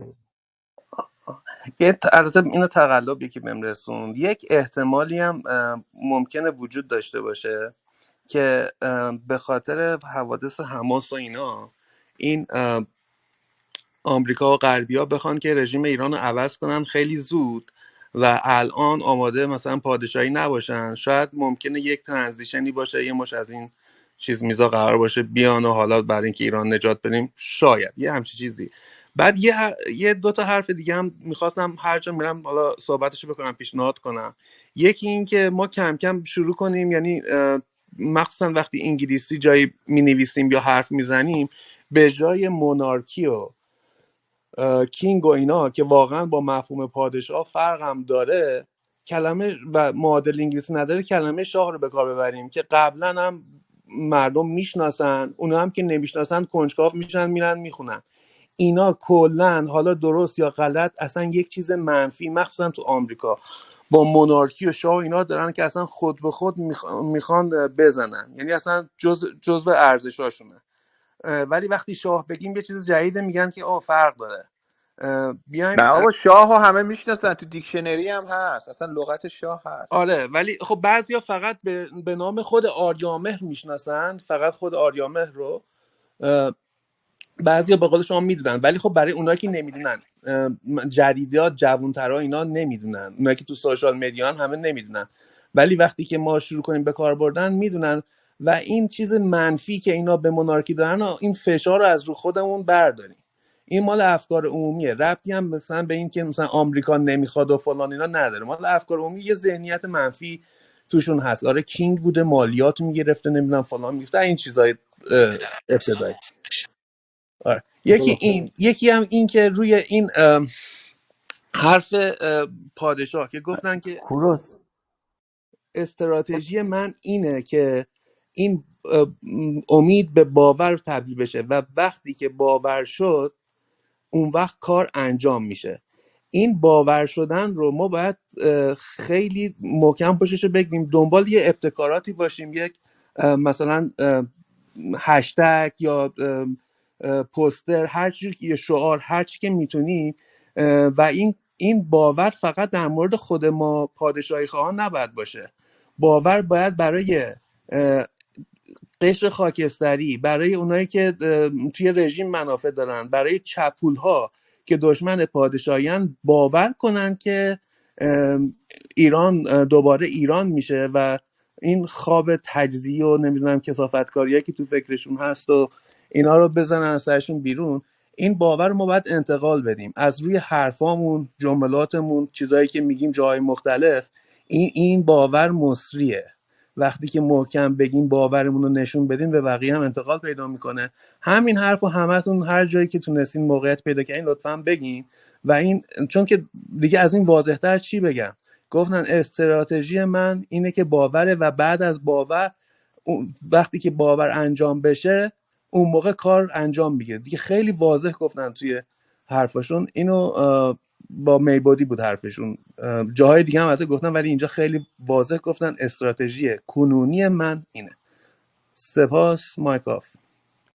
دست درد نکنه. کوروش جان برای جبران همیاری رو انجام بده دیگه کوروش جان. آره الان کوروش چند باید بار جریمه‌اش نگیم دیگه کنم. آره یه $300 الان باید دونیت کنه.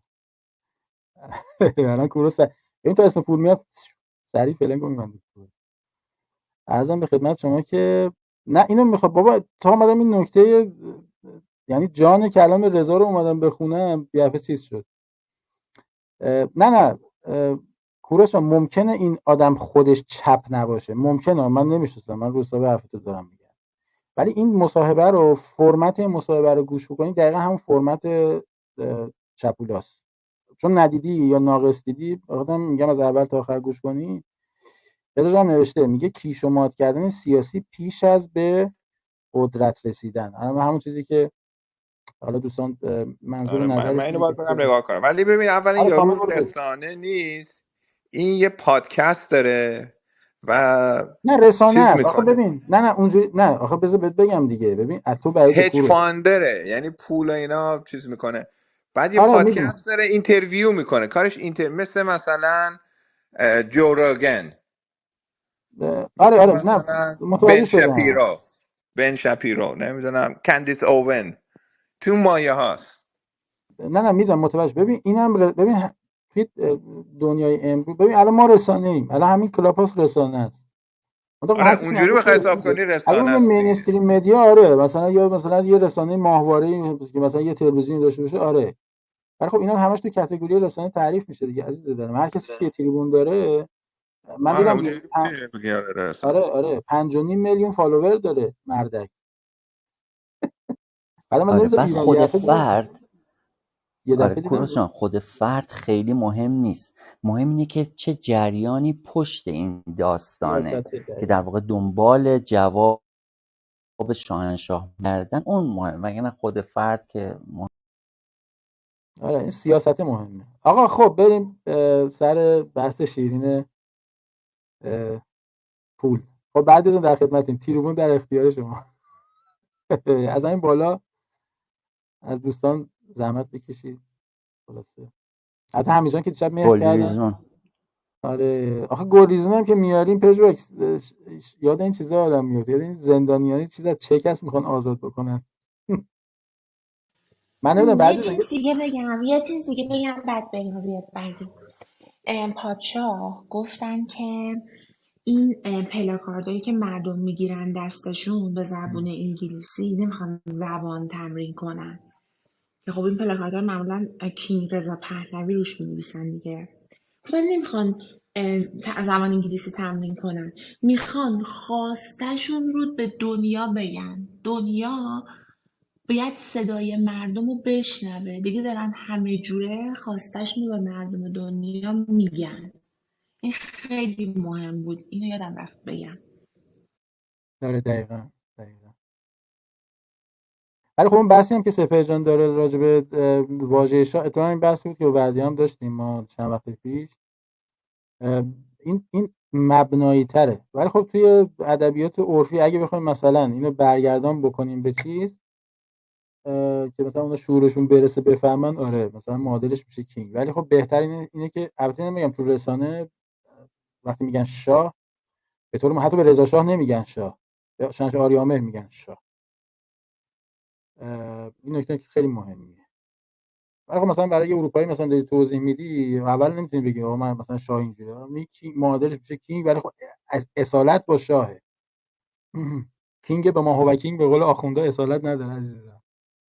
ما موقعی که شاهنشاهی داشتیم اروپایی بی پدر مادر رو درخت زندگی میکردن مثل این شامپانزه ها. خب بگو بردیا جان. استاد بردیا، حضرت بردیا. بردیا کجایی؟ بردیا جان، بردیا. بردیا داره میشماره. آره فکر کنم بردیا جان یه 10,000 تایی اومده، من میدم 5,000 تا فقط چیز دونیت کرده کوروس. کوروس باید جریمت کنه. لعنتی میری تو روم با اینا زده بودی 1500 تا ریست تو دیگه. فکتوری میشه. برمیگه به تنظیمات هرچی ما میزنه یا کارخونه. میگه اینستالمنت لعنتی میکنیم، میزنیم آقا دادی آقا 1500، دوباره میگه 1500 تا. باید دوباره چیزت کنی کوروس. آره رضا جان بی‌نهایت سپاسگزارم. نه دیشب نه همین میخوام بگم ببینم تا الان تا امروز یعنی چند نفر مهرکن چقدر جمع شده. میدونیم ما در یه بخشی از بدهی مهربانو رو بدیم بهشون یا نه. حمید حمید جان، حمید خضرایی عزیز، مهندس حمید، این چیزه چی شد؟ برگشت به حسابت یا نه حمید جان؟ آریا جون اونو بیخیال دیگه، من تماس گرفتم امروز، اصلا اونو فراموش کن. من اشتباهی اون چیزی که فرستادیم برای من آلندون، اون رفت به حساب کانادا و الان من پیپل هم که نگاه کردم اون دلار کانادا بوده که من دو تا قسمت، یکی 61 یکی هم 61 و خورده ای، اونا رو بگذاریم دیگه، اصلا فراموش کن. و یه دفعه سوم که من فرستادم برای بردیا جون عزیز اون رسید دیگه، بیخیال اصلا اون مسئله. نه به حساب آخه کی رفته؟ آخه ما آلندو نمیدونم به حساب کی رفته اون، یه حساب رفته به حساب کانادا، دلار کانادا رفته. بذار هم بیاد بالا. بهنام جان هستی؟ بهنام عزیز هست؟ بهنام و آقای مهربانی چرا نمیان بالا؟ رضا رضا. اینوایت دادم دستش بنده بتونه میاد بالا. ببین خب رضا بیاد بالا امیرم بیاد شمشیر رو بالا. میکشه. امیر بیا بالا. امیر جان درود. جک دورسی ایرانی. دورسی؟ به خودش بهنام میدونه. هم ندادم، بهنام کاش دوست کرده پول، نه اونم نرفته اونور. آقای آریا اونم رفته اونور. نه با بهنام جان نه میخوام ببینم آخه این پولی که دیشب بچه ببخشید من صمیمیت میگم بزرگید همه دوستان دونیت کردن چی شد آخه نمیشه که به چه حسابی رفته وقتی یعنی پیپل گفته به اون ایمیل بزنید تا پولتون بردیا جان برگرده، اگه ببخشید، برنگردون آریا پولتون جان من برمیگرده. امیر ثابتی منو هی داره دعوت میکنه توی رومی، میرم ببینم چیه، برمیگردم. آقا امیر ثابتی چی داره؟ آقای کروس امیر ثابتی غیر از فوش دادن به ایرانی چیز دیگه بلد نیست. با چی میره بشه؟ جدی؟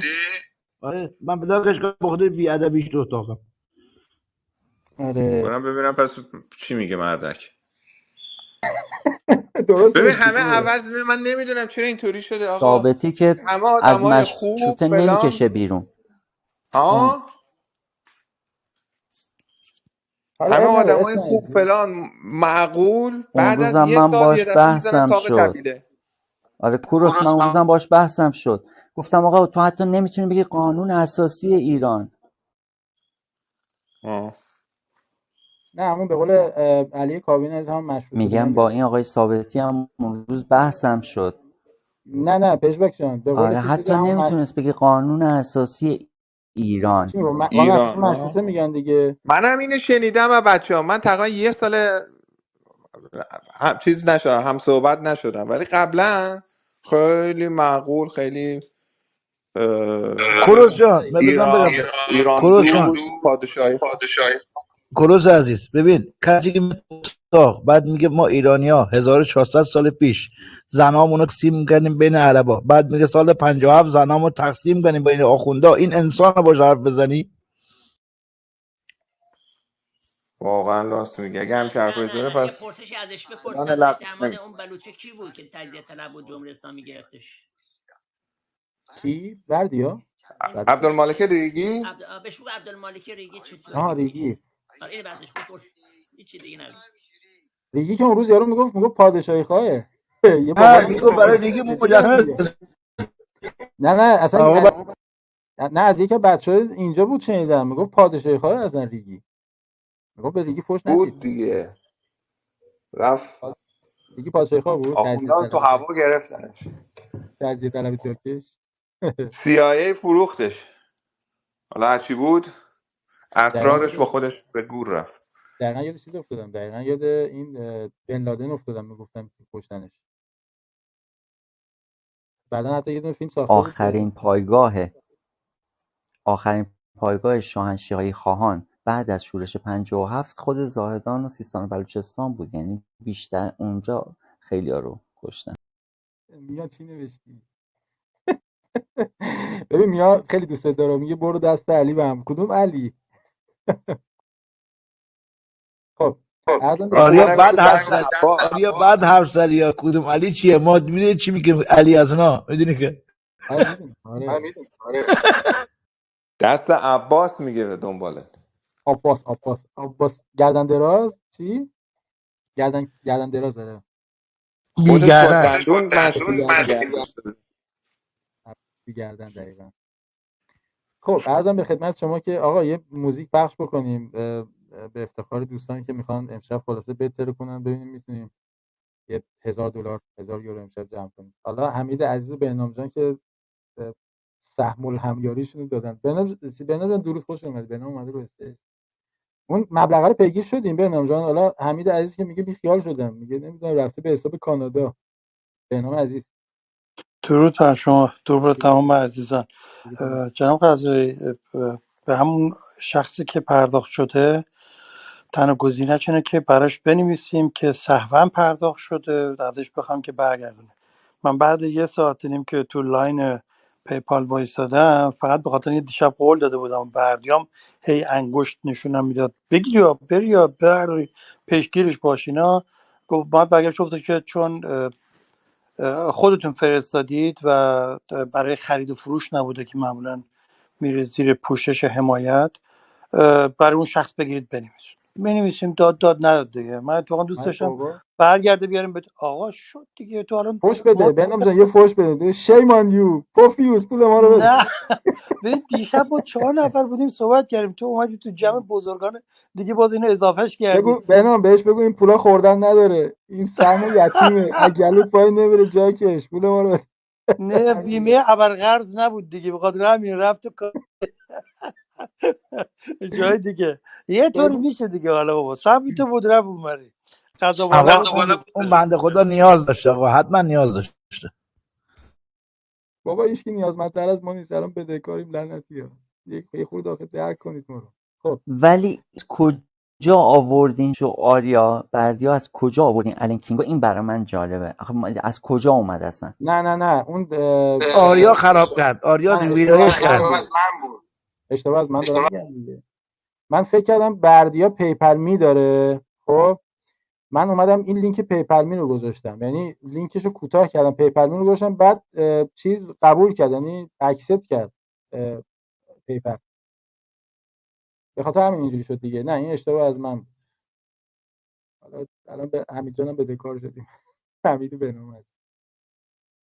ولی بگید من تو انگلیسی بگید این پولا خوردن نداره، جز جیگر بزن به زمین گرم بخوری به حق علی، پول ما رو بده. آریا یه شیشه ویسکی میخره میخوره، ولش کن. بابا ویسکی چیه؟ چرا؟ خب آقا بریم یه موزیک پخش بکنیم، یه خورده مزه دهنمون عوض شه، یه خورده اون لینک بذار شاید یکی بخواد دونیشن کنه. آقای آریا تو لینک نه گذاشتم بعضیشون بالاست. آقا اول دونیشن کنیم. اونایی که آمریکا هستی صبحگاه بدید در راه خدا. الان کوروس که باید بده. آریا ما تلگراممون بالا اشتباه نذاشت هنوز. نه همونی باز کنیم میره تو لینک مستقیم بذارم. بذار لینک مستقیم بذارم، چون توضیح چیز کردم، چون توضیح دادم چیز. لحظه وایسا.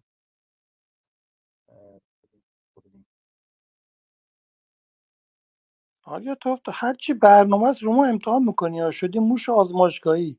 مستقیم میفرستی، غیر مستقیم میفرستی، نمیدونم میفرستی تلگرام این منور. بابا تا میتونی قشنگ سوام میکشی. من معذرت میخوام، ببخشید دیگه کاری که بیشتر از این نمیتونستم سوام بکشم. نگو این حرفو دیگه. حالا ما اومدیم با این سن و سال یه شوخی بکنیم، بلد نیستیم تو دیگه ما رو چیز نه بهنام جان، من جسارت نمیکنم، بزرگ ما این شما. نه من شوخی کردم عزیز دلم. خب عرضم به خدمت شما که یه ترانه پخش بکنیم از زنده هایده عزیز. امیدوارم که مورد پسند درگاه حق قرار بگیرید. دوستان خوب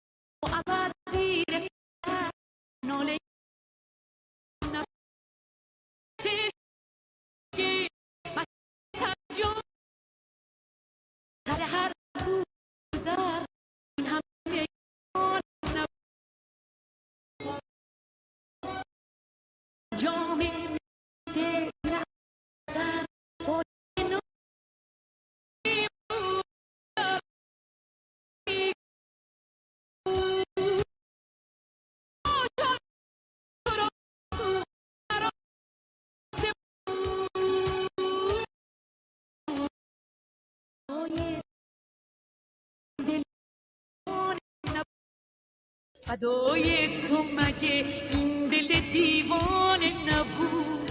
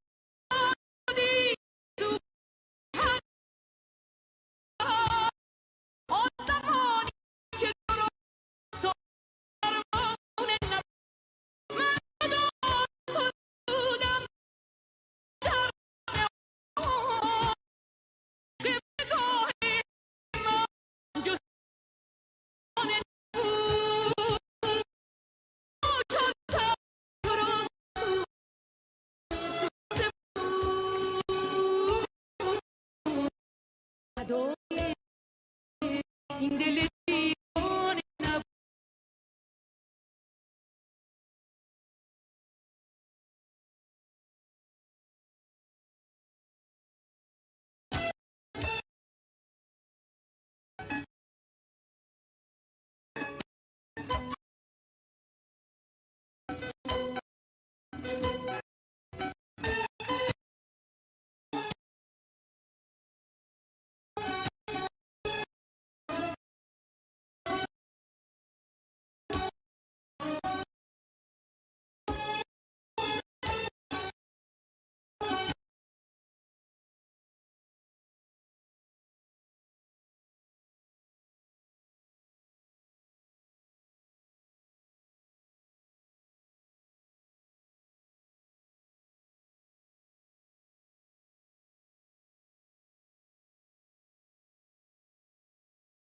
دوستان صدا بد می‌کنه.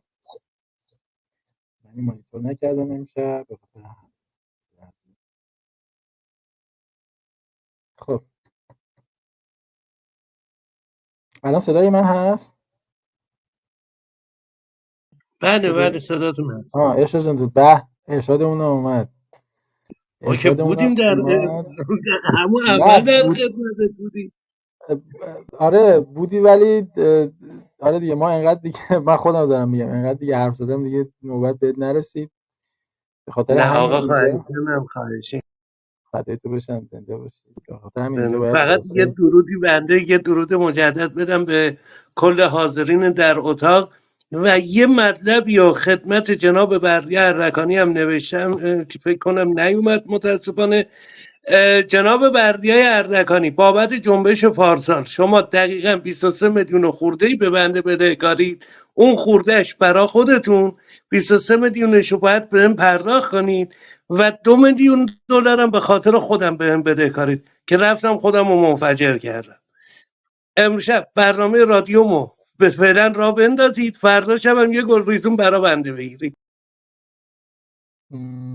اینم میشه. خب حالا بعدی جان چرا یه گزارش مالی به ما میدی عزیز دلم، ببینم یه $1000 تا حالا جمع تونستیم بکنیم بر رادیو یا نه؟ حضرت بردیا آقا آهنگ خراب بود، داره خش داشت به قول دوستا. من الان چت رو دیدم پوزش می‌خوام. حدیداً قطع و بس شد. آره این اینترنتمون رو چش کردیم یه خورده به چخ رفت اینترنت. آره خب در خدمتیم. بردیا جان بگو ببینم چقدر یه $1000 جمع شده باش فرار کنیم بیایم پیش لندن. آره بردیا جان هستی؟ بردیا بردیا کجاست؟ چرا صداش نمیاد؟ داره پول میشماره. نه بابا این توطئه در کار است، توطئه بزرگ در کار است، توطئه ها در کار است. اینها توطئه است. چیکار توطئه داری میکنی بردیا؟ راستش بگو.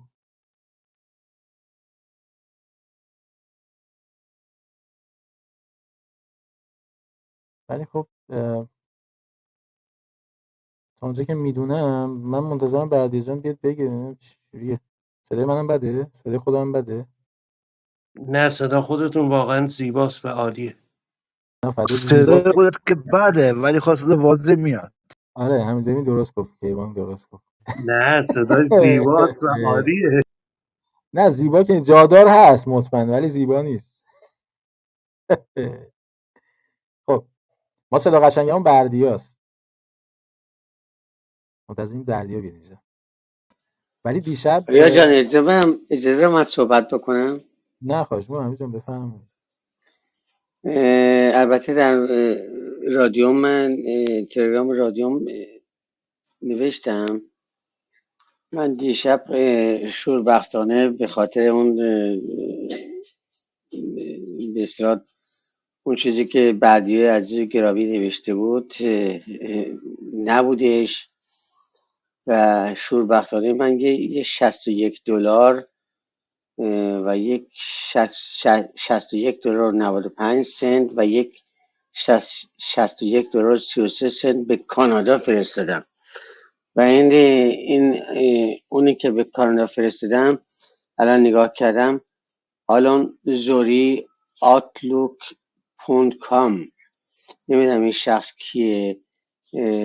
امروزم که با پیپل تماس گرفتم شوربختان گفتن که دیگه اون از حسابتون برداشت شده دیگه حالا نمیدونم این شخصیت حقیقی است یا حقوقی هستش نمیدونم، ولی خب بیخیال اون برنامه. خوشحالم که اون دفعه سوم به مبلغی فرستادم به بردیای عزیز و گرامی رسید و امشب دوباره تمرین میکنیم که ببینیم دوباره میرسه به بردیا عزیز یا نه. نه سپاس بابا همه جان فدات شم. شما بنز کافی تمرین کردید بذار دیگران تمرین کنن. قربونت برم فدات شم عزیزم. نه اونم تقصیر بردیا نشد. بردیا اول به من ایمیلی براش میزنم الان برای آقای ایمیلی که هست الان درو بعدش میخوام که من چیزای شما رو دارم پول اومد اشتباهی ریختم بعد میریختم به حساب من ریختم به شما حساب شما. اگر ممکنه خواهش ازت میکنم پول رو برگرد ببینم چیکار میکنه ببینم برمیگردم ازش. آره اگه ببین بعد اگه چیز شد اگه نه ایمیلشو برام بفرست من فوش بلدم خوب بدم فوش بدم. ایمیلش هست دیگه ایمیلش بعد روز فرستادم دیگه الان. آره برام بفرست من فوش بدم. چون کاری که نمیتونم بکنم. ایمیلش که من نگاه کردم و در پیپل آلون زوری @outlook.com. جناب حمید اسکرین شات دیگه برای بردیا بفرست، بردیا بده کی برای آریا بده به دریا. نه من اسکرین شات فرستادم از من دیگه احتیاج نیست بفرستم از حالا بعدی رو داره. حالا به هر روی چه میدونم الان درصد بیخیال اون مطلب اصلا فراموشش کنن. بعدی جون قربونت برم فراموش کن اون مطلبو، فراموش کن اصلا. حالا بعدی جان سپاس از مهرت همین جان. بعدی جان چقدر تا الان دوستان دونیت کردن میتونی یه چیز کنی؟ 2000 تا شده؟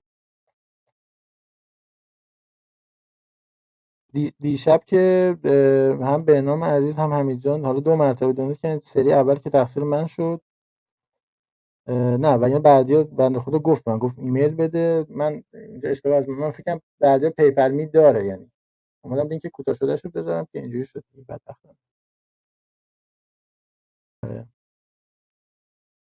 ولی این چیز نمیخواست توضیحات نمیخواست همین جان شما فرستادی؟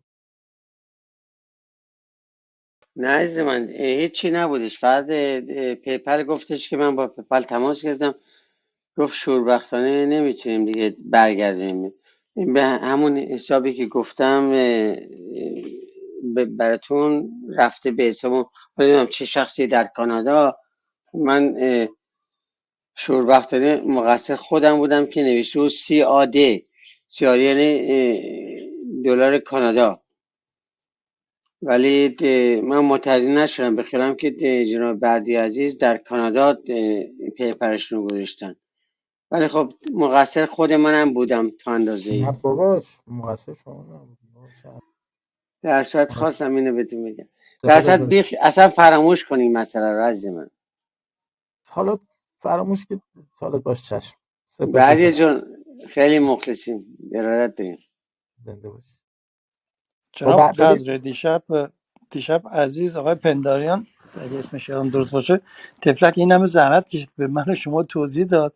حداقل میتونیم تو خود همون پیپل تو ترانسفرش اونجا یه جایی هست که براش بتونیم یه چیزی بنویسیم برای همین شخص. من نوشتم پیوست زحمتی که دیشب اون آقا کشیدن و بردیان گوش من کشید که حتما پیگیر باش. شما اگه حوصله و وقت کردی تو همون ترانسفر جایی که نوشته یه جا هست براش که بتونید ایمیل براش یه چیز بنویسید، برای اون شخص بنویسید. حالا داد دیگه ما هم حرف شنوه کردیم از دوستان که دیشب زحمت کشیدن به ما راهنمایی کردن. میتونید این زحمت رو اگه میل و حوصله داشتید بکشید. ببینم جان من این امروز تجربه کردم، متاسفانه شوربختانه نتونستم موفق بشم، در نتیجه ازش گذشتم. فدای سر جانبازان جانبرکف ایران که اصلا اهمیت و ارزشی هم نداره از من بخیال. شما صحیح میفرمایید، ولی دوست عزیزمون دیشب داشت زحمت میکشید. ببینید خوشبختانه نه برای من نه برای ما مسئله نبود، نیت هم پاک بود، هر دوتا دوست داشتیم این جوانای از ما بهترها که جلوی ما هستن پرچم رو سرفراز کردن ما یه کوچیکی انجام بدیم. به پیوست همین عمل خوبی که دارن این انجام میدن، جوون دیگری که فکر میکنم آقای پیوندیان اگه اسمش یادم درست باشه داشت میگفت زحمت کشید، گفت پیگیر باشید، هست میاد میره تمرین میکنیم یاد بگیریم. دیدم حرفش درسته. منم امروز 1.5 ساعت پشت اون خط وایسادم که یه کسی بهم بگه که نه چون شخصی بود به عنوان فرندز فرستادید نمیشه مگه برای اون بنویسید. البته من قبلش کرده بودم این کار. پیوست این قضیه برگردن توان هستید که براتون مهم نیست، راحت هم از این قضیه میگذره، جای بسی خوشحالیه. فقط میگم پیوست دیشب صحبت دیشب دوستان که این همه زحمت کشیدن کمک کردن اومدن گفتن که بکنیم این کارا رو، ما هم یه تمرینی بکنیم یاد بگیریم. منم امروز این یه ساعت همش پشت خط تقصیر موندم. بردیای عزیز گرامی هستش که اصلا همیشه همینطوره، بعد از شک مدت ها نکنید بعد بهش. عکسشو گذاشت که من عکسشو گذاشت براش فرستادم که همون فرستادم براش، همون تموم شد. این بعد یا خدا کنه خدا بگم چی کار کنه. قربونت برم. همش گردن من میدم، من وظیفه‌م از مبارکتم من میدم. نه بابا دمت گرم بعد یا خیلی باحالی. اصلا بگذر از این مسئله. خب اشکال نداره. بعد جان میگی چقدر چیز شده دوستان؟ نگاه کنم. آره یه چک بکنید. آقا دیگه من نیار اینجا بشم حسابدار تو بگو نگاه کن. حالا حقوقت هم پرداخت میکنم اشکال نداره. بذار با حد نصاب برسه. این میاره بیار بالا این آره دیگه میگه پولای برو بده کشیدی بالا. ببینم چی. نه آقا همون 2 نفر پول دادن. دستشون درد نکنه. سپاسگزارم. آقای حمید خرازی و آقای بهنام خزرایی. بردیا تو چطوری میخوای یاد بگیری فامیلی منه؟ من خزایی نیستم، خزرایی هستم عزیز من. یاد بگیر دیگه. ای بابا بابا حمید جان ما رو سر کار گذاشتی عزیز بردیا. آقای دلم. خزایی استاد نه تو فقط دست از اون سینه‌ت بردا من خوشحال میشم. آقا بیاد پول بدید دیگه. اینا که پایین هستن کیه؟ اینا که مثلا تو هلندن، تو هلندیا پول دارن، تو آمریکا هلند. کوروس که فلنگو بس. کوروس داد حرف پول من در رفت. میا بیا پول بده میا که باید پولم تازه بهش بدیم. خب ساده نداری؟ ساده اینجا نیست. ساده آقای چیزم آقای سجادم که خوابیدن فکر کنم چیزی گذاشتن. نه ساده کجاست؟ سایده که 1 میلیون گفت چندش قبول 1 میلیون. نه گفت قراره میگفت 1,800,000 یورو قراره به من نمیدونم به ارث برسه. نه چی گفتیم آره نه بعدیا من اینجا هستم سایده نیست. بذار من برم اون ور. بعدی اگه میخوای بیاد من هستم نمیاد خودش. نه بابا اینجا اصلا سایده بیاد نیل هم کلا نیل و کیوان فکر کنم کلا اینجا رو اندرون بزنن به. نه اصلا ببخشید ساده الان رفته پیش همون آقای ثابتی اینا تو اون اتاق. من آمار اتاق آقای ثابتی رو دارم. الان زنگ میزنن بهش ساده بیخود میکنه. نه بعد ما رو با سایده در ما رو با چیز با کیوان و نیل در ننداز بابا تو رو خدا. الان دوباره میان اینجا. میخوای به چیزام بگو بیاد. بعدا میدم تنش میخوره. نه سایده بیاد من نیل میریم اون ور. آریا جان بعد از مدتی بانو نیل اومدن توی رادیوم دیگه اینا دیگه نذارین از رادیوم برن بیرون. آقای عظیمی گفته من $200 میدم. آقای عظیمی $200 لطف کن. آقای بهنام نجفی گفته من $100 میدم. بهنام نجفی $100 هم نرسید. خالی بندی نیست عزیز من. نه بابا دانشون چرا حرف میزنه؟ چرا خالی بندی چیه؟ آقای عظیمی نگاه بکن قشنگ میخنده تازه خوشحاله که داره $100 میده. خالی بندی یعنی چی؟ خب منم به افتخار این دو جناب کدبانان عزیز گرامی من امشب اگر اون عکس تو که گذاشتی که رسیدش منم امشب 50 یورو میفرستم براتون. بابا به افتخار حمیده. بابا حمید جان داری خجالت میدی ما رو دیگه. بله میا هسته. میا ساکت اون پایین نشستی. چی؟ میا هست. میا MIA. آره میاد. خب چی میاد چی شد؟ بیا چقدر میخوای بدی؟ میاد تازه باید بهش پولم بدیم. نیل چقدر میدی؟ میانه بعد یا پول رد کن بیاد. نیل گفت 200 تا میدم. 200 تا. آره بابا بخری کرده. آره بابا گفته قولشو داده به من. نیل نمی‌نویسی که من گفتم بردیا دونگمو میده. الان میگی پول. مگه رستورانه دونگ چی؟ مگه اومدید کافه مثلا اومدید بار مثلا. سر خزیه گرامی سپاس از مهرتون. خواهی میکنم آخر سال یکم من کارم یکم شلوغ بودم ولی حتما خدمتتون هستم. آره من فکرم بردیا گفت دونگ منو میده. من که گفتم دونگ بچه دیگه من دونگ زیاد در بعدن رفتن ندادم به من. راست میگه. اینو من شاهدم راست میگه. بودن آقا بده دونگ ما بهت میدیم رفتن دیگه نیومدن. دقیقاً. بردیا تای چایی؟ آره صداش تو لوله پولیکا میاد بردیا. الان چی؟ الان بهتر شد؟ الان خوب شد؟ الان قوی شد؟ الان نگاه کن. نه نگاه کنید الان صدام خیلی قویه. صدای شما رو خفه میکنه تو صحبت کردن. عالی. نیل چند باید بدید؟ 200 پوند میفرستی میاد. 200 پوند. الان حتی انقدر صدات واضحه حتی میتونی دونگ منو بدی. 200 پوند باید بفرست بیاد. آقای رضا مهربانی با دست بکن یه 500 پوند دلار بفرست بیاد. 500 یورو. ببین با رضا مهربانی نه رضا مهربانی 500 یورو لطفاً. آقا اسامی بزنیم. البرز ایران 20 یورو لطفاً. کاوه تهرانی 20 یورو. چرا منو میگی 200 پوند بعد خب اینکه واحد 20 پوندمون پوند پوند دیگه. پوند خب نمیتونم دیگه. میگم یورو نه بده. چرا؟ عجب گرفتاری شدم. به من پوند میاد. به من هرچی بزید پوند میرسه اینجا. پوندی کار میکنه. پوندی ما کار میکنیم. الان مثلا دیجیتالی دادم. من دیجیتالی الان بردیا دادم. مثلا کویت بود با دینار کویت چیز میکرد. با دینار کویت میگرفتیم. آره. آقای نه سجاد یکی میگه 20 خلیلیان تا 10 منم یورو میگه بده. 200 تا. آقای سجاد خلیلیان 10 یورو بدی کافیه، چون از تبار ایرانی نمیتونیم بیشتر ازش بگیریم. فرید جی اف اینم اگه 5 یورو بده بازم میگیریم، مشکل نیست. آقا ما 1 یورویی هم میگیریم ها.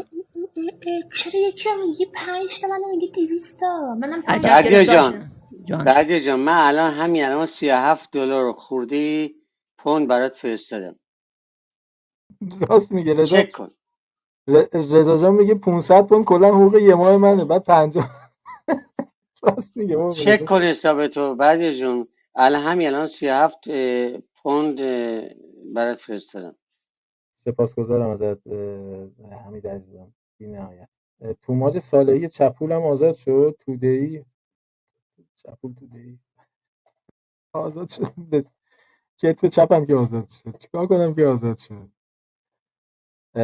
از شیدای همدانی خبر دارن دوستان؟ از شیدا خبر دارن؟ نه. چطور شیدا هیچ اثری ازش نیست، خبری ازش نیست. آقای خضرایی 36 پوند اومد. خب بله مسئله نیست، همون کافیه دیگه. 36 یا خورده دیگه مثلا. ولی خب رسید به دستتون. من میذارم روش 37 پوند، یه پوندش من میذارم. رسید از نمیخواد. آقای رضا چی نوشته؟ رنسان مرد حسابی 500 پوند حقوق یک ماه من. آقای رضا مهربانی بیا اینجا برای من کار کن، 1000 پوند بگیر دیگه بیشتر نگیر. بعد انصافا 1000 پوند میدی؟ بذار من با کله الان میام اونجا منچستر بعد کار میکنم. بیا آقا بیا شما بیا. انصافا 1000 پوند میدی؟ بله 1000 پوند که چیزی نیست که. رادیو رو تعطیل میکنه. آقا رادیو تعطیل. رادیو رو تعطیل. این بردیا اصلا بعد 2500 پوند بده ما به مجانی هم کار میکنیم رادیوم. ما. این بردیا خیلی پول داره، منتها نمیخواد فاش بکنه از من. خب شما حساب دیدی که خیلی پول داره؟ کامیلیدوری خیلی پول، چیکارش کنیم؟ نمیدونم دیگه، بعد یه کاریش بکنی دیگه. چه کار کنیم الان؟ هر کاری شما میگی ما انجام میدیم. آره کمک کن به رادیوم. چش کمک میکنیم به رادیوم. میدونم کمک چقدر کردی. کمک کنیم آقای خضرایی؟ چقدر کمک کنیم؟ بعد جون میدونم خیلی کمک کردی. نه من زیاد کمک نکردم. من شوخی دارم میکنم عزیزم. باهات شوخی دارم عزیزم. مثل اینکه تو با من مثل اینکه تو شوخی با من داری، من با تو شوخی دارم عزیزم.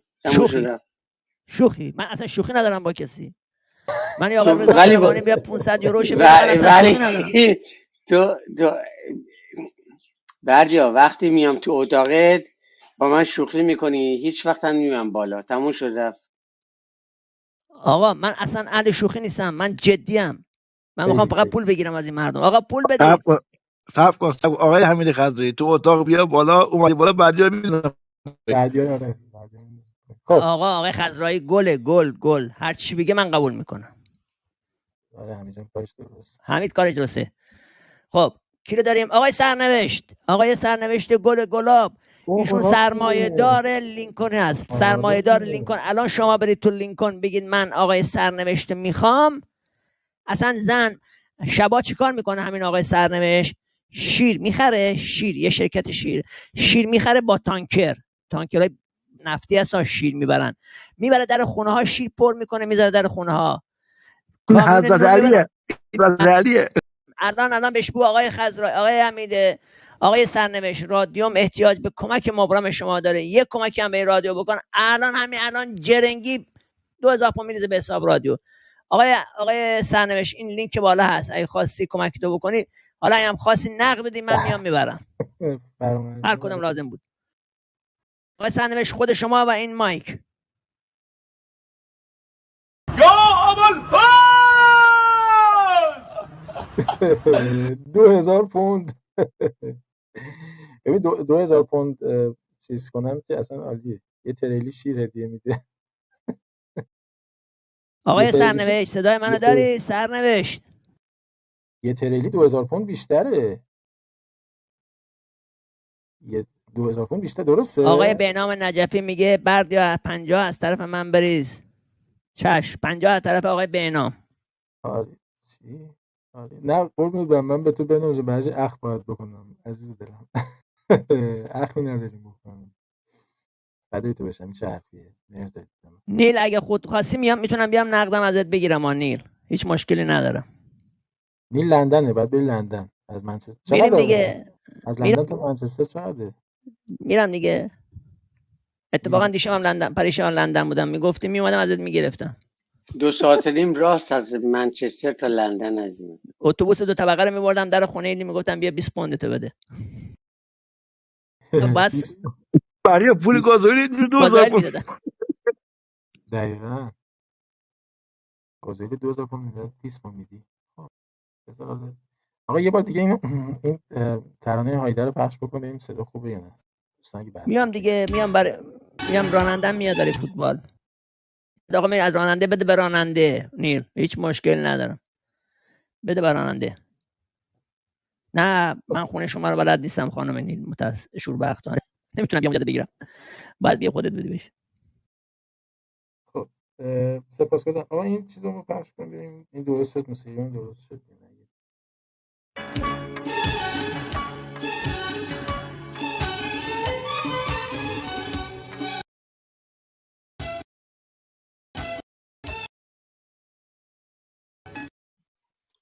آقا قد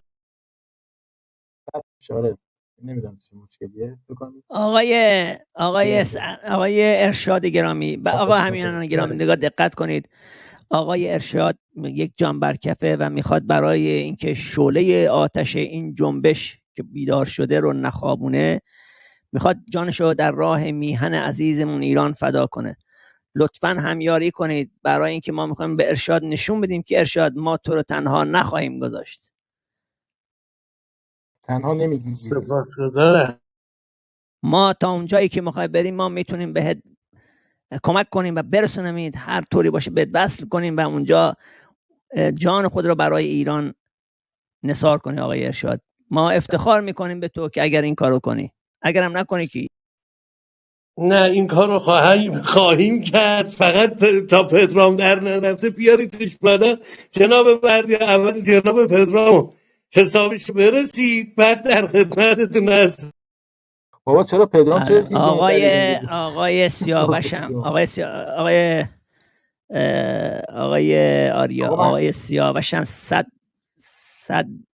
$100 میشه یا 100 یورو 80 پوند میشه، چقدر میشه. ایشون هم کمک کردن. آقای سیاوش. آقای سیاوش یکی از مبارزان حقیقی میهن ماست. آقای سیاوش بچه‌ها سپاس از واقعا بهش افتخار میکنم. بعدی تنها کاری تو این جمع آرواره نیست. آره عملگرا سیاوش. سپاس از سیاوش، دمت گرم. سیاوش که کارش درسته. امیدوارم که هر جا هستی تندرست و مانا بهروز باشی. اینم سپاسگزارم. البته سرور آریا جناب بردیا، بنده از جناب سیاوش گرامی سپاسگزارم، ولی ببینید که اون قایق شخصیشون که پشت سرشونه، ایشون حداقل دیگه کم باید 10,000 رو پرداخت کنن. نگاه کنید قایق شخصیشون هم پشت سرشون هستش و ازشون خوبه. ارشاد 10,000 تومان فرق میکنه، نه 10,000 تومان با پوند فرق میکنه. ارشاد 1000 پوند نه میشه 600 میلیون. آقا الان دوستانی که تشریف دارن، حالا من بگم اسمشون و نامشون رو بگم از بالا. حمید عزیز، حمید جان که حالا داخل ایرانن انتظاری نیست. قهوه‌چی گرامی، قهوه‌چی هم فکر کنم ایرانه تا اونجا که یادمه. قهوه‌چی ژاپنه. ژاپن. خب اصلا چی دیگه، ین باید بریزه. بعد علی کابین عزیزم ایرانن. جناب عظیمی ایران نیست. جناب عظیمی فکر کنم آمریکا، نه انگلیس باشه. ببخشید سرور آریا، عذر میخوام، ببخشید شاید به عده‌ای از دوستان حالا من خودتون میدونید همیشه حتی شهر خودم هم گفتم که کجا هستم. آقای ارشاد الان موقعش نیست. آقای پدرام، درود بر شما آقای پدرام، کمک بکن آقای پدرام ببینم چقدر میده. آقای پدرام یکی از همیانان مبارزه که الان 1000 یورو میده. آقای پدرام لطفاً برای رادیو میخوایم بزنیم، میرین ایشون یه خود نیاز داریم به کمک $1000 شما. آقای پدرام دانش. ارشاد الان موقع همیاریه، من نمیدونم چه ربطی داره اینا داری قاطی میکنی. ما داریم جمع میکنیم که تو جمع بکنی فونی جان فشانی کنی. نوشه مایک ندارم پدرام. خب جناب پدرام شما پولو بفرست، مایکو ولش کن، شب دیگه بهتون مایک میدم. ارشاد پدرام کسیه که هیچ وقت به هیچ کی وقت نمیده، الان موقع پول شد مایک نداره. نه چرا، پدرامو من میشناسم، قراره با هم کلی مسافرت بریم، مشروب بخوریم، تخته‌ای بازی کنیم. پدرام بیا بالا آبرومونو نبر شرافته، من کلی ازت تعریف کردم.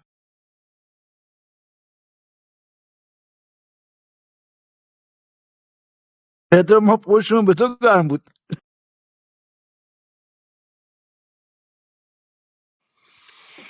یعنی میخواد بگه پدرام خالی بند بود؟ بردیا جان آقای من داشتم سرنوشت در صدای شما رو گوش میکردم. در لینکن آقای سرنوشت میشناسن، در لندن، شما در کل یوکه بگید آقای سرنوشت.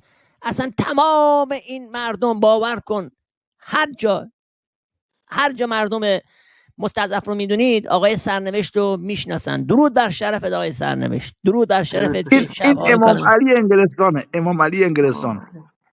من الان باید برم انگشتر عقیقمو دستم کنم، یه بغچم بذارم رو کولم بلنشم برم بیرون به ملت انگلیس کمک کنم. بله واقعا ما افتخار میکنیم به شما آقای سرنوشت. چقدر میخوای بریزی به حساب من؟ فقط بگو اینجا اسمتو بیارم.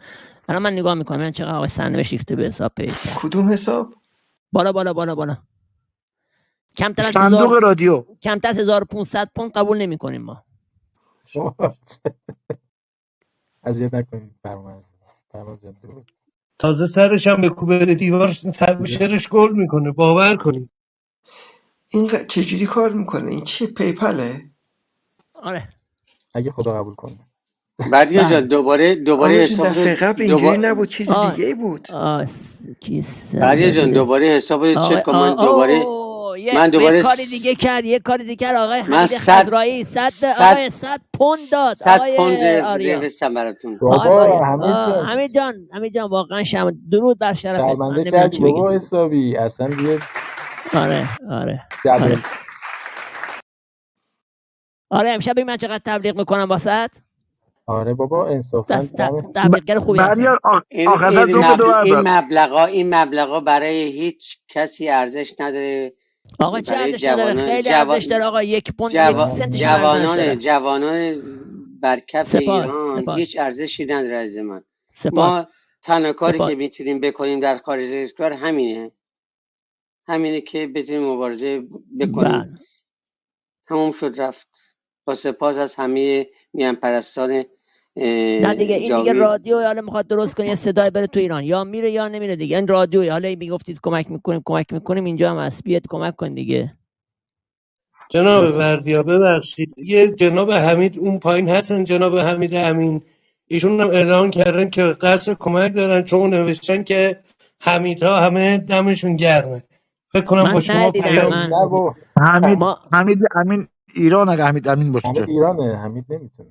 نه حمید میتونه آقا، میتونه. من نقدی میام تحویل میگیرم، هر جا باشید میام، با هواپیما اینا هلیکوپتر دارم میام آقا. شما فقط پول بده باش. این آقای پدرام آقا پدرام اگر دفعه دیگه اومدی تو اتاق گفتی من بیام بالا صحبت میکنم نمیدونم فلانی، همونجا میگن 1000 تا دراز نشست بزنی. خانم مونا شما که تو هلندی، داری سرمایه‌داری، میری غذا میخری میدی به این سگا رو میاری تو خونتون، سگا رو نگه میداری، خب یه 1500 یورو بده به اینجا کمک کن دیگه. اینایی که سگ دارن گربه دارن چقدر خرج سگ و گربهشون میکنن؟ مونا من نمیبینم بردیا. اینا میام اگه مونا نیست. مگه نه این میاه مونا. گفتم اگه مونا اومد پوزشخایی کن که مونا نیست. مونا کیه؟ مونا هم نیست. من میام با مونا چه فرق میکنه؟ آقای بردیا این پیپله. من دفعه قبل که واسه رادیو کمک کردم من حقیقتش این چیزی ندیدم، چیز دیگه بود. من پیپال ندارم. اون حساب اشتباه بود، اون اشتباه بود. برید به حساب من بگو چقدر دادی که من به آقای آریا الان بگم. نه گوفاندمی بود اون چیز. نه آقای آریا، حساب من آقای سرنوشت داره، قبلا هم کمک کرده، ما دادیم به فرستادیم به زندانی سیاسی، آقای سرنوشت میده. آقای سرنوشت هر چقدر کمک کردی فقط به من بگو که من به آریا بگم لطفا. اوکی، من واسه چی میگه پیغام میفرستم به آره واتساپ. سپاسگزارم. آره سپاسگزارم، بفرستی به من به آریا میگم، بعد میگم آریا آقای سرنوشتم کمک کرد. سپاسگزارم از شما همیهن گرامی. آقای حمید امین، آقای حمید امین میگه من چقدر میدم برای من؟ چقدر میدم؟ بابا حمید از نکن بردی، حمید ایرانه. خب چی؟ نه ما ریال قبول نمی کنیم لطفا، خواهشن. ریال از ببین بدبختی به جای رسیده کسی ریال قبول نمیکنه. ما همه چیز قبول میکنیم جز ریال. حتی افغانی هم میگیریم. افغانی آره دقیقاً. یعنی چه خودت با آریا در ارتباطی؟ ما اینجا مسئول حسابدار داریم، مشخص میشه. خب الان کی رو داریم دیگه؟ ارتباط نامشروع داره باش با جناقی مگه؟ آها کاوه تهرانی یادم رفت. اینا که اسمشون کاوه هست، رستمه دیگه، به شما بگم چی میشه؟ کاوه، رستم، ارژنگ، خسرو. بختیاری های همیهن مبارز ما، این بختیاری ها، این آقای عباس چی بود؟ سلحشور از کویت، اینا کجا هستن؟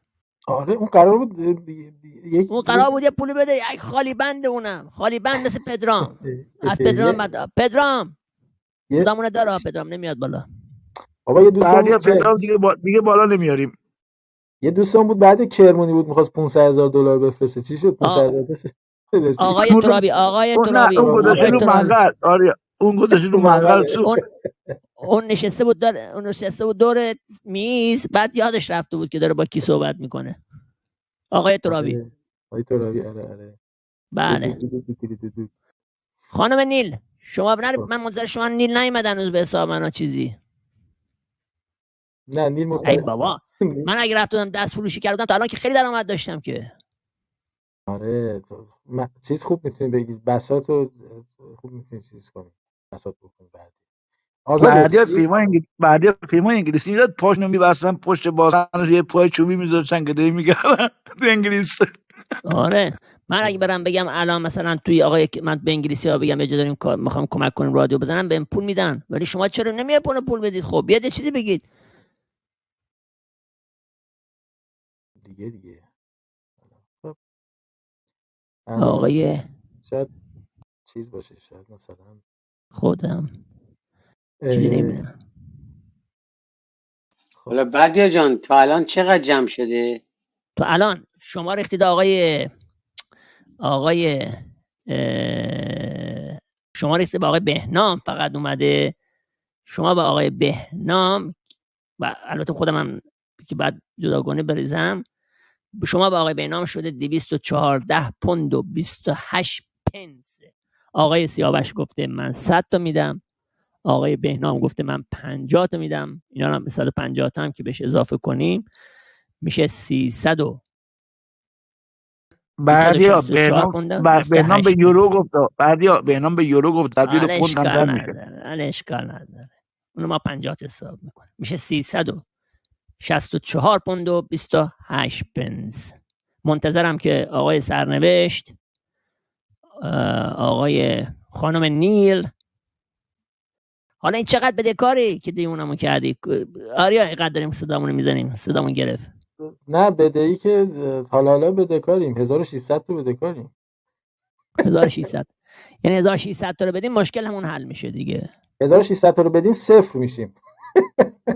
شما جریان این تلویزیون ماهواره‌ای بود میگفتن 30,000 تا این برج ندی ما تلویزیونمون قطع میشه، بعد سر برج که میشد 30,000 تا جمع نمیشد، بعد فردا میدیدین دوره اومدن. یه روز زنگ زدم گفتم آقا تو همین الان من تا ساعت 12 شب پای تلویزیون شما نشستم گفتی قطع میشه، امروز دقیقاً 1 دقیقه شد الان شما هنوز هستید که گفت فرجه بمونده. گفتم بعد تو دروغ گفتی اون موقع قطع میکردن. ما نفهمیدیم بالاخره این جریان تلویزیون‌های ماهواره چطوریه. می‌نویسن $70,000 کم داریم، بعد نکنه میبودی رو میگی. از این کارا همشون شرم شهردار مینوشت دیگه. کم میکرده یک کم کرمونده. زیا اتباعی قرص قلب میخورد، میگفت قلبم گرفت، پول بدید، من الان ناراحتی قلبی دارم، این تلویزیون بعد بمونه. بعد دور میدیم کسی پول نمیداد. بعد حالا مشکلی هم که هست، جناب سرنوشت 60 پوند ترانسفر کردن آقا. سپاسگزارم از خانم سرنوشت گل گلاب. سپاس.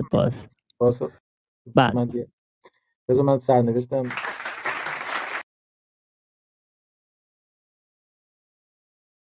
بعد سپاس فرمان جان، سپاس، دمتون گرم. آره.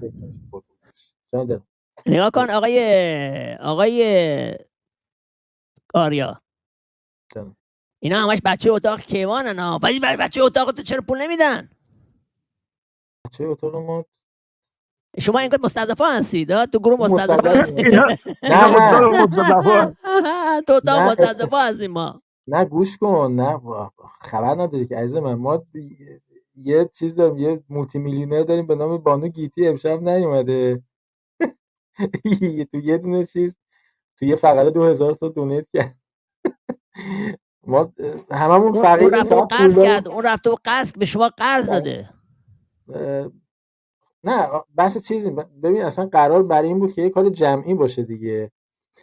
ما بنا بود که 20 نفر چیز بکنیم، جمع بکنیم، ما این مثلا 50 یورو به صورت ماهانه ثابت که بشه مثلا 1000 تا. بعد ما مینیمم هزینه‌ای که برای چیز داشتیم در نظر گرفت برای استارت کار گفتیم بین 1200 تا 1500 یورو ما نیاز داریم برای خرید میکسر رو. عرضم به خدمت شما که این میکروفون که حالا میکسر و میکروفون رو گرفتم، بعد خب بیشتر اون هزینه‌ای که حالا گیتی جان مهر کرد و پرداخت، چون ماه پیش نزدیک 400 یورو دوستان دونیت کردن، تقریبا از این 1600 تا 1000 تقریبا 400 500 تاش فقط رفت برای اجاره محل جدید برای استودیو. یعنی هنوز این متریالی که من باید بگیرم برای به قول معروف چیه اکوستیک کردن محیط، هنوز این متریال رو یعنی نرسید حقیقتش برای خریدن پنل‌های اکوستیک. یواش درست میشه، ما عادت نکردیم، میدونی، یواش درست میشه. آره یه سری مثلا ببین، مثلا برای چیز یه لپتاپ حتما باید بگیرم، چون اینجا یه وقت برق میره، هم یه لپتاپ باید بگیرم، هم عرضم به خدمت شما که یه دونه سیستم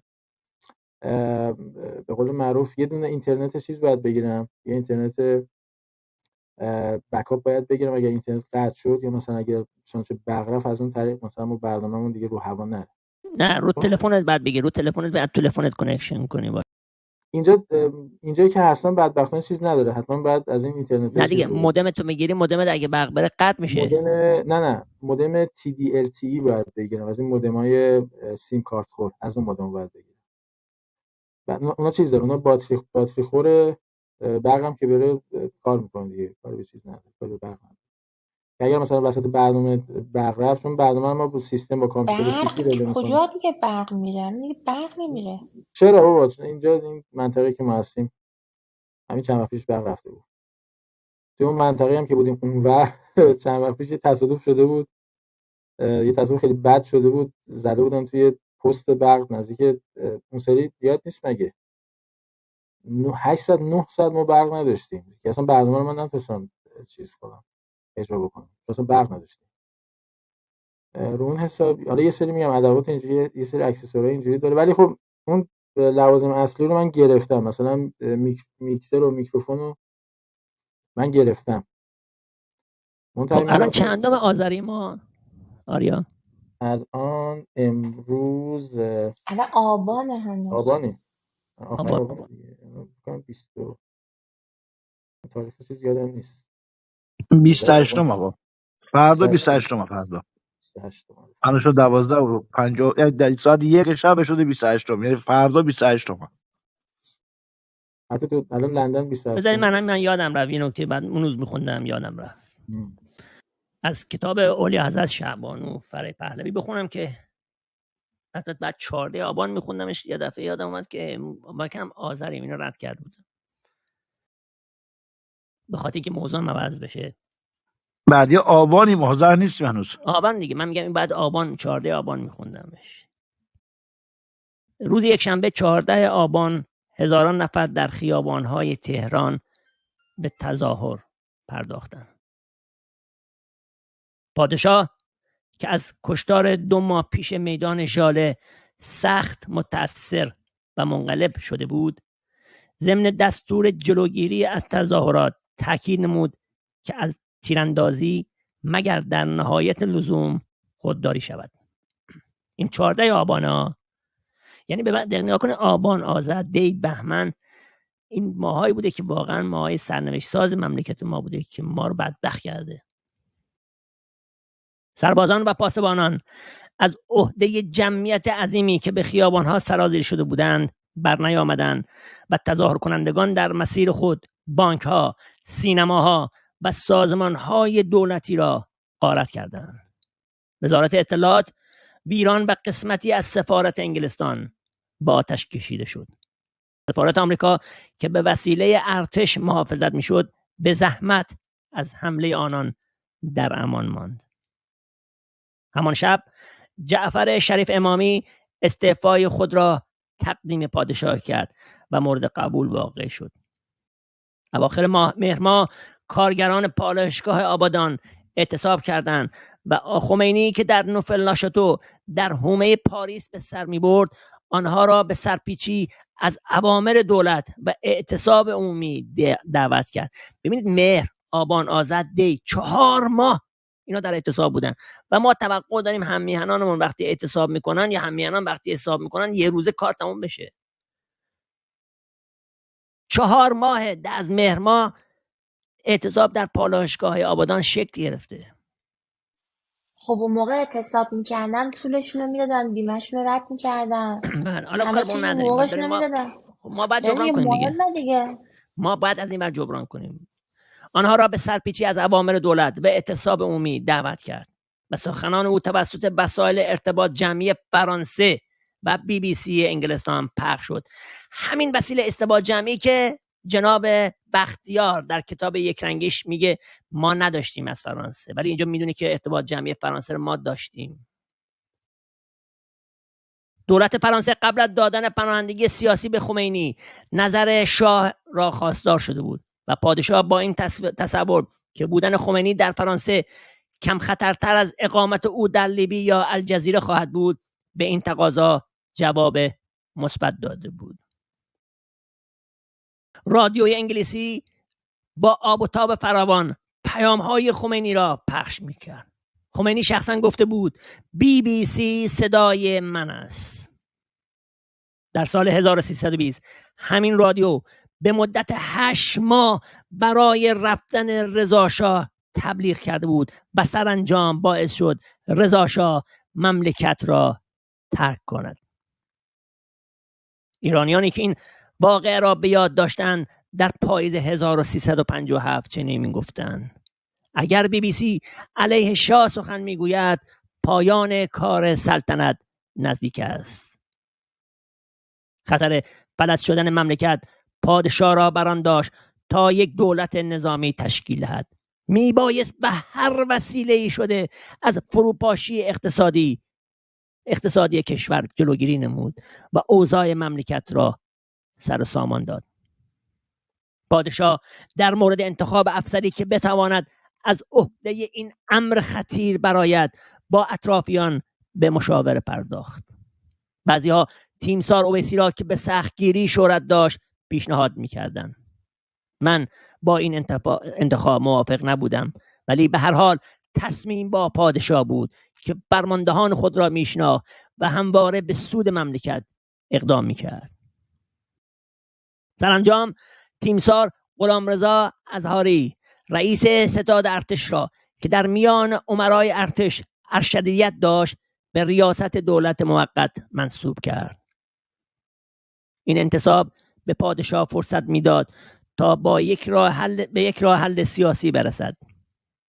یکی از نخستین اقدامات این دولت برکناری هویدا بود که خیلیا حتی ارتشیان تقاضای آن را داشتند. بسیاری از وزرا در زمان دولت شریف امامی و چند تن دیگر هنگام بازداشت هویدا نیز دستگیر شدند. او فکر میکرد محاکمه هویدا موجب رفع سوء تفاهمات خواهد شد. حتی خود پادشاه در این باره در کتاب خاطرات خود چنین می‌نویسد: من چندان به این استدلال عقیده نداشتم، ولی هویدا که هنوز مرد احترام من بود آماج اصلی حملات مخالفین بود، گرچه هدف واقعی خود من بودم. اینو در کتاب پاسخ به تاریخش میتونید پیدا کنید، صفحه 262.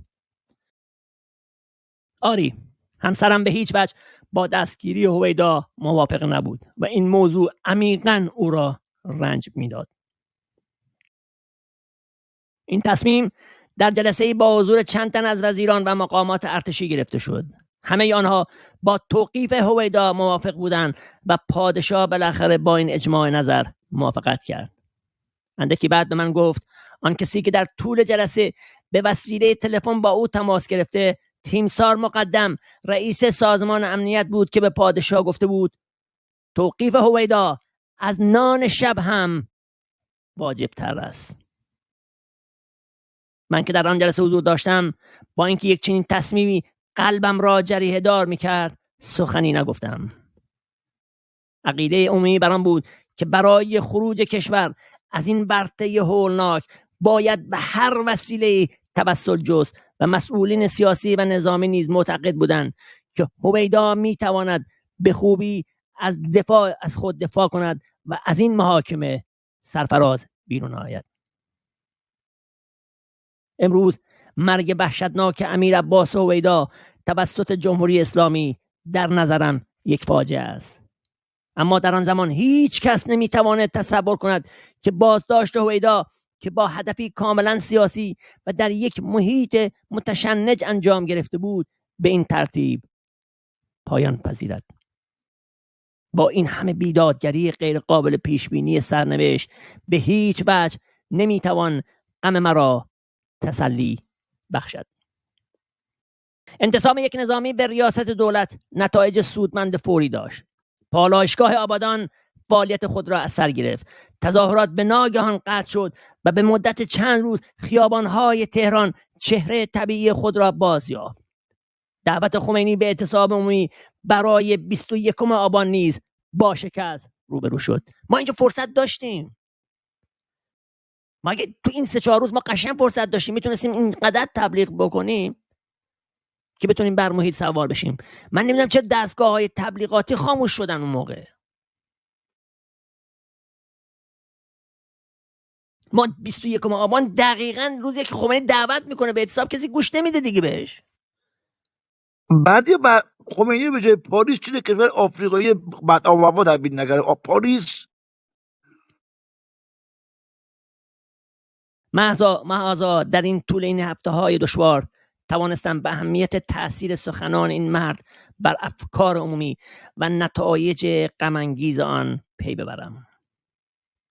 روز 27 آبان سال 1357 به همراهی دخترم فرهناز و پسرم علیرضا برای دیدار آیت الله خویی که نفوذ بسیار بر شیعیان داشت به کربلا و نجف و 2 شهر مقدس شیعیان رفتم.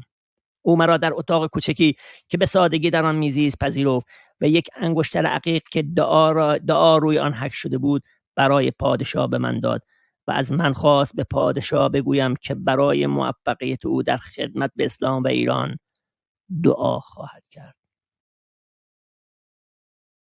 سلجوقه عیادی و سرباز سلامت بخش که به گروه اسلامیگران پیوسته بودند یک روز هنگام نماز صبح در پادگان گارد شاهنشاهی به سوی گروهی از افسران تیراندازی کردند. به من اطلاع دادند که بعضی از آنها به سختی مجروح شدند. 13 نفر کشته و 36 نفر مجروح.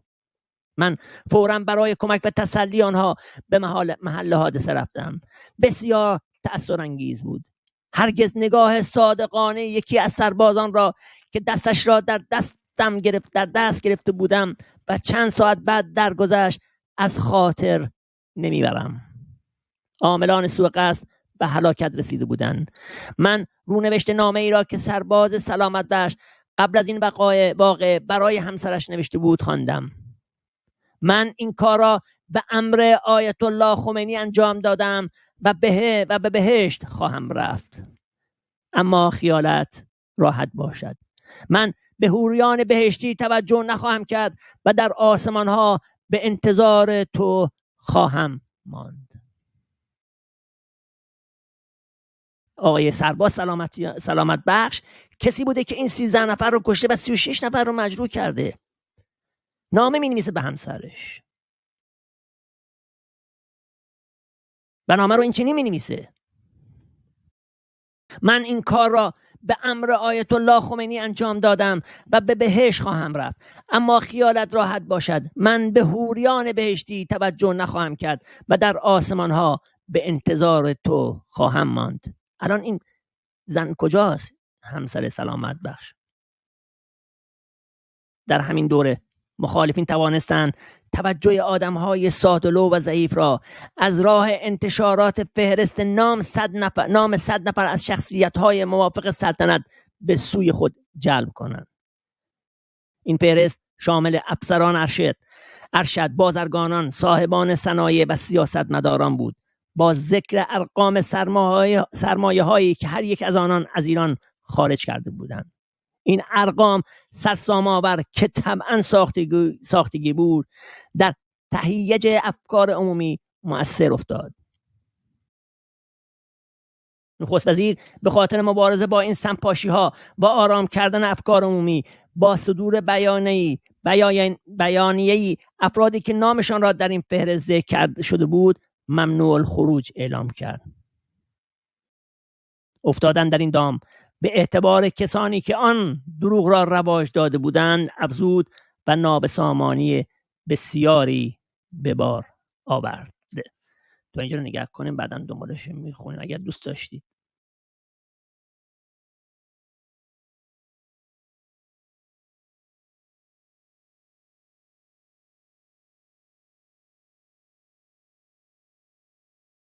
بله، دمت گرم. بعد جان خسته نباشی دیگه، توضیح ندارم دیگه، کامل بود.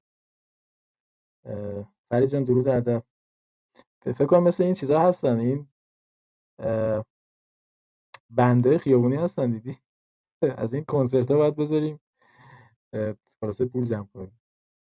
اب نداره، ما در خدمت دوستان هستیم. اتفاقا امشب 2 تا کار آماده کردم در محضر دوستان. فرید جان هستی؟ درود بر شما.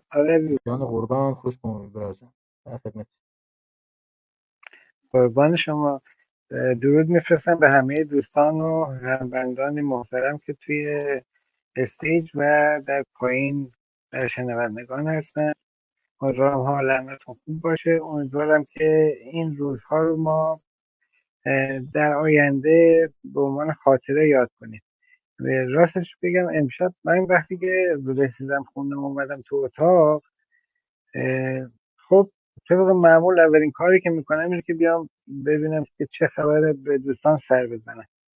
و وقتی که سخنان بعضی از این هموندان که ظاهرا هموند بودن، من تا به حال همچین چیزی رو نشنیده بودم، یعنی لحن سخن گفتن، نوع کلماتی رو که افراد به کار بردن، افراد که نه، فقط یه نفر معذرت میخوام. ببینید من امیدوارم که این رسانه هایی که به همین شکل، یعنی مثل همین رسانه هایی که الان داریم سعی میکنیم به وجود بیاریم، بیشتر بشه. به خاطر اینکه یکی از معضلات بزرگی که ما داریم، خب در طول این 40 سال در ایران مسئله همین رسانه است. یعنی اینا پروپاگاندا میکنن و تمام مسائل رو به صورت وارونه به خورد ملت میدن و خیلی از مردم هستن که اینا رو باور میکنن. مثلا من خودم سالهای سال شهرام شارلاتان رو به عنوان وطن پرست میشناختم. چرا؟ چون هیچ رسانه دیگری نبود، هیچ جایی نبود که اطلاعات درست رو بگیریم و من همیشه فکر میکردم آقا این چرا مثلا با حرفای این ما میرفتیم تو صف نانوایی، نمیدونم این کارهایی که اون موقع میگفتن ما هستیم فلان بسار بگذاریم. ولی من روزی که وارد کلاب هاوس شدم و اولین سخنان این آقای شهرام همایون رو بعد از این همه سال که این تلویزیون رو دنبال میکردم شنیدم، تازه متوجه شدم که آقا این آقا با اون چیزی که پشت تلویزیونش میگفت 180 درجه فرق داره. خب این برای من یه نقطه تلنگری بود که من خیلی دقت کنم روی این که به افراد نباید فقط از یک بعد و یا یک گوش فقط گوش داد، برای اینکه شما وقتی سورس های دیگر رو نداشته باشی و فقط یه سورس داری، ما تو ایران بدبختیمون همینه دیگه، هیچ چی میگن رسانه دیگه ای نبود، ما سالهای سال با همینا دلمون خوش بود. روزی که NITV وارد ایران شد ما جشن گرفته بودیم که آقا یه صدایی از خارج وارد ایران. البته من آقای آتابایی رو از نزدیک میشناختم زمانی که ایران بود، چند سالی با ایشون در یک محل زندگی کرده بودم، ایشون رو میشناختم و NITV واقعا دوران برای ما تو ایران که هیچ نقطه نظری نداشتیم، هیچ به اصطلاح راه ورودی اطلاعات نداشتیم، خیلی مهم بود. دیدن آقای ثابتمانی بعد از مدت‌ها و ما ایشون همیشه تو تلویزیون به عنوان اخبار می‌دیدیم، اخبارگوی بود، صدای خوبی داشت، اینا برای ما تجدید خاطره بود، برای ما خیلی قشنگ بود. ولی خب NITV هم بعد از چند وقت از بین بردن و ترکوندنش و بعد تلویزیون‌های دیگه در اومد. در اون موقع من فکر نمی کردیم که آقا این سیستم انقدر پیشرفت داره میکنه که تمام این صداها رو از به اصطلاح جانب خودش به مردم برسونه. بعد از NITV تقریبا تمام رسانه هایی که برای ما پخش شد، من الان که نگاه میکنم به گذشته میبینم که اینا هم از دست حکومت داشت به اصطلاح شارژ میشد و اون اطلاعاتی که به ما میدادن از طریق اینها. در حال الان میفهمیم که وجود رسانه‌های حتی خیلی کوچک مثل همین رادیوم خودمون چقدر مهمه و این چقدر میتونه در افکار عمومی توی بچه‌هایی که توی ایران هستن، گویی که بچه‌هایی که الان من دارم میبینم همین دهه 80 ها بسیار پیشرفته شدن نسبت به ما، بسیار به اصطلاح چی میگن پخته هستن و من لذت میبرم. ولی وقتی باز توی تریبانای خودمون بیایم میبینیم یه دفعه یه نفر میاد پادشاهمون رو صدا میکنه یارو، این برای من نوعی مثل یه دونه مشت محکمه، یعنی من اصلا نمیتونم این تحمل کنم و تازه متوجه میشیم که آقا هنوز که هنوزه ما گرفتاری داریم، هنوز که هنوزه کسایی هستن که در لباسهای مختلف میان خودشون رو جا میزنن و فکر به مردم میفروشن. پس بنابراین وجود تریبونایی مثل همین تریبون رادیوم خیلی مهمه. برای همینم امیدوارم که تمام دوستانی که به این مسئله اعتقاد دارن در این همیاری‌ها بیشتر شرکت کنند و باعث بشن که این صداهای کوچیک بزرگتر بشه. هر چقدر این صداها بزرگتر بشه تعداد افرادی که بهتر این رو میفهمن بیشتر میشه. شما نگاه کن الان به یه بچه 20 ساله توی ایران بیای این حرفایی که مثلا امشب بعضی از آقایون در اینجا گفتن بگی منفجر میشه، با اینکه اطلاعاتش خیلی محدودتره ولی اون احترام رو همچنان نگه میداره، در سخن خودش مواظبه، حتی با به قول معروف چی میگم با دشمن خودش هم یک پرده ای داره. ولی بعضیا متاسفانه ما میبینیم که با اینکه خودشون رو حتی پادشاهی خواه معرفی میکنن، وقتی که اون در یک لحظه خود بی خود میشن ذات درونیشون خودشون نشون میده. من فکر می‌کنم چند وقت پیش یک از دوستان در مورد فروید یه همچین چیزی گفته بود که ایشون یه صحبتی داشتن که افراد در زمین ناخودآگاه خودشون بعضی وقتا اون ذات خودشون رو در حالت به اصطلاح در یک جایی بروز میدن. برای همین من فکر کنم بهترین راه برای ما همینه که این رسانه ها هر چقدر بیشتر تقویت بشه. برای بچه‌هایی که داخل ایرانن بسیار ضروریه. شما نگاه میکنی خیلی از این کسایی که هنوز حتی خودشون رو پادشاهی خواه میدونن در مورد شاه صحبت میکنن، هنوز معنی شاه رو نمیدونن، یا مثلا یه حرف احمقانه میزنن که آقا ایشون اومده گفته من نمیخوام شاه بشم. ببینید حرف خیلی احمقانه است.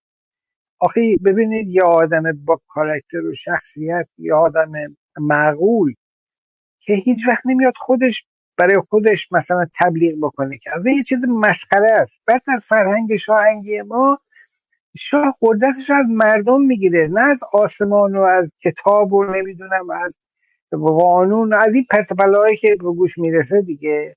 شاه قدرتش مردمن که شاه رو شاه میدونن و این برای من خیلی دردناک بود. یه حرفایی که شنیدم اول که وارد شده بودم اصلا نمیتونستم بفهمم یعنی چی. روز سخنانی که داره گفته میشه اصلا 180 درجه با اون چیزی که فرهنگ شاهنگی است فرق میکنه. و بهانه هم اینه که آقا در این رسانه همچین سوالی، آقا خیلی خوب اصلا گیرم که از ایشون 10 تا همچین سوالایی بکنن. ما وقتی که خودمون سیستم رو میدونیم، ما که میدونیم آقا سیستم هنری پرشت بوده، این بوده و همه اینا رو میدونیم که همه دنیا متحدن که ما به این سیستم بر نگردیم. بعد بگیم با وقاحت بگیم نه خب بابا ایشون خودش اومده این حرفا رو زده. ببینید اینا حرفای خنده‌داریه برای بچهای، یعنی من دوستانی که در داخل مملکت اینا رو میبینم باشون صحبت میکنم، اونا هیچ کدوم همچین فکری ندارن.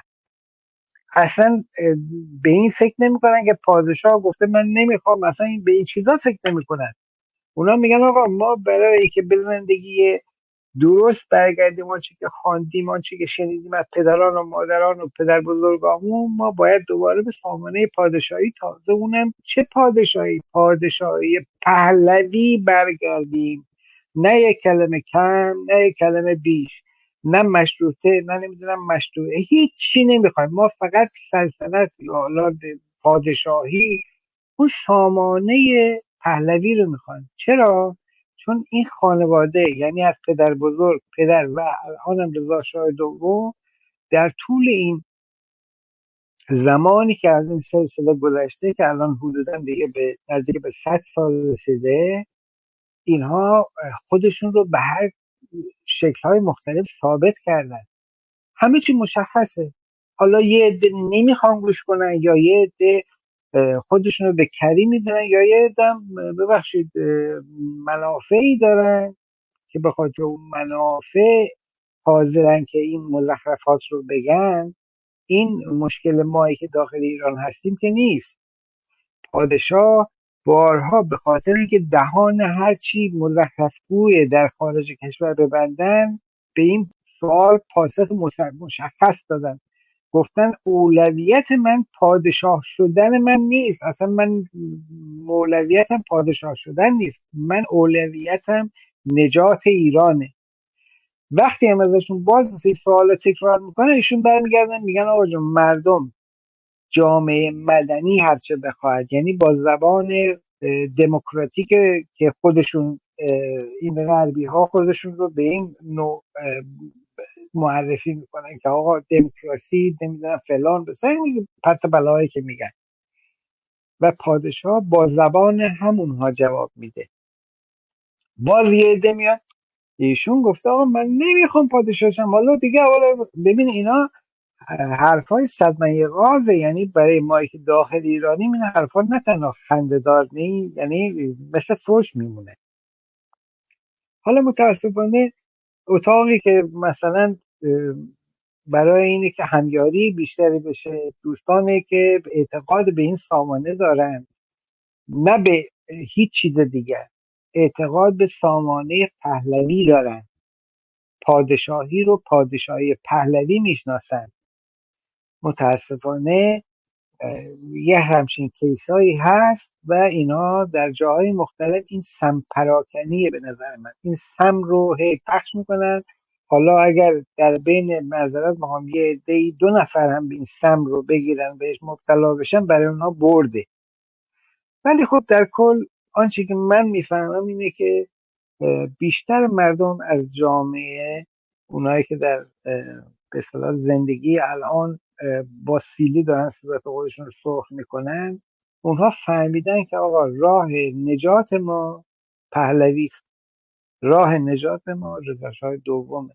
بقیه اینا همه حرفای چی میگن انحرافیه. حالا یه عده خودشون رو به کلیل زدن، یه عده خودشون رو نفهمی، اینا مشکل خودشونه. من فکر نمی کنم ما اصلا باید وقت بذاریم روی اینا برای اینا توجیه کنیم. اما اول به نظر من باید اینا رو قطع کرد و به نفر بعدی پرداخت. برای اینکه حرف اینا همشون مشخصه، چه چپ باشن، چه نمیدونم در لباس راست باشن، چه نمیدونم در لباس جمهوری باشن، شما وقتی نگاه میکنی حرفاشون همه یکیه، هیچ فرقی نمیکنه، فقط لباساشون فرق میکنه. حالا یکی جمهوری اسلامیه، یکی جمهوری خواه، یکی نمیدونم پادشاهی خواه، یکی میگه من مشروطه‌ای هستم، یکی میگه نمیدونم من بی خدا هستم. هر کی خودش یه جور معرفی میکنه، ولی سخن همه اینا اینه که آقا پادشاهی به ایران بر نگردد، ایران پادشاه ندارد و ما میدونیم که این دروغ محض.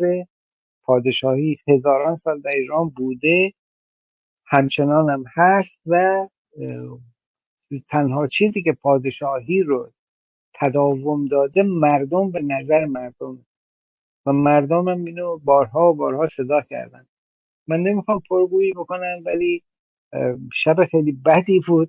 من خیلی ناراحت شدم با شنیدن بعضی از الفاظ، ولی خب به هر حال تحمل کردیم. هدف ما اینه که همیاری دوستانی که اعتقاد دارن به این مسئله و اینکه این صدایی که حرف راستین رو، اون نقاط کور یا گره های بسته رو باز بکنه بیشتر باشه. ما توی کلاب الان میبینه اتاقای بی محتوا خیلی داریم، اتاقای نمیدونم سبزی پاک کنی، لوبیا پاک کنی، ماشین صاف کنی، هر پرت و بلا، نمیدونم مزدور یابی، مزدور گیری، هزار و صد. چند وقت صحبت آقای آرش فرهادی و نمیدونم اینا 6 ماه 7 ماه پیش ما میدونستیم، فهمیدیم یعنی که آقا ایشون ظاهرا مجاهد هستن، اصلا ربطی به سامانه پادشاهی نداره، خودشو جا زده. حالا بعد 6 ماه تازه تلنگش در رفت و خودش رو اومد معرفی کرد. حالا ما بیایم وقت بذاریم مثلا ببین اینا اصلا مهره ای نیستن، آدمی نیستن، اصلا قیافشون نگاه کنی مشخصه قیافه آدمیزاد درست رو ندارن و بخوان از سامانه هم ایراد بگیرن. متاسفانه این گرفتاری ها هست، ولی ما باید خودمون تمرکز کنیم رو اون چه. من با اینکه در ایران هستم بارها گفتم، من به محض اینکه دستم برسه من حاضرم که با تمام وجود به این مسئله کمک بکنم برای اینکه رسیدن صدای درست به مملکت و به جوانان از هر چیزی مهمتره. و متاسفانه ما با یک سیستم فقط گرفتار نیست، درگیر نیستیم، تمام دنیا دست به دست هم دادن که این سیستم و سامانه به ایران برنگرده. و ما باید خاطرات خودمون رو هر چقدر میتونیم، اونایی که خاطره داریم بگیم، اونایی که جوانتر هستن بدونن و بدونن که آقا روزگاری ما واقعا یلی بودیم در این قسمت تاریخ، در این دنیا، برای دیگران تعیین تکلیف هم میکردیم. ولی خب یک شانس بد این بود که متاسفانه خیلی از این افرادی که در سامانه پادشاهی در اون موقع کار میکردن متاسفانه خائن بودن و افرادی هم که کم و بیش اینا رو شناخته بودن حرفشون به جایی نمیرسید و پادشاه رو در یک عمل انجام شده قرار دادن و ما کارمون در عرض به قول بدیا گفت آقا 5 ماه 6 ماه طول کشیده این جریان، بعد همه میخوان یک شبه همشی درست شه. دقیقا درسته، 5 6 ماه این پروپاگاندا ادامه داشت و خونریزی و بدترینش هم مسئله سینما رکس آبادان بود که جنوب کشور رو ناخودآگاه یک دفعه به وجد آورد و متاسفانه مردم هم که شما میدونید در مسائل سیاسی به صورت تقلیدی عمل میکنن، یعنی ناخودآگاه این تقلید کارش به جایی کشید که یه عده قلیل اومدن تو خیابان‌ها. درسته که از لحاظ آمار این تعداد 1/10 نمیدونم 1/50 مملکت هم نبودن، ولی در خیابان ملت که اینا رو نگاه میکردن خب یک عده بزرگی به چشمشون میآمد. و متاسفانه این مسئله تقلیدی مسئله روانشناسی دارن، یعنی افراد واقعا در مسائل سیاسی تقلیدی عمل میکنن و این باعث این بدبختی شده که ما اون سامانه، اون زندگی، اون سربلندی رو به راحتی از دست دادیم در 4-5 ماه. اون نظام بی طبقه ای که میگم، من شاید یادم دیشب در همین مورد صحبت کردم، اون نظام بی طبقه رو پادشاه برای ما به وجود آورده بود در سال 54 55 56. یعنی مردم درسته که ممکنه لازم به اصطلاح طبقه، حالا نمیخوام نام ببرم، طبقه درست نیست، به هر حال از لحاظ موقعیت شغلی در قسمت‌های مختلف جامعه بودن، ولی شانس و اینکه اون موقعیت برای همه این افراد یکسان بود، یعنی مسئله پارتی بازی نبود. این مسئله خیلی مهمیه، یعنی همه اون موقعیت رو داشتن که به دانشگاه خوب، به موقعیت بالا برسن، حتی اگر از لحاظ به اصطلاح خانواده و یا مثلا درآمد در حد بالای جامعه هم نبودن، ولی این موقعیت رو داشتن. من خیلی از این افراد رو میشناختم که در دوران پادشاه از کارگری در اداره شروع کردن و به مدیر کلی رسیدن. آقا ببینید اینو دارم بهتون، از کارگری در یک اداره شروع کردن، در سال 57 مدیر کل شدن در همون اداره. این یعنی چی؟ یعنی شما تمام چیزها برات مهیاست که وقتی میخوای ترقی کنی به راحتی ترقی کنی، ولی از سال 57 به این ور که همه اینا تعطیل شد و دیگه این مسائل به تاریخ پیوست. یعنی الان شما حتی تو کشورهای پیشرفته اروپایی هم فکر نمی‌کنم اون چیزی که در ایران اون موقع اتفاق افتاده بود ببینید. حالا من زیاد اطلاعات اونجوری ندارم، ولی اتفاقی که در ایران افتاد به خاطر اون سیستم، به خاطر پادشاه و اون کسایی بود که پادشاه جمع کرده بود که برای ایران کار بکنن. حالا توی اونا چند تا هم متاسفانه موضوع رو آدم فروش رو نمیدونم خود فروخته بود که این یه چیز یه اصلیه، شما در هر کاری یه درصدی خطا داری دیگه، این دیگه اجتناب ناپذیره. ولی ما با یک دنیا در افتادیم و متاسفانه دنیا پیروز شد. حالا امیدوارم که با همین رادیوهای کوچیک، با همین اطلاع رسانی ها و با همین همیاری ها، حتی اگه خیلی کم باشه، باز هم افرادی مثل همین بانو گیتی هستن که در لحظات به اصطلاح حیاتی بتونن یک به اصطلاح کارت بلانش باشن که شما یک دفعه یک راه رو بتونید در کلاسیکی بری جلو، حالات ببینید تا بعد بقیه دوستان چه دور کمک میکنن. به هر حال ممنونم که به من مرک بدین. امیدوارم که این همیاری ها همچنان ادامه داشته باشه و دوستان همه این احساس مسئولیت رو بکنن که این صداها گویی که کوچیکه ولی خیلی مهمه، چون حقیقت واقعی رو نشون میده. مثل همین امشب ما دیدیم یک فردی آمد سخنان نابجایی گفت، اما دوستان جواب به موقع دادن، هیچ بی احترامی هم بهشون نکردن، ولی اون شخص خودشون نشون داد. این به نظر من خودش یک پوانه. ما خیلی راحت تونستیم سره از ناسره تشخیص بدیم. به هر حال سپاسگزارم از شما، امیدوارم همیشه پیروز باشید و این اصطلاح رادیو تداوم داشته باشه برای اینکه هرچی بیشتر اطلاعات درست رو به هموطنان بده. حالا گویی که ممکنه بعضی از ما در جزئیات با هم دیگه اختلافایی داشته باشیم، ولی هممون هدفمون رسیدن به اون جامعه‌ایه که هممون علاقه داریم و اون سرافرازی ایرانه و سلام. یعنی دیگه این آخر کلمه است. ما میخوایم مملکتمون حداقل برگرده به اون نقطه‌ای که در اون نقطه ما رو ترکوندن و اون همه زیبایی رو از ما گرفتن. ممنونم که گوش دادین. ببخشید پرگویی کردم. نه تا ابد سپاسگزارم. جاوید شد. جاوید جان، سپاسگزارم از مهرت فرید عزیزی. نکته من فقط خدمت دوستان عرض بکنم، ما برای هزینه برای البته برای آغاز ماه پیش هم خدمت دوستان عرض کردیم، 2 ماه پیش یعنی خدمت دوستان عرض کردیم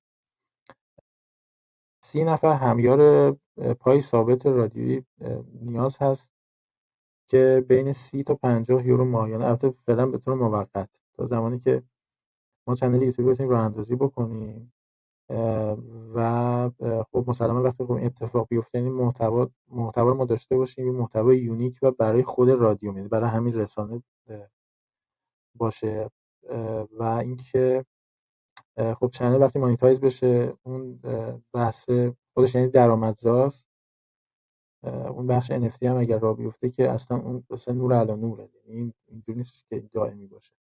برای آغاز کار رضای عزیزی بحث رو مطرح کردن، گفتن که چیزی بذاریم روی 100 نفر که خب این خیلی هم عالیه. منتهی مراتب حالا بر اساس بضاعتمون که داریم الان فعلا ما برای آغاز کار نیاز داریم که دست کم 30 نفر از عزیزانی که حداقل فکر می‌کنم تو این 3 سال گذشته حالا گفتمان ما رو میشناسن دیگه، حالا ما که فقط من کمترین نیست، بسیاری از عزیزانی که لطف داشتن، خود بردیه عزیز، آریو جان، عرضم خدمت شما که حالا سرورانی که اومدن ما ازشون از محضرشون آموختیم، علی کاویان گرامی و خیلی از عزیزان دیگه. بالاخره این گفتمان اینجا شناخته شده هست، فکر می‌کنم یه اعتماد نسبی حداقل بین 30 نفر از عزیزان دوستان داشته باشیم. و این حساب لازم هستش که نیاز هست برای آغاز کار این اتفاق بیفته. ما 30 نفر رادیومیار ثابت می‌خوایم که ماهی بین 30 تا 50 یورو، یعنی مینیمم 30 تا 50 رو که یه وقت فشار هم به کسی اون بحثی که فرید شما مطرح کردید در رابطه با اینکه حالا مثلا عزیزانی باشن که محورزان یه دفعه بیان زیر پر و بال ما رو بگیرن، یعنی رادیو خودشون در حقیقت این یه مقدار به نظر من از دایره انصاف به دوره که مثلا یک نفر یه دفعه مثلا اینقدر هزینه رو بخواد متقبل بشه. این کار جمعیه و قراره که همه با هم این کار رو انجام بدیم. اگر مثلا یه نفر یه دفعه مثلا بیاد 1500 تا 2000 تا چیز بکنه، خب این خیلی منصفانه هم نیست. توقع هم این نیست حقیقتش. برای آغاز کار میگم ما نیاز داریم که 30 نفر حالا از اون سرورانی که میدونیم هستن و همیاری که حمید عزیز که حسابی خجالت دادن ما رو، سیاوشان هم چوبکاری کردن، بهنام عزیز به همین ترتیب، خود بعدی عزیز که قبول زحمت کردن. عرضم به خدمت شما که سیاوشان نمیدونم گفتم بهنام جان بی‌نهایت سپاسگزارم ازت. یعنی امیدواریم که این شکل بگیره، این کار جمعی شکل بگیره و اون چیزی که هدف هست حالا تو زمینه زیر ساخت رادیو این هستش که ما از همین کلاب هاست که آغاز کردیم دیگه کم کم بریم روی پلتفرم‌های رادیو، یعنی تبدیل بشیم به یه پلتفرم جداگانه تحت عنوان رسانه رادیوم و خودمون اصلا اپلیکیشن خودمون رو داشته باشیم. ما خب اینا همش مستلزم هزینه هست و همون چیزی که ما برآورد کردیم برای طراحی اپلیکیشن، طراحی سایت، یعنی دامین هاست، عرضم به خدمت شما که اجاره سرور، برای اینکه حداقل شما باید دو تا سرور ما باید داشته باشیم که همزمان رو 2 تا سرور بتونیم برنامه رو به صورت بلادرنگ ریل تایم بتونیم برنامه رو دست کم 3 ساعت برنامه لایو و پس از اون هم به صورت 24 ساعته به حالت تکرار اون برنامه پخش میشه در طول روز. یعنی اینجوری نیستش که ما 3 ساعت چیزشو تمام شد. این 24 ساعته این تکرار میشه، برنامه هم روز تکرار میشه. هدف اینه. اینو گفتیم خدمت دوستان خلاصه به عرض برسونیم. هزینه ماهیانه‌اش هم میگم از مینیمم کمترین هزینه که در نظر گرفتیم برای این کار ماهی 700 یورو هست تا ماکسیمم 1000 یورو. بعدم از اون طرف هم من بازم اینجا میگم به شخصه هیچ ایرادی نمیبینم. حالا عزیزان که اینجا محورزن، کسی برای پول کار نمیکنه حقیقتش. هر کسی که داره کار میکنه برای میهنش داره کار میکنه. منتهی مراتب یه سری چیزا هستش که خود آدم باید رعایت بکنه دیگه. من مثلا به شخص هیچ اشکالی باز نمیبینم. مثلا دارم میگم مثلا دارم میگم حالا رو شخصیتش آقای ایکس که فریخته هستن، مثلا دکتر سودودر مثلا دارم میگم. حالا ممکنه یه عزیزی بیاد مثلا دکتر سودودر قبول نداره، نه شما آقای ایگرگ دعوتشون کردیم اینجا، اصلا ما بهشون پرداختی داشته باشیم. هیچ ایرادی من کمترین ایرادی من تو این نمیبینم. کمترین ایرادی توش نمیبینم. یعنی هر عزیزی بیاد اینجا انگولت بخواد بیاره، نمیدونم شما دارید اینجا کاسبی رو انداختید و فلان اینا، اینو من با احترام به همه عزیزان، یعنی اگر بشنوم توی این توی این تالار این بحث مطرح شده، با کمال احترام هر عزیزی باشه، پدر منم باشه، اگر همچین حرفی بیاد بزنه، این حرفای سخیف و خال زنه که بیاد مطرح بکنه اینجا، بنده با کمال میل آنفالو و بلاکش میکنم. اصلا نمیخوام این حرفا اینجا زده بشه، بسیارم زشته. یعنی چی؟ شما وقتی میریم یه دونه چی میگن، یه دونه اشتراک آمازون میگیریم مثلا سالی انقدر $، من نمیدونم الان چقدره، سالم چقدر شده. یه اشتراک مثلا اپل تیوی میگیریم انقدر مثلا. اینجا میتونه رسانه میتونه به عنوان بهترین استفاده که ازش میشه کرد، یکی از بهترین استفاده که یک محلی باشه، مکانی باشه برای آموزش، برای درس گفتار. عزیزانی که صاحب اندیشه هستن، گفتمان دارن، رضا مهربانی عزیز، آقای فرما، نمیدونم خود بعدی اردکانی عزیز، جناب دانیل استخر گرامی، بانو هدیه، همه عزیزان که حالا اینجا معرف حضور هستن دیگه، میدونیم که اندیشمندن، گفتمان دارن و تولید اندیشه میکنن، تولید محتوا میکنن. هدفم این هستش که عزیزان توی این رسانه تحت قالب یک برنامه رادیویی منسجم در خدمت مسائلشون باشیم. هدف اصلا اینه، در جهت آگاهی بیشتر مردم عزیزم. برای بینات سپاسگزارم. یه فکر میکنم یک ساعت دیگه من در خدمت دوستان هستم، چون روم کیوان جانم هست اون طرف، رومش هم به خاطر ما وارد تعلیق در آورد، ولی به هر روی یه کار خدمت دوستان اینو بازخوانی میکنم، تقدیم به همه عزیزان با عشق و مهر و احترام.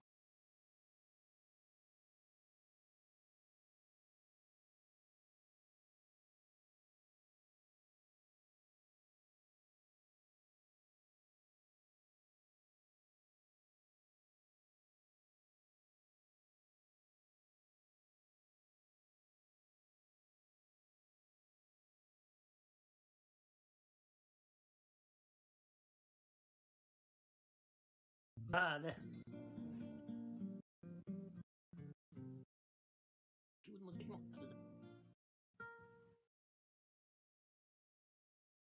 کی میذاره؟ صداش میاد. صدا هست دوستان؟ صدا میومد؟ صدای موزیک میومد؟ جونم بعدشون بگو. صدا کم بود. کم بود؟ نمیشه. صدا کمه؟ شاید بعدش مشکل داری. بذار ببینم. الان صدا میاد؟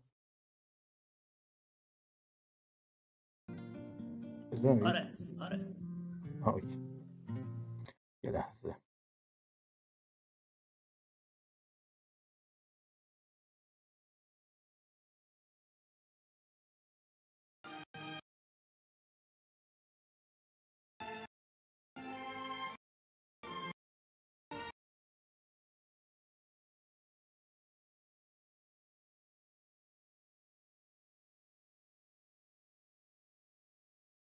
این صدات قطع و وصل میشه آقای رادیو، آقای آریا، چی میزنی؟ ما صدایی نداریم. شما صدا دارید آقای حمید خضرای گل؟ نه عزیزم، منم صدا ندارم عزیزم. بردیا جون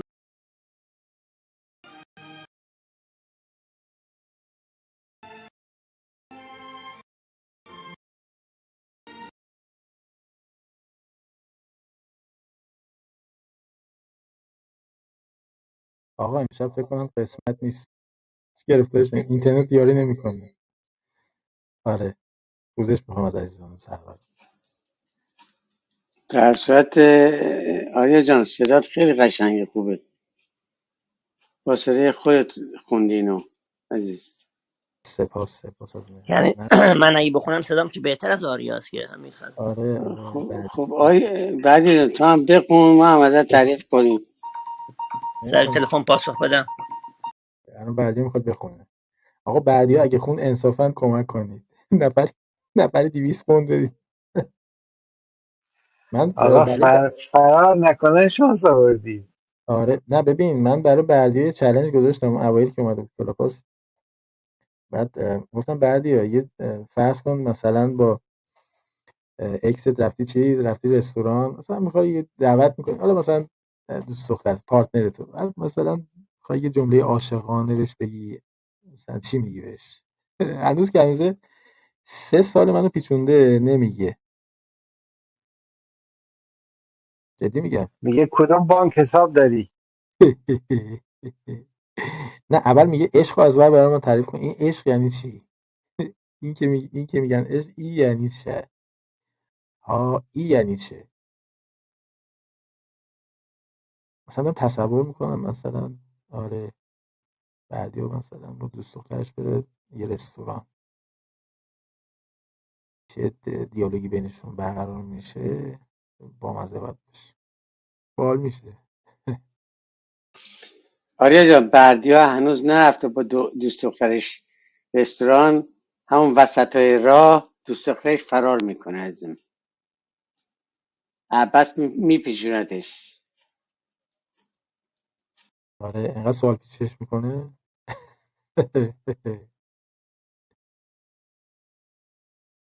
نه بعد یکی باشه مثل خود یا مثلا یکی باشه از بردیا چیزتر لجدرارتر، قشنگ بردیا رو بندازه توی چیز، بندازه گوشی رینگ.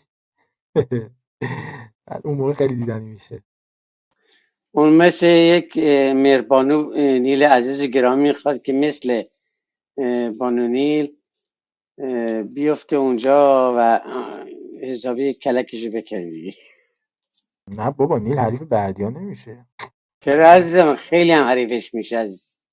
نه لاینشون فرق میکنه. دست کم گرفتی نیل عزیز ما رو. نه دست کم نگرفتم، لاینشون با هم فرق میکنه. نیل توی لاین دیگه است. نه بردیا باید یکی باشه مثلا مثل خودش گیر بده، گیر مثلا گیر بردی نیل گیر بردیایی نمیده، بلدم نیست، ولی بردیا باید یکی باشه مثل خودش یا مثلا بدتر از خودش، این گیر بردیایی ها بده. آقا این عشق مثلا بیا تعریف کن. بابا نیل از این اصلا تو این فازه نیست بنده خدا. مثلا چه میدونم اصلا یعنی چی دوست دختر؟ اصلا دختر مگه دوست میشه؟ مثلا از این گیر الکیا اینا استادش بردیاست. اصلا دوست یعنی چی؟ دوستو برای من تعریف کن. دوست کی؟ فکر کنم بردیا مثل سایده رو میخواد. اوه نه بابا دیگه من حالا چیز هستم زد تو خال نه بابا زد تو خال آقای خضرایی، زد تو خال. نه خدا نکنه بابا، سایده بردیا اصلا من نمیخورم. بابا بردیا دست دستی نه نمیان به هم دیگه. به هم نمیخورم.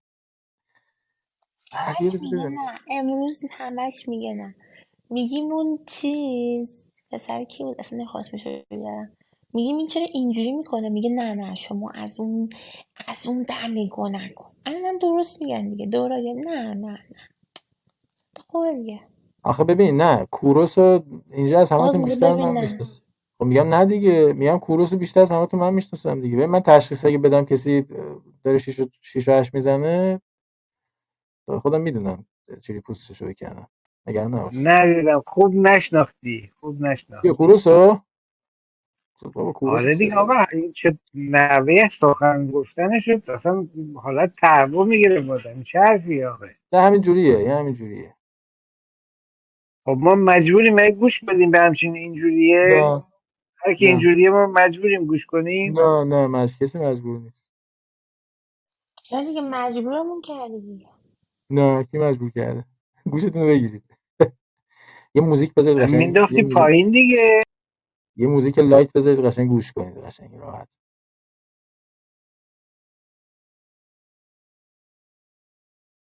نه ببین اونجوری اگه بخوایم حساب بکنیم اینجا تقریبا 90% آدما رو من هم بعدی اردکان باید بندازم پایین. اونجوری بخوام حساب بکنم همین بعدی رو واسه کلا ریمووش بکنم، یا مثلا نیل رو اصلا کلا باید شیفت دیلیتش بکنم، یا مثلا چی و فرید رو کلا مثلا خیلی حساب بکنی باید من شیفت دیلیت کنیم رو که من نه سریع ببین اینجا بذار چی بهت شد بگم. آقا؟ صبر بدید ببینم چی شد. من با اونها درگیرم، با تو هم درگیرم. چی شده؟ بردیا جان اتاق شلوغ شدش با عزت. آقا بحث سر تو بود بردیا، میخوان ساده رو بهت پیوند بزنن. ساعده؟ آره من به کجا به ساعده میخورم؟ میگم از بهت نیلم تعجب کرد. اینا گیر دادن. نه نه من تعجب نکردم. نیک از خداشه، نیک از خداشه، اینکه میدونم. فریدم که اصلا خوش پیشنهاد داد، حمیدم تایید کرد، گفتش که آره قشنگ زدی تو حال. اینا ستایی با هم توطئه کردن ها. اینجا باید بکنه برای خودشون، میدونن برای خودشون هر کاری خواستن میکنن. اینجا این ستا با هم از توطئه. بینام بپرس، از بینام توطئه در یادم. کار است، از توطئه بینام بزرگ در کار است، توطئه ها در کار است. اینها توطئه است. این ستا با هم توطئه کردن. بهنام جون بیا بالا. بهنام تو بالا نگو 2 ساعت پیش 3 ساعت پیش بشین. بردیا جان سایده بهترین بانویی که به دردت میخوره، از پس دم در میاد. بانوی دو عالم. نه نه نه نه نه نه اصلا همچین چیزی نیست. میخوای بخوا نخوا آش خونه خالت بخوری پاته نخوری پاته نه عزیزم. اگر اومدم لندن این انگشت شستو میشکنم. من میام منچستر سراغتو میگیرم میام پلا دیگه. آقا اصلا تو زنگ بزن، شما تلفن منو یادداشت کن، بزن هر وقت خواستی من یه ماچی از لپات میگیرم از من. بعد لوک نداره. بعد لوک نداره. من لپ ندارم. دیدی؟ لوکش بده. شو آدمیه نیل.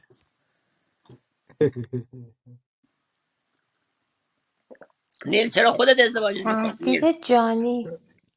ولی تجسمش هم خنده‌داره به خدا. وحشیانه. گریه داره. انگشت منو بشکونه؟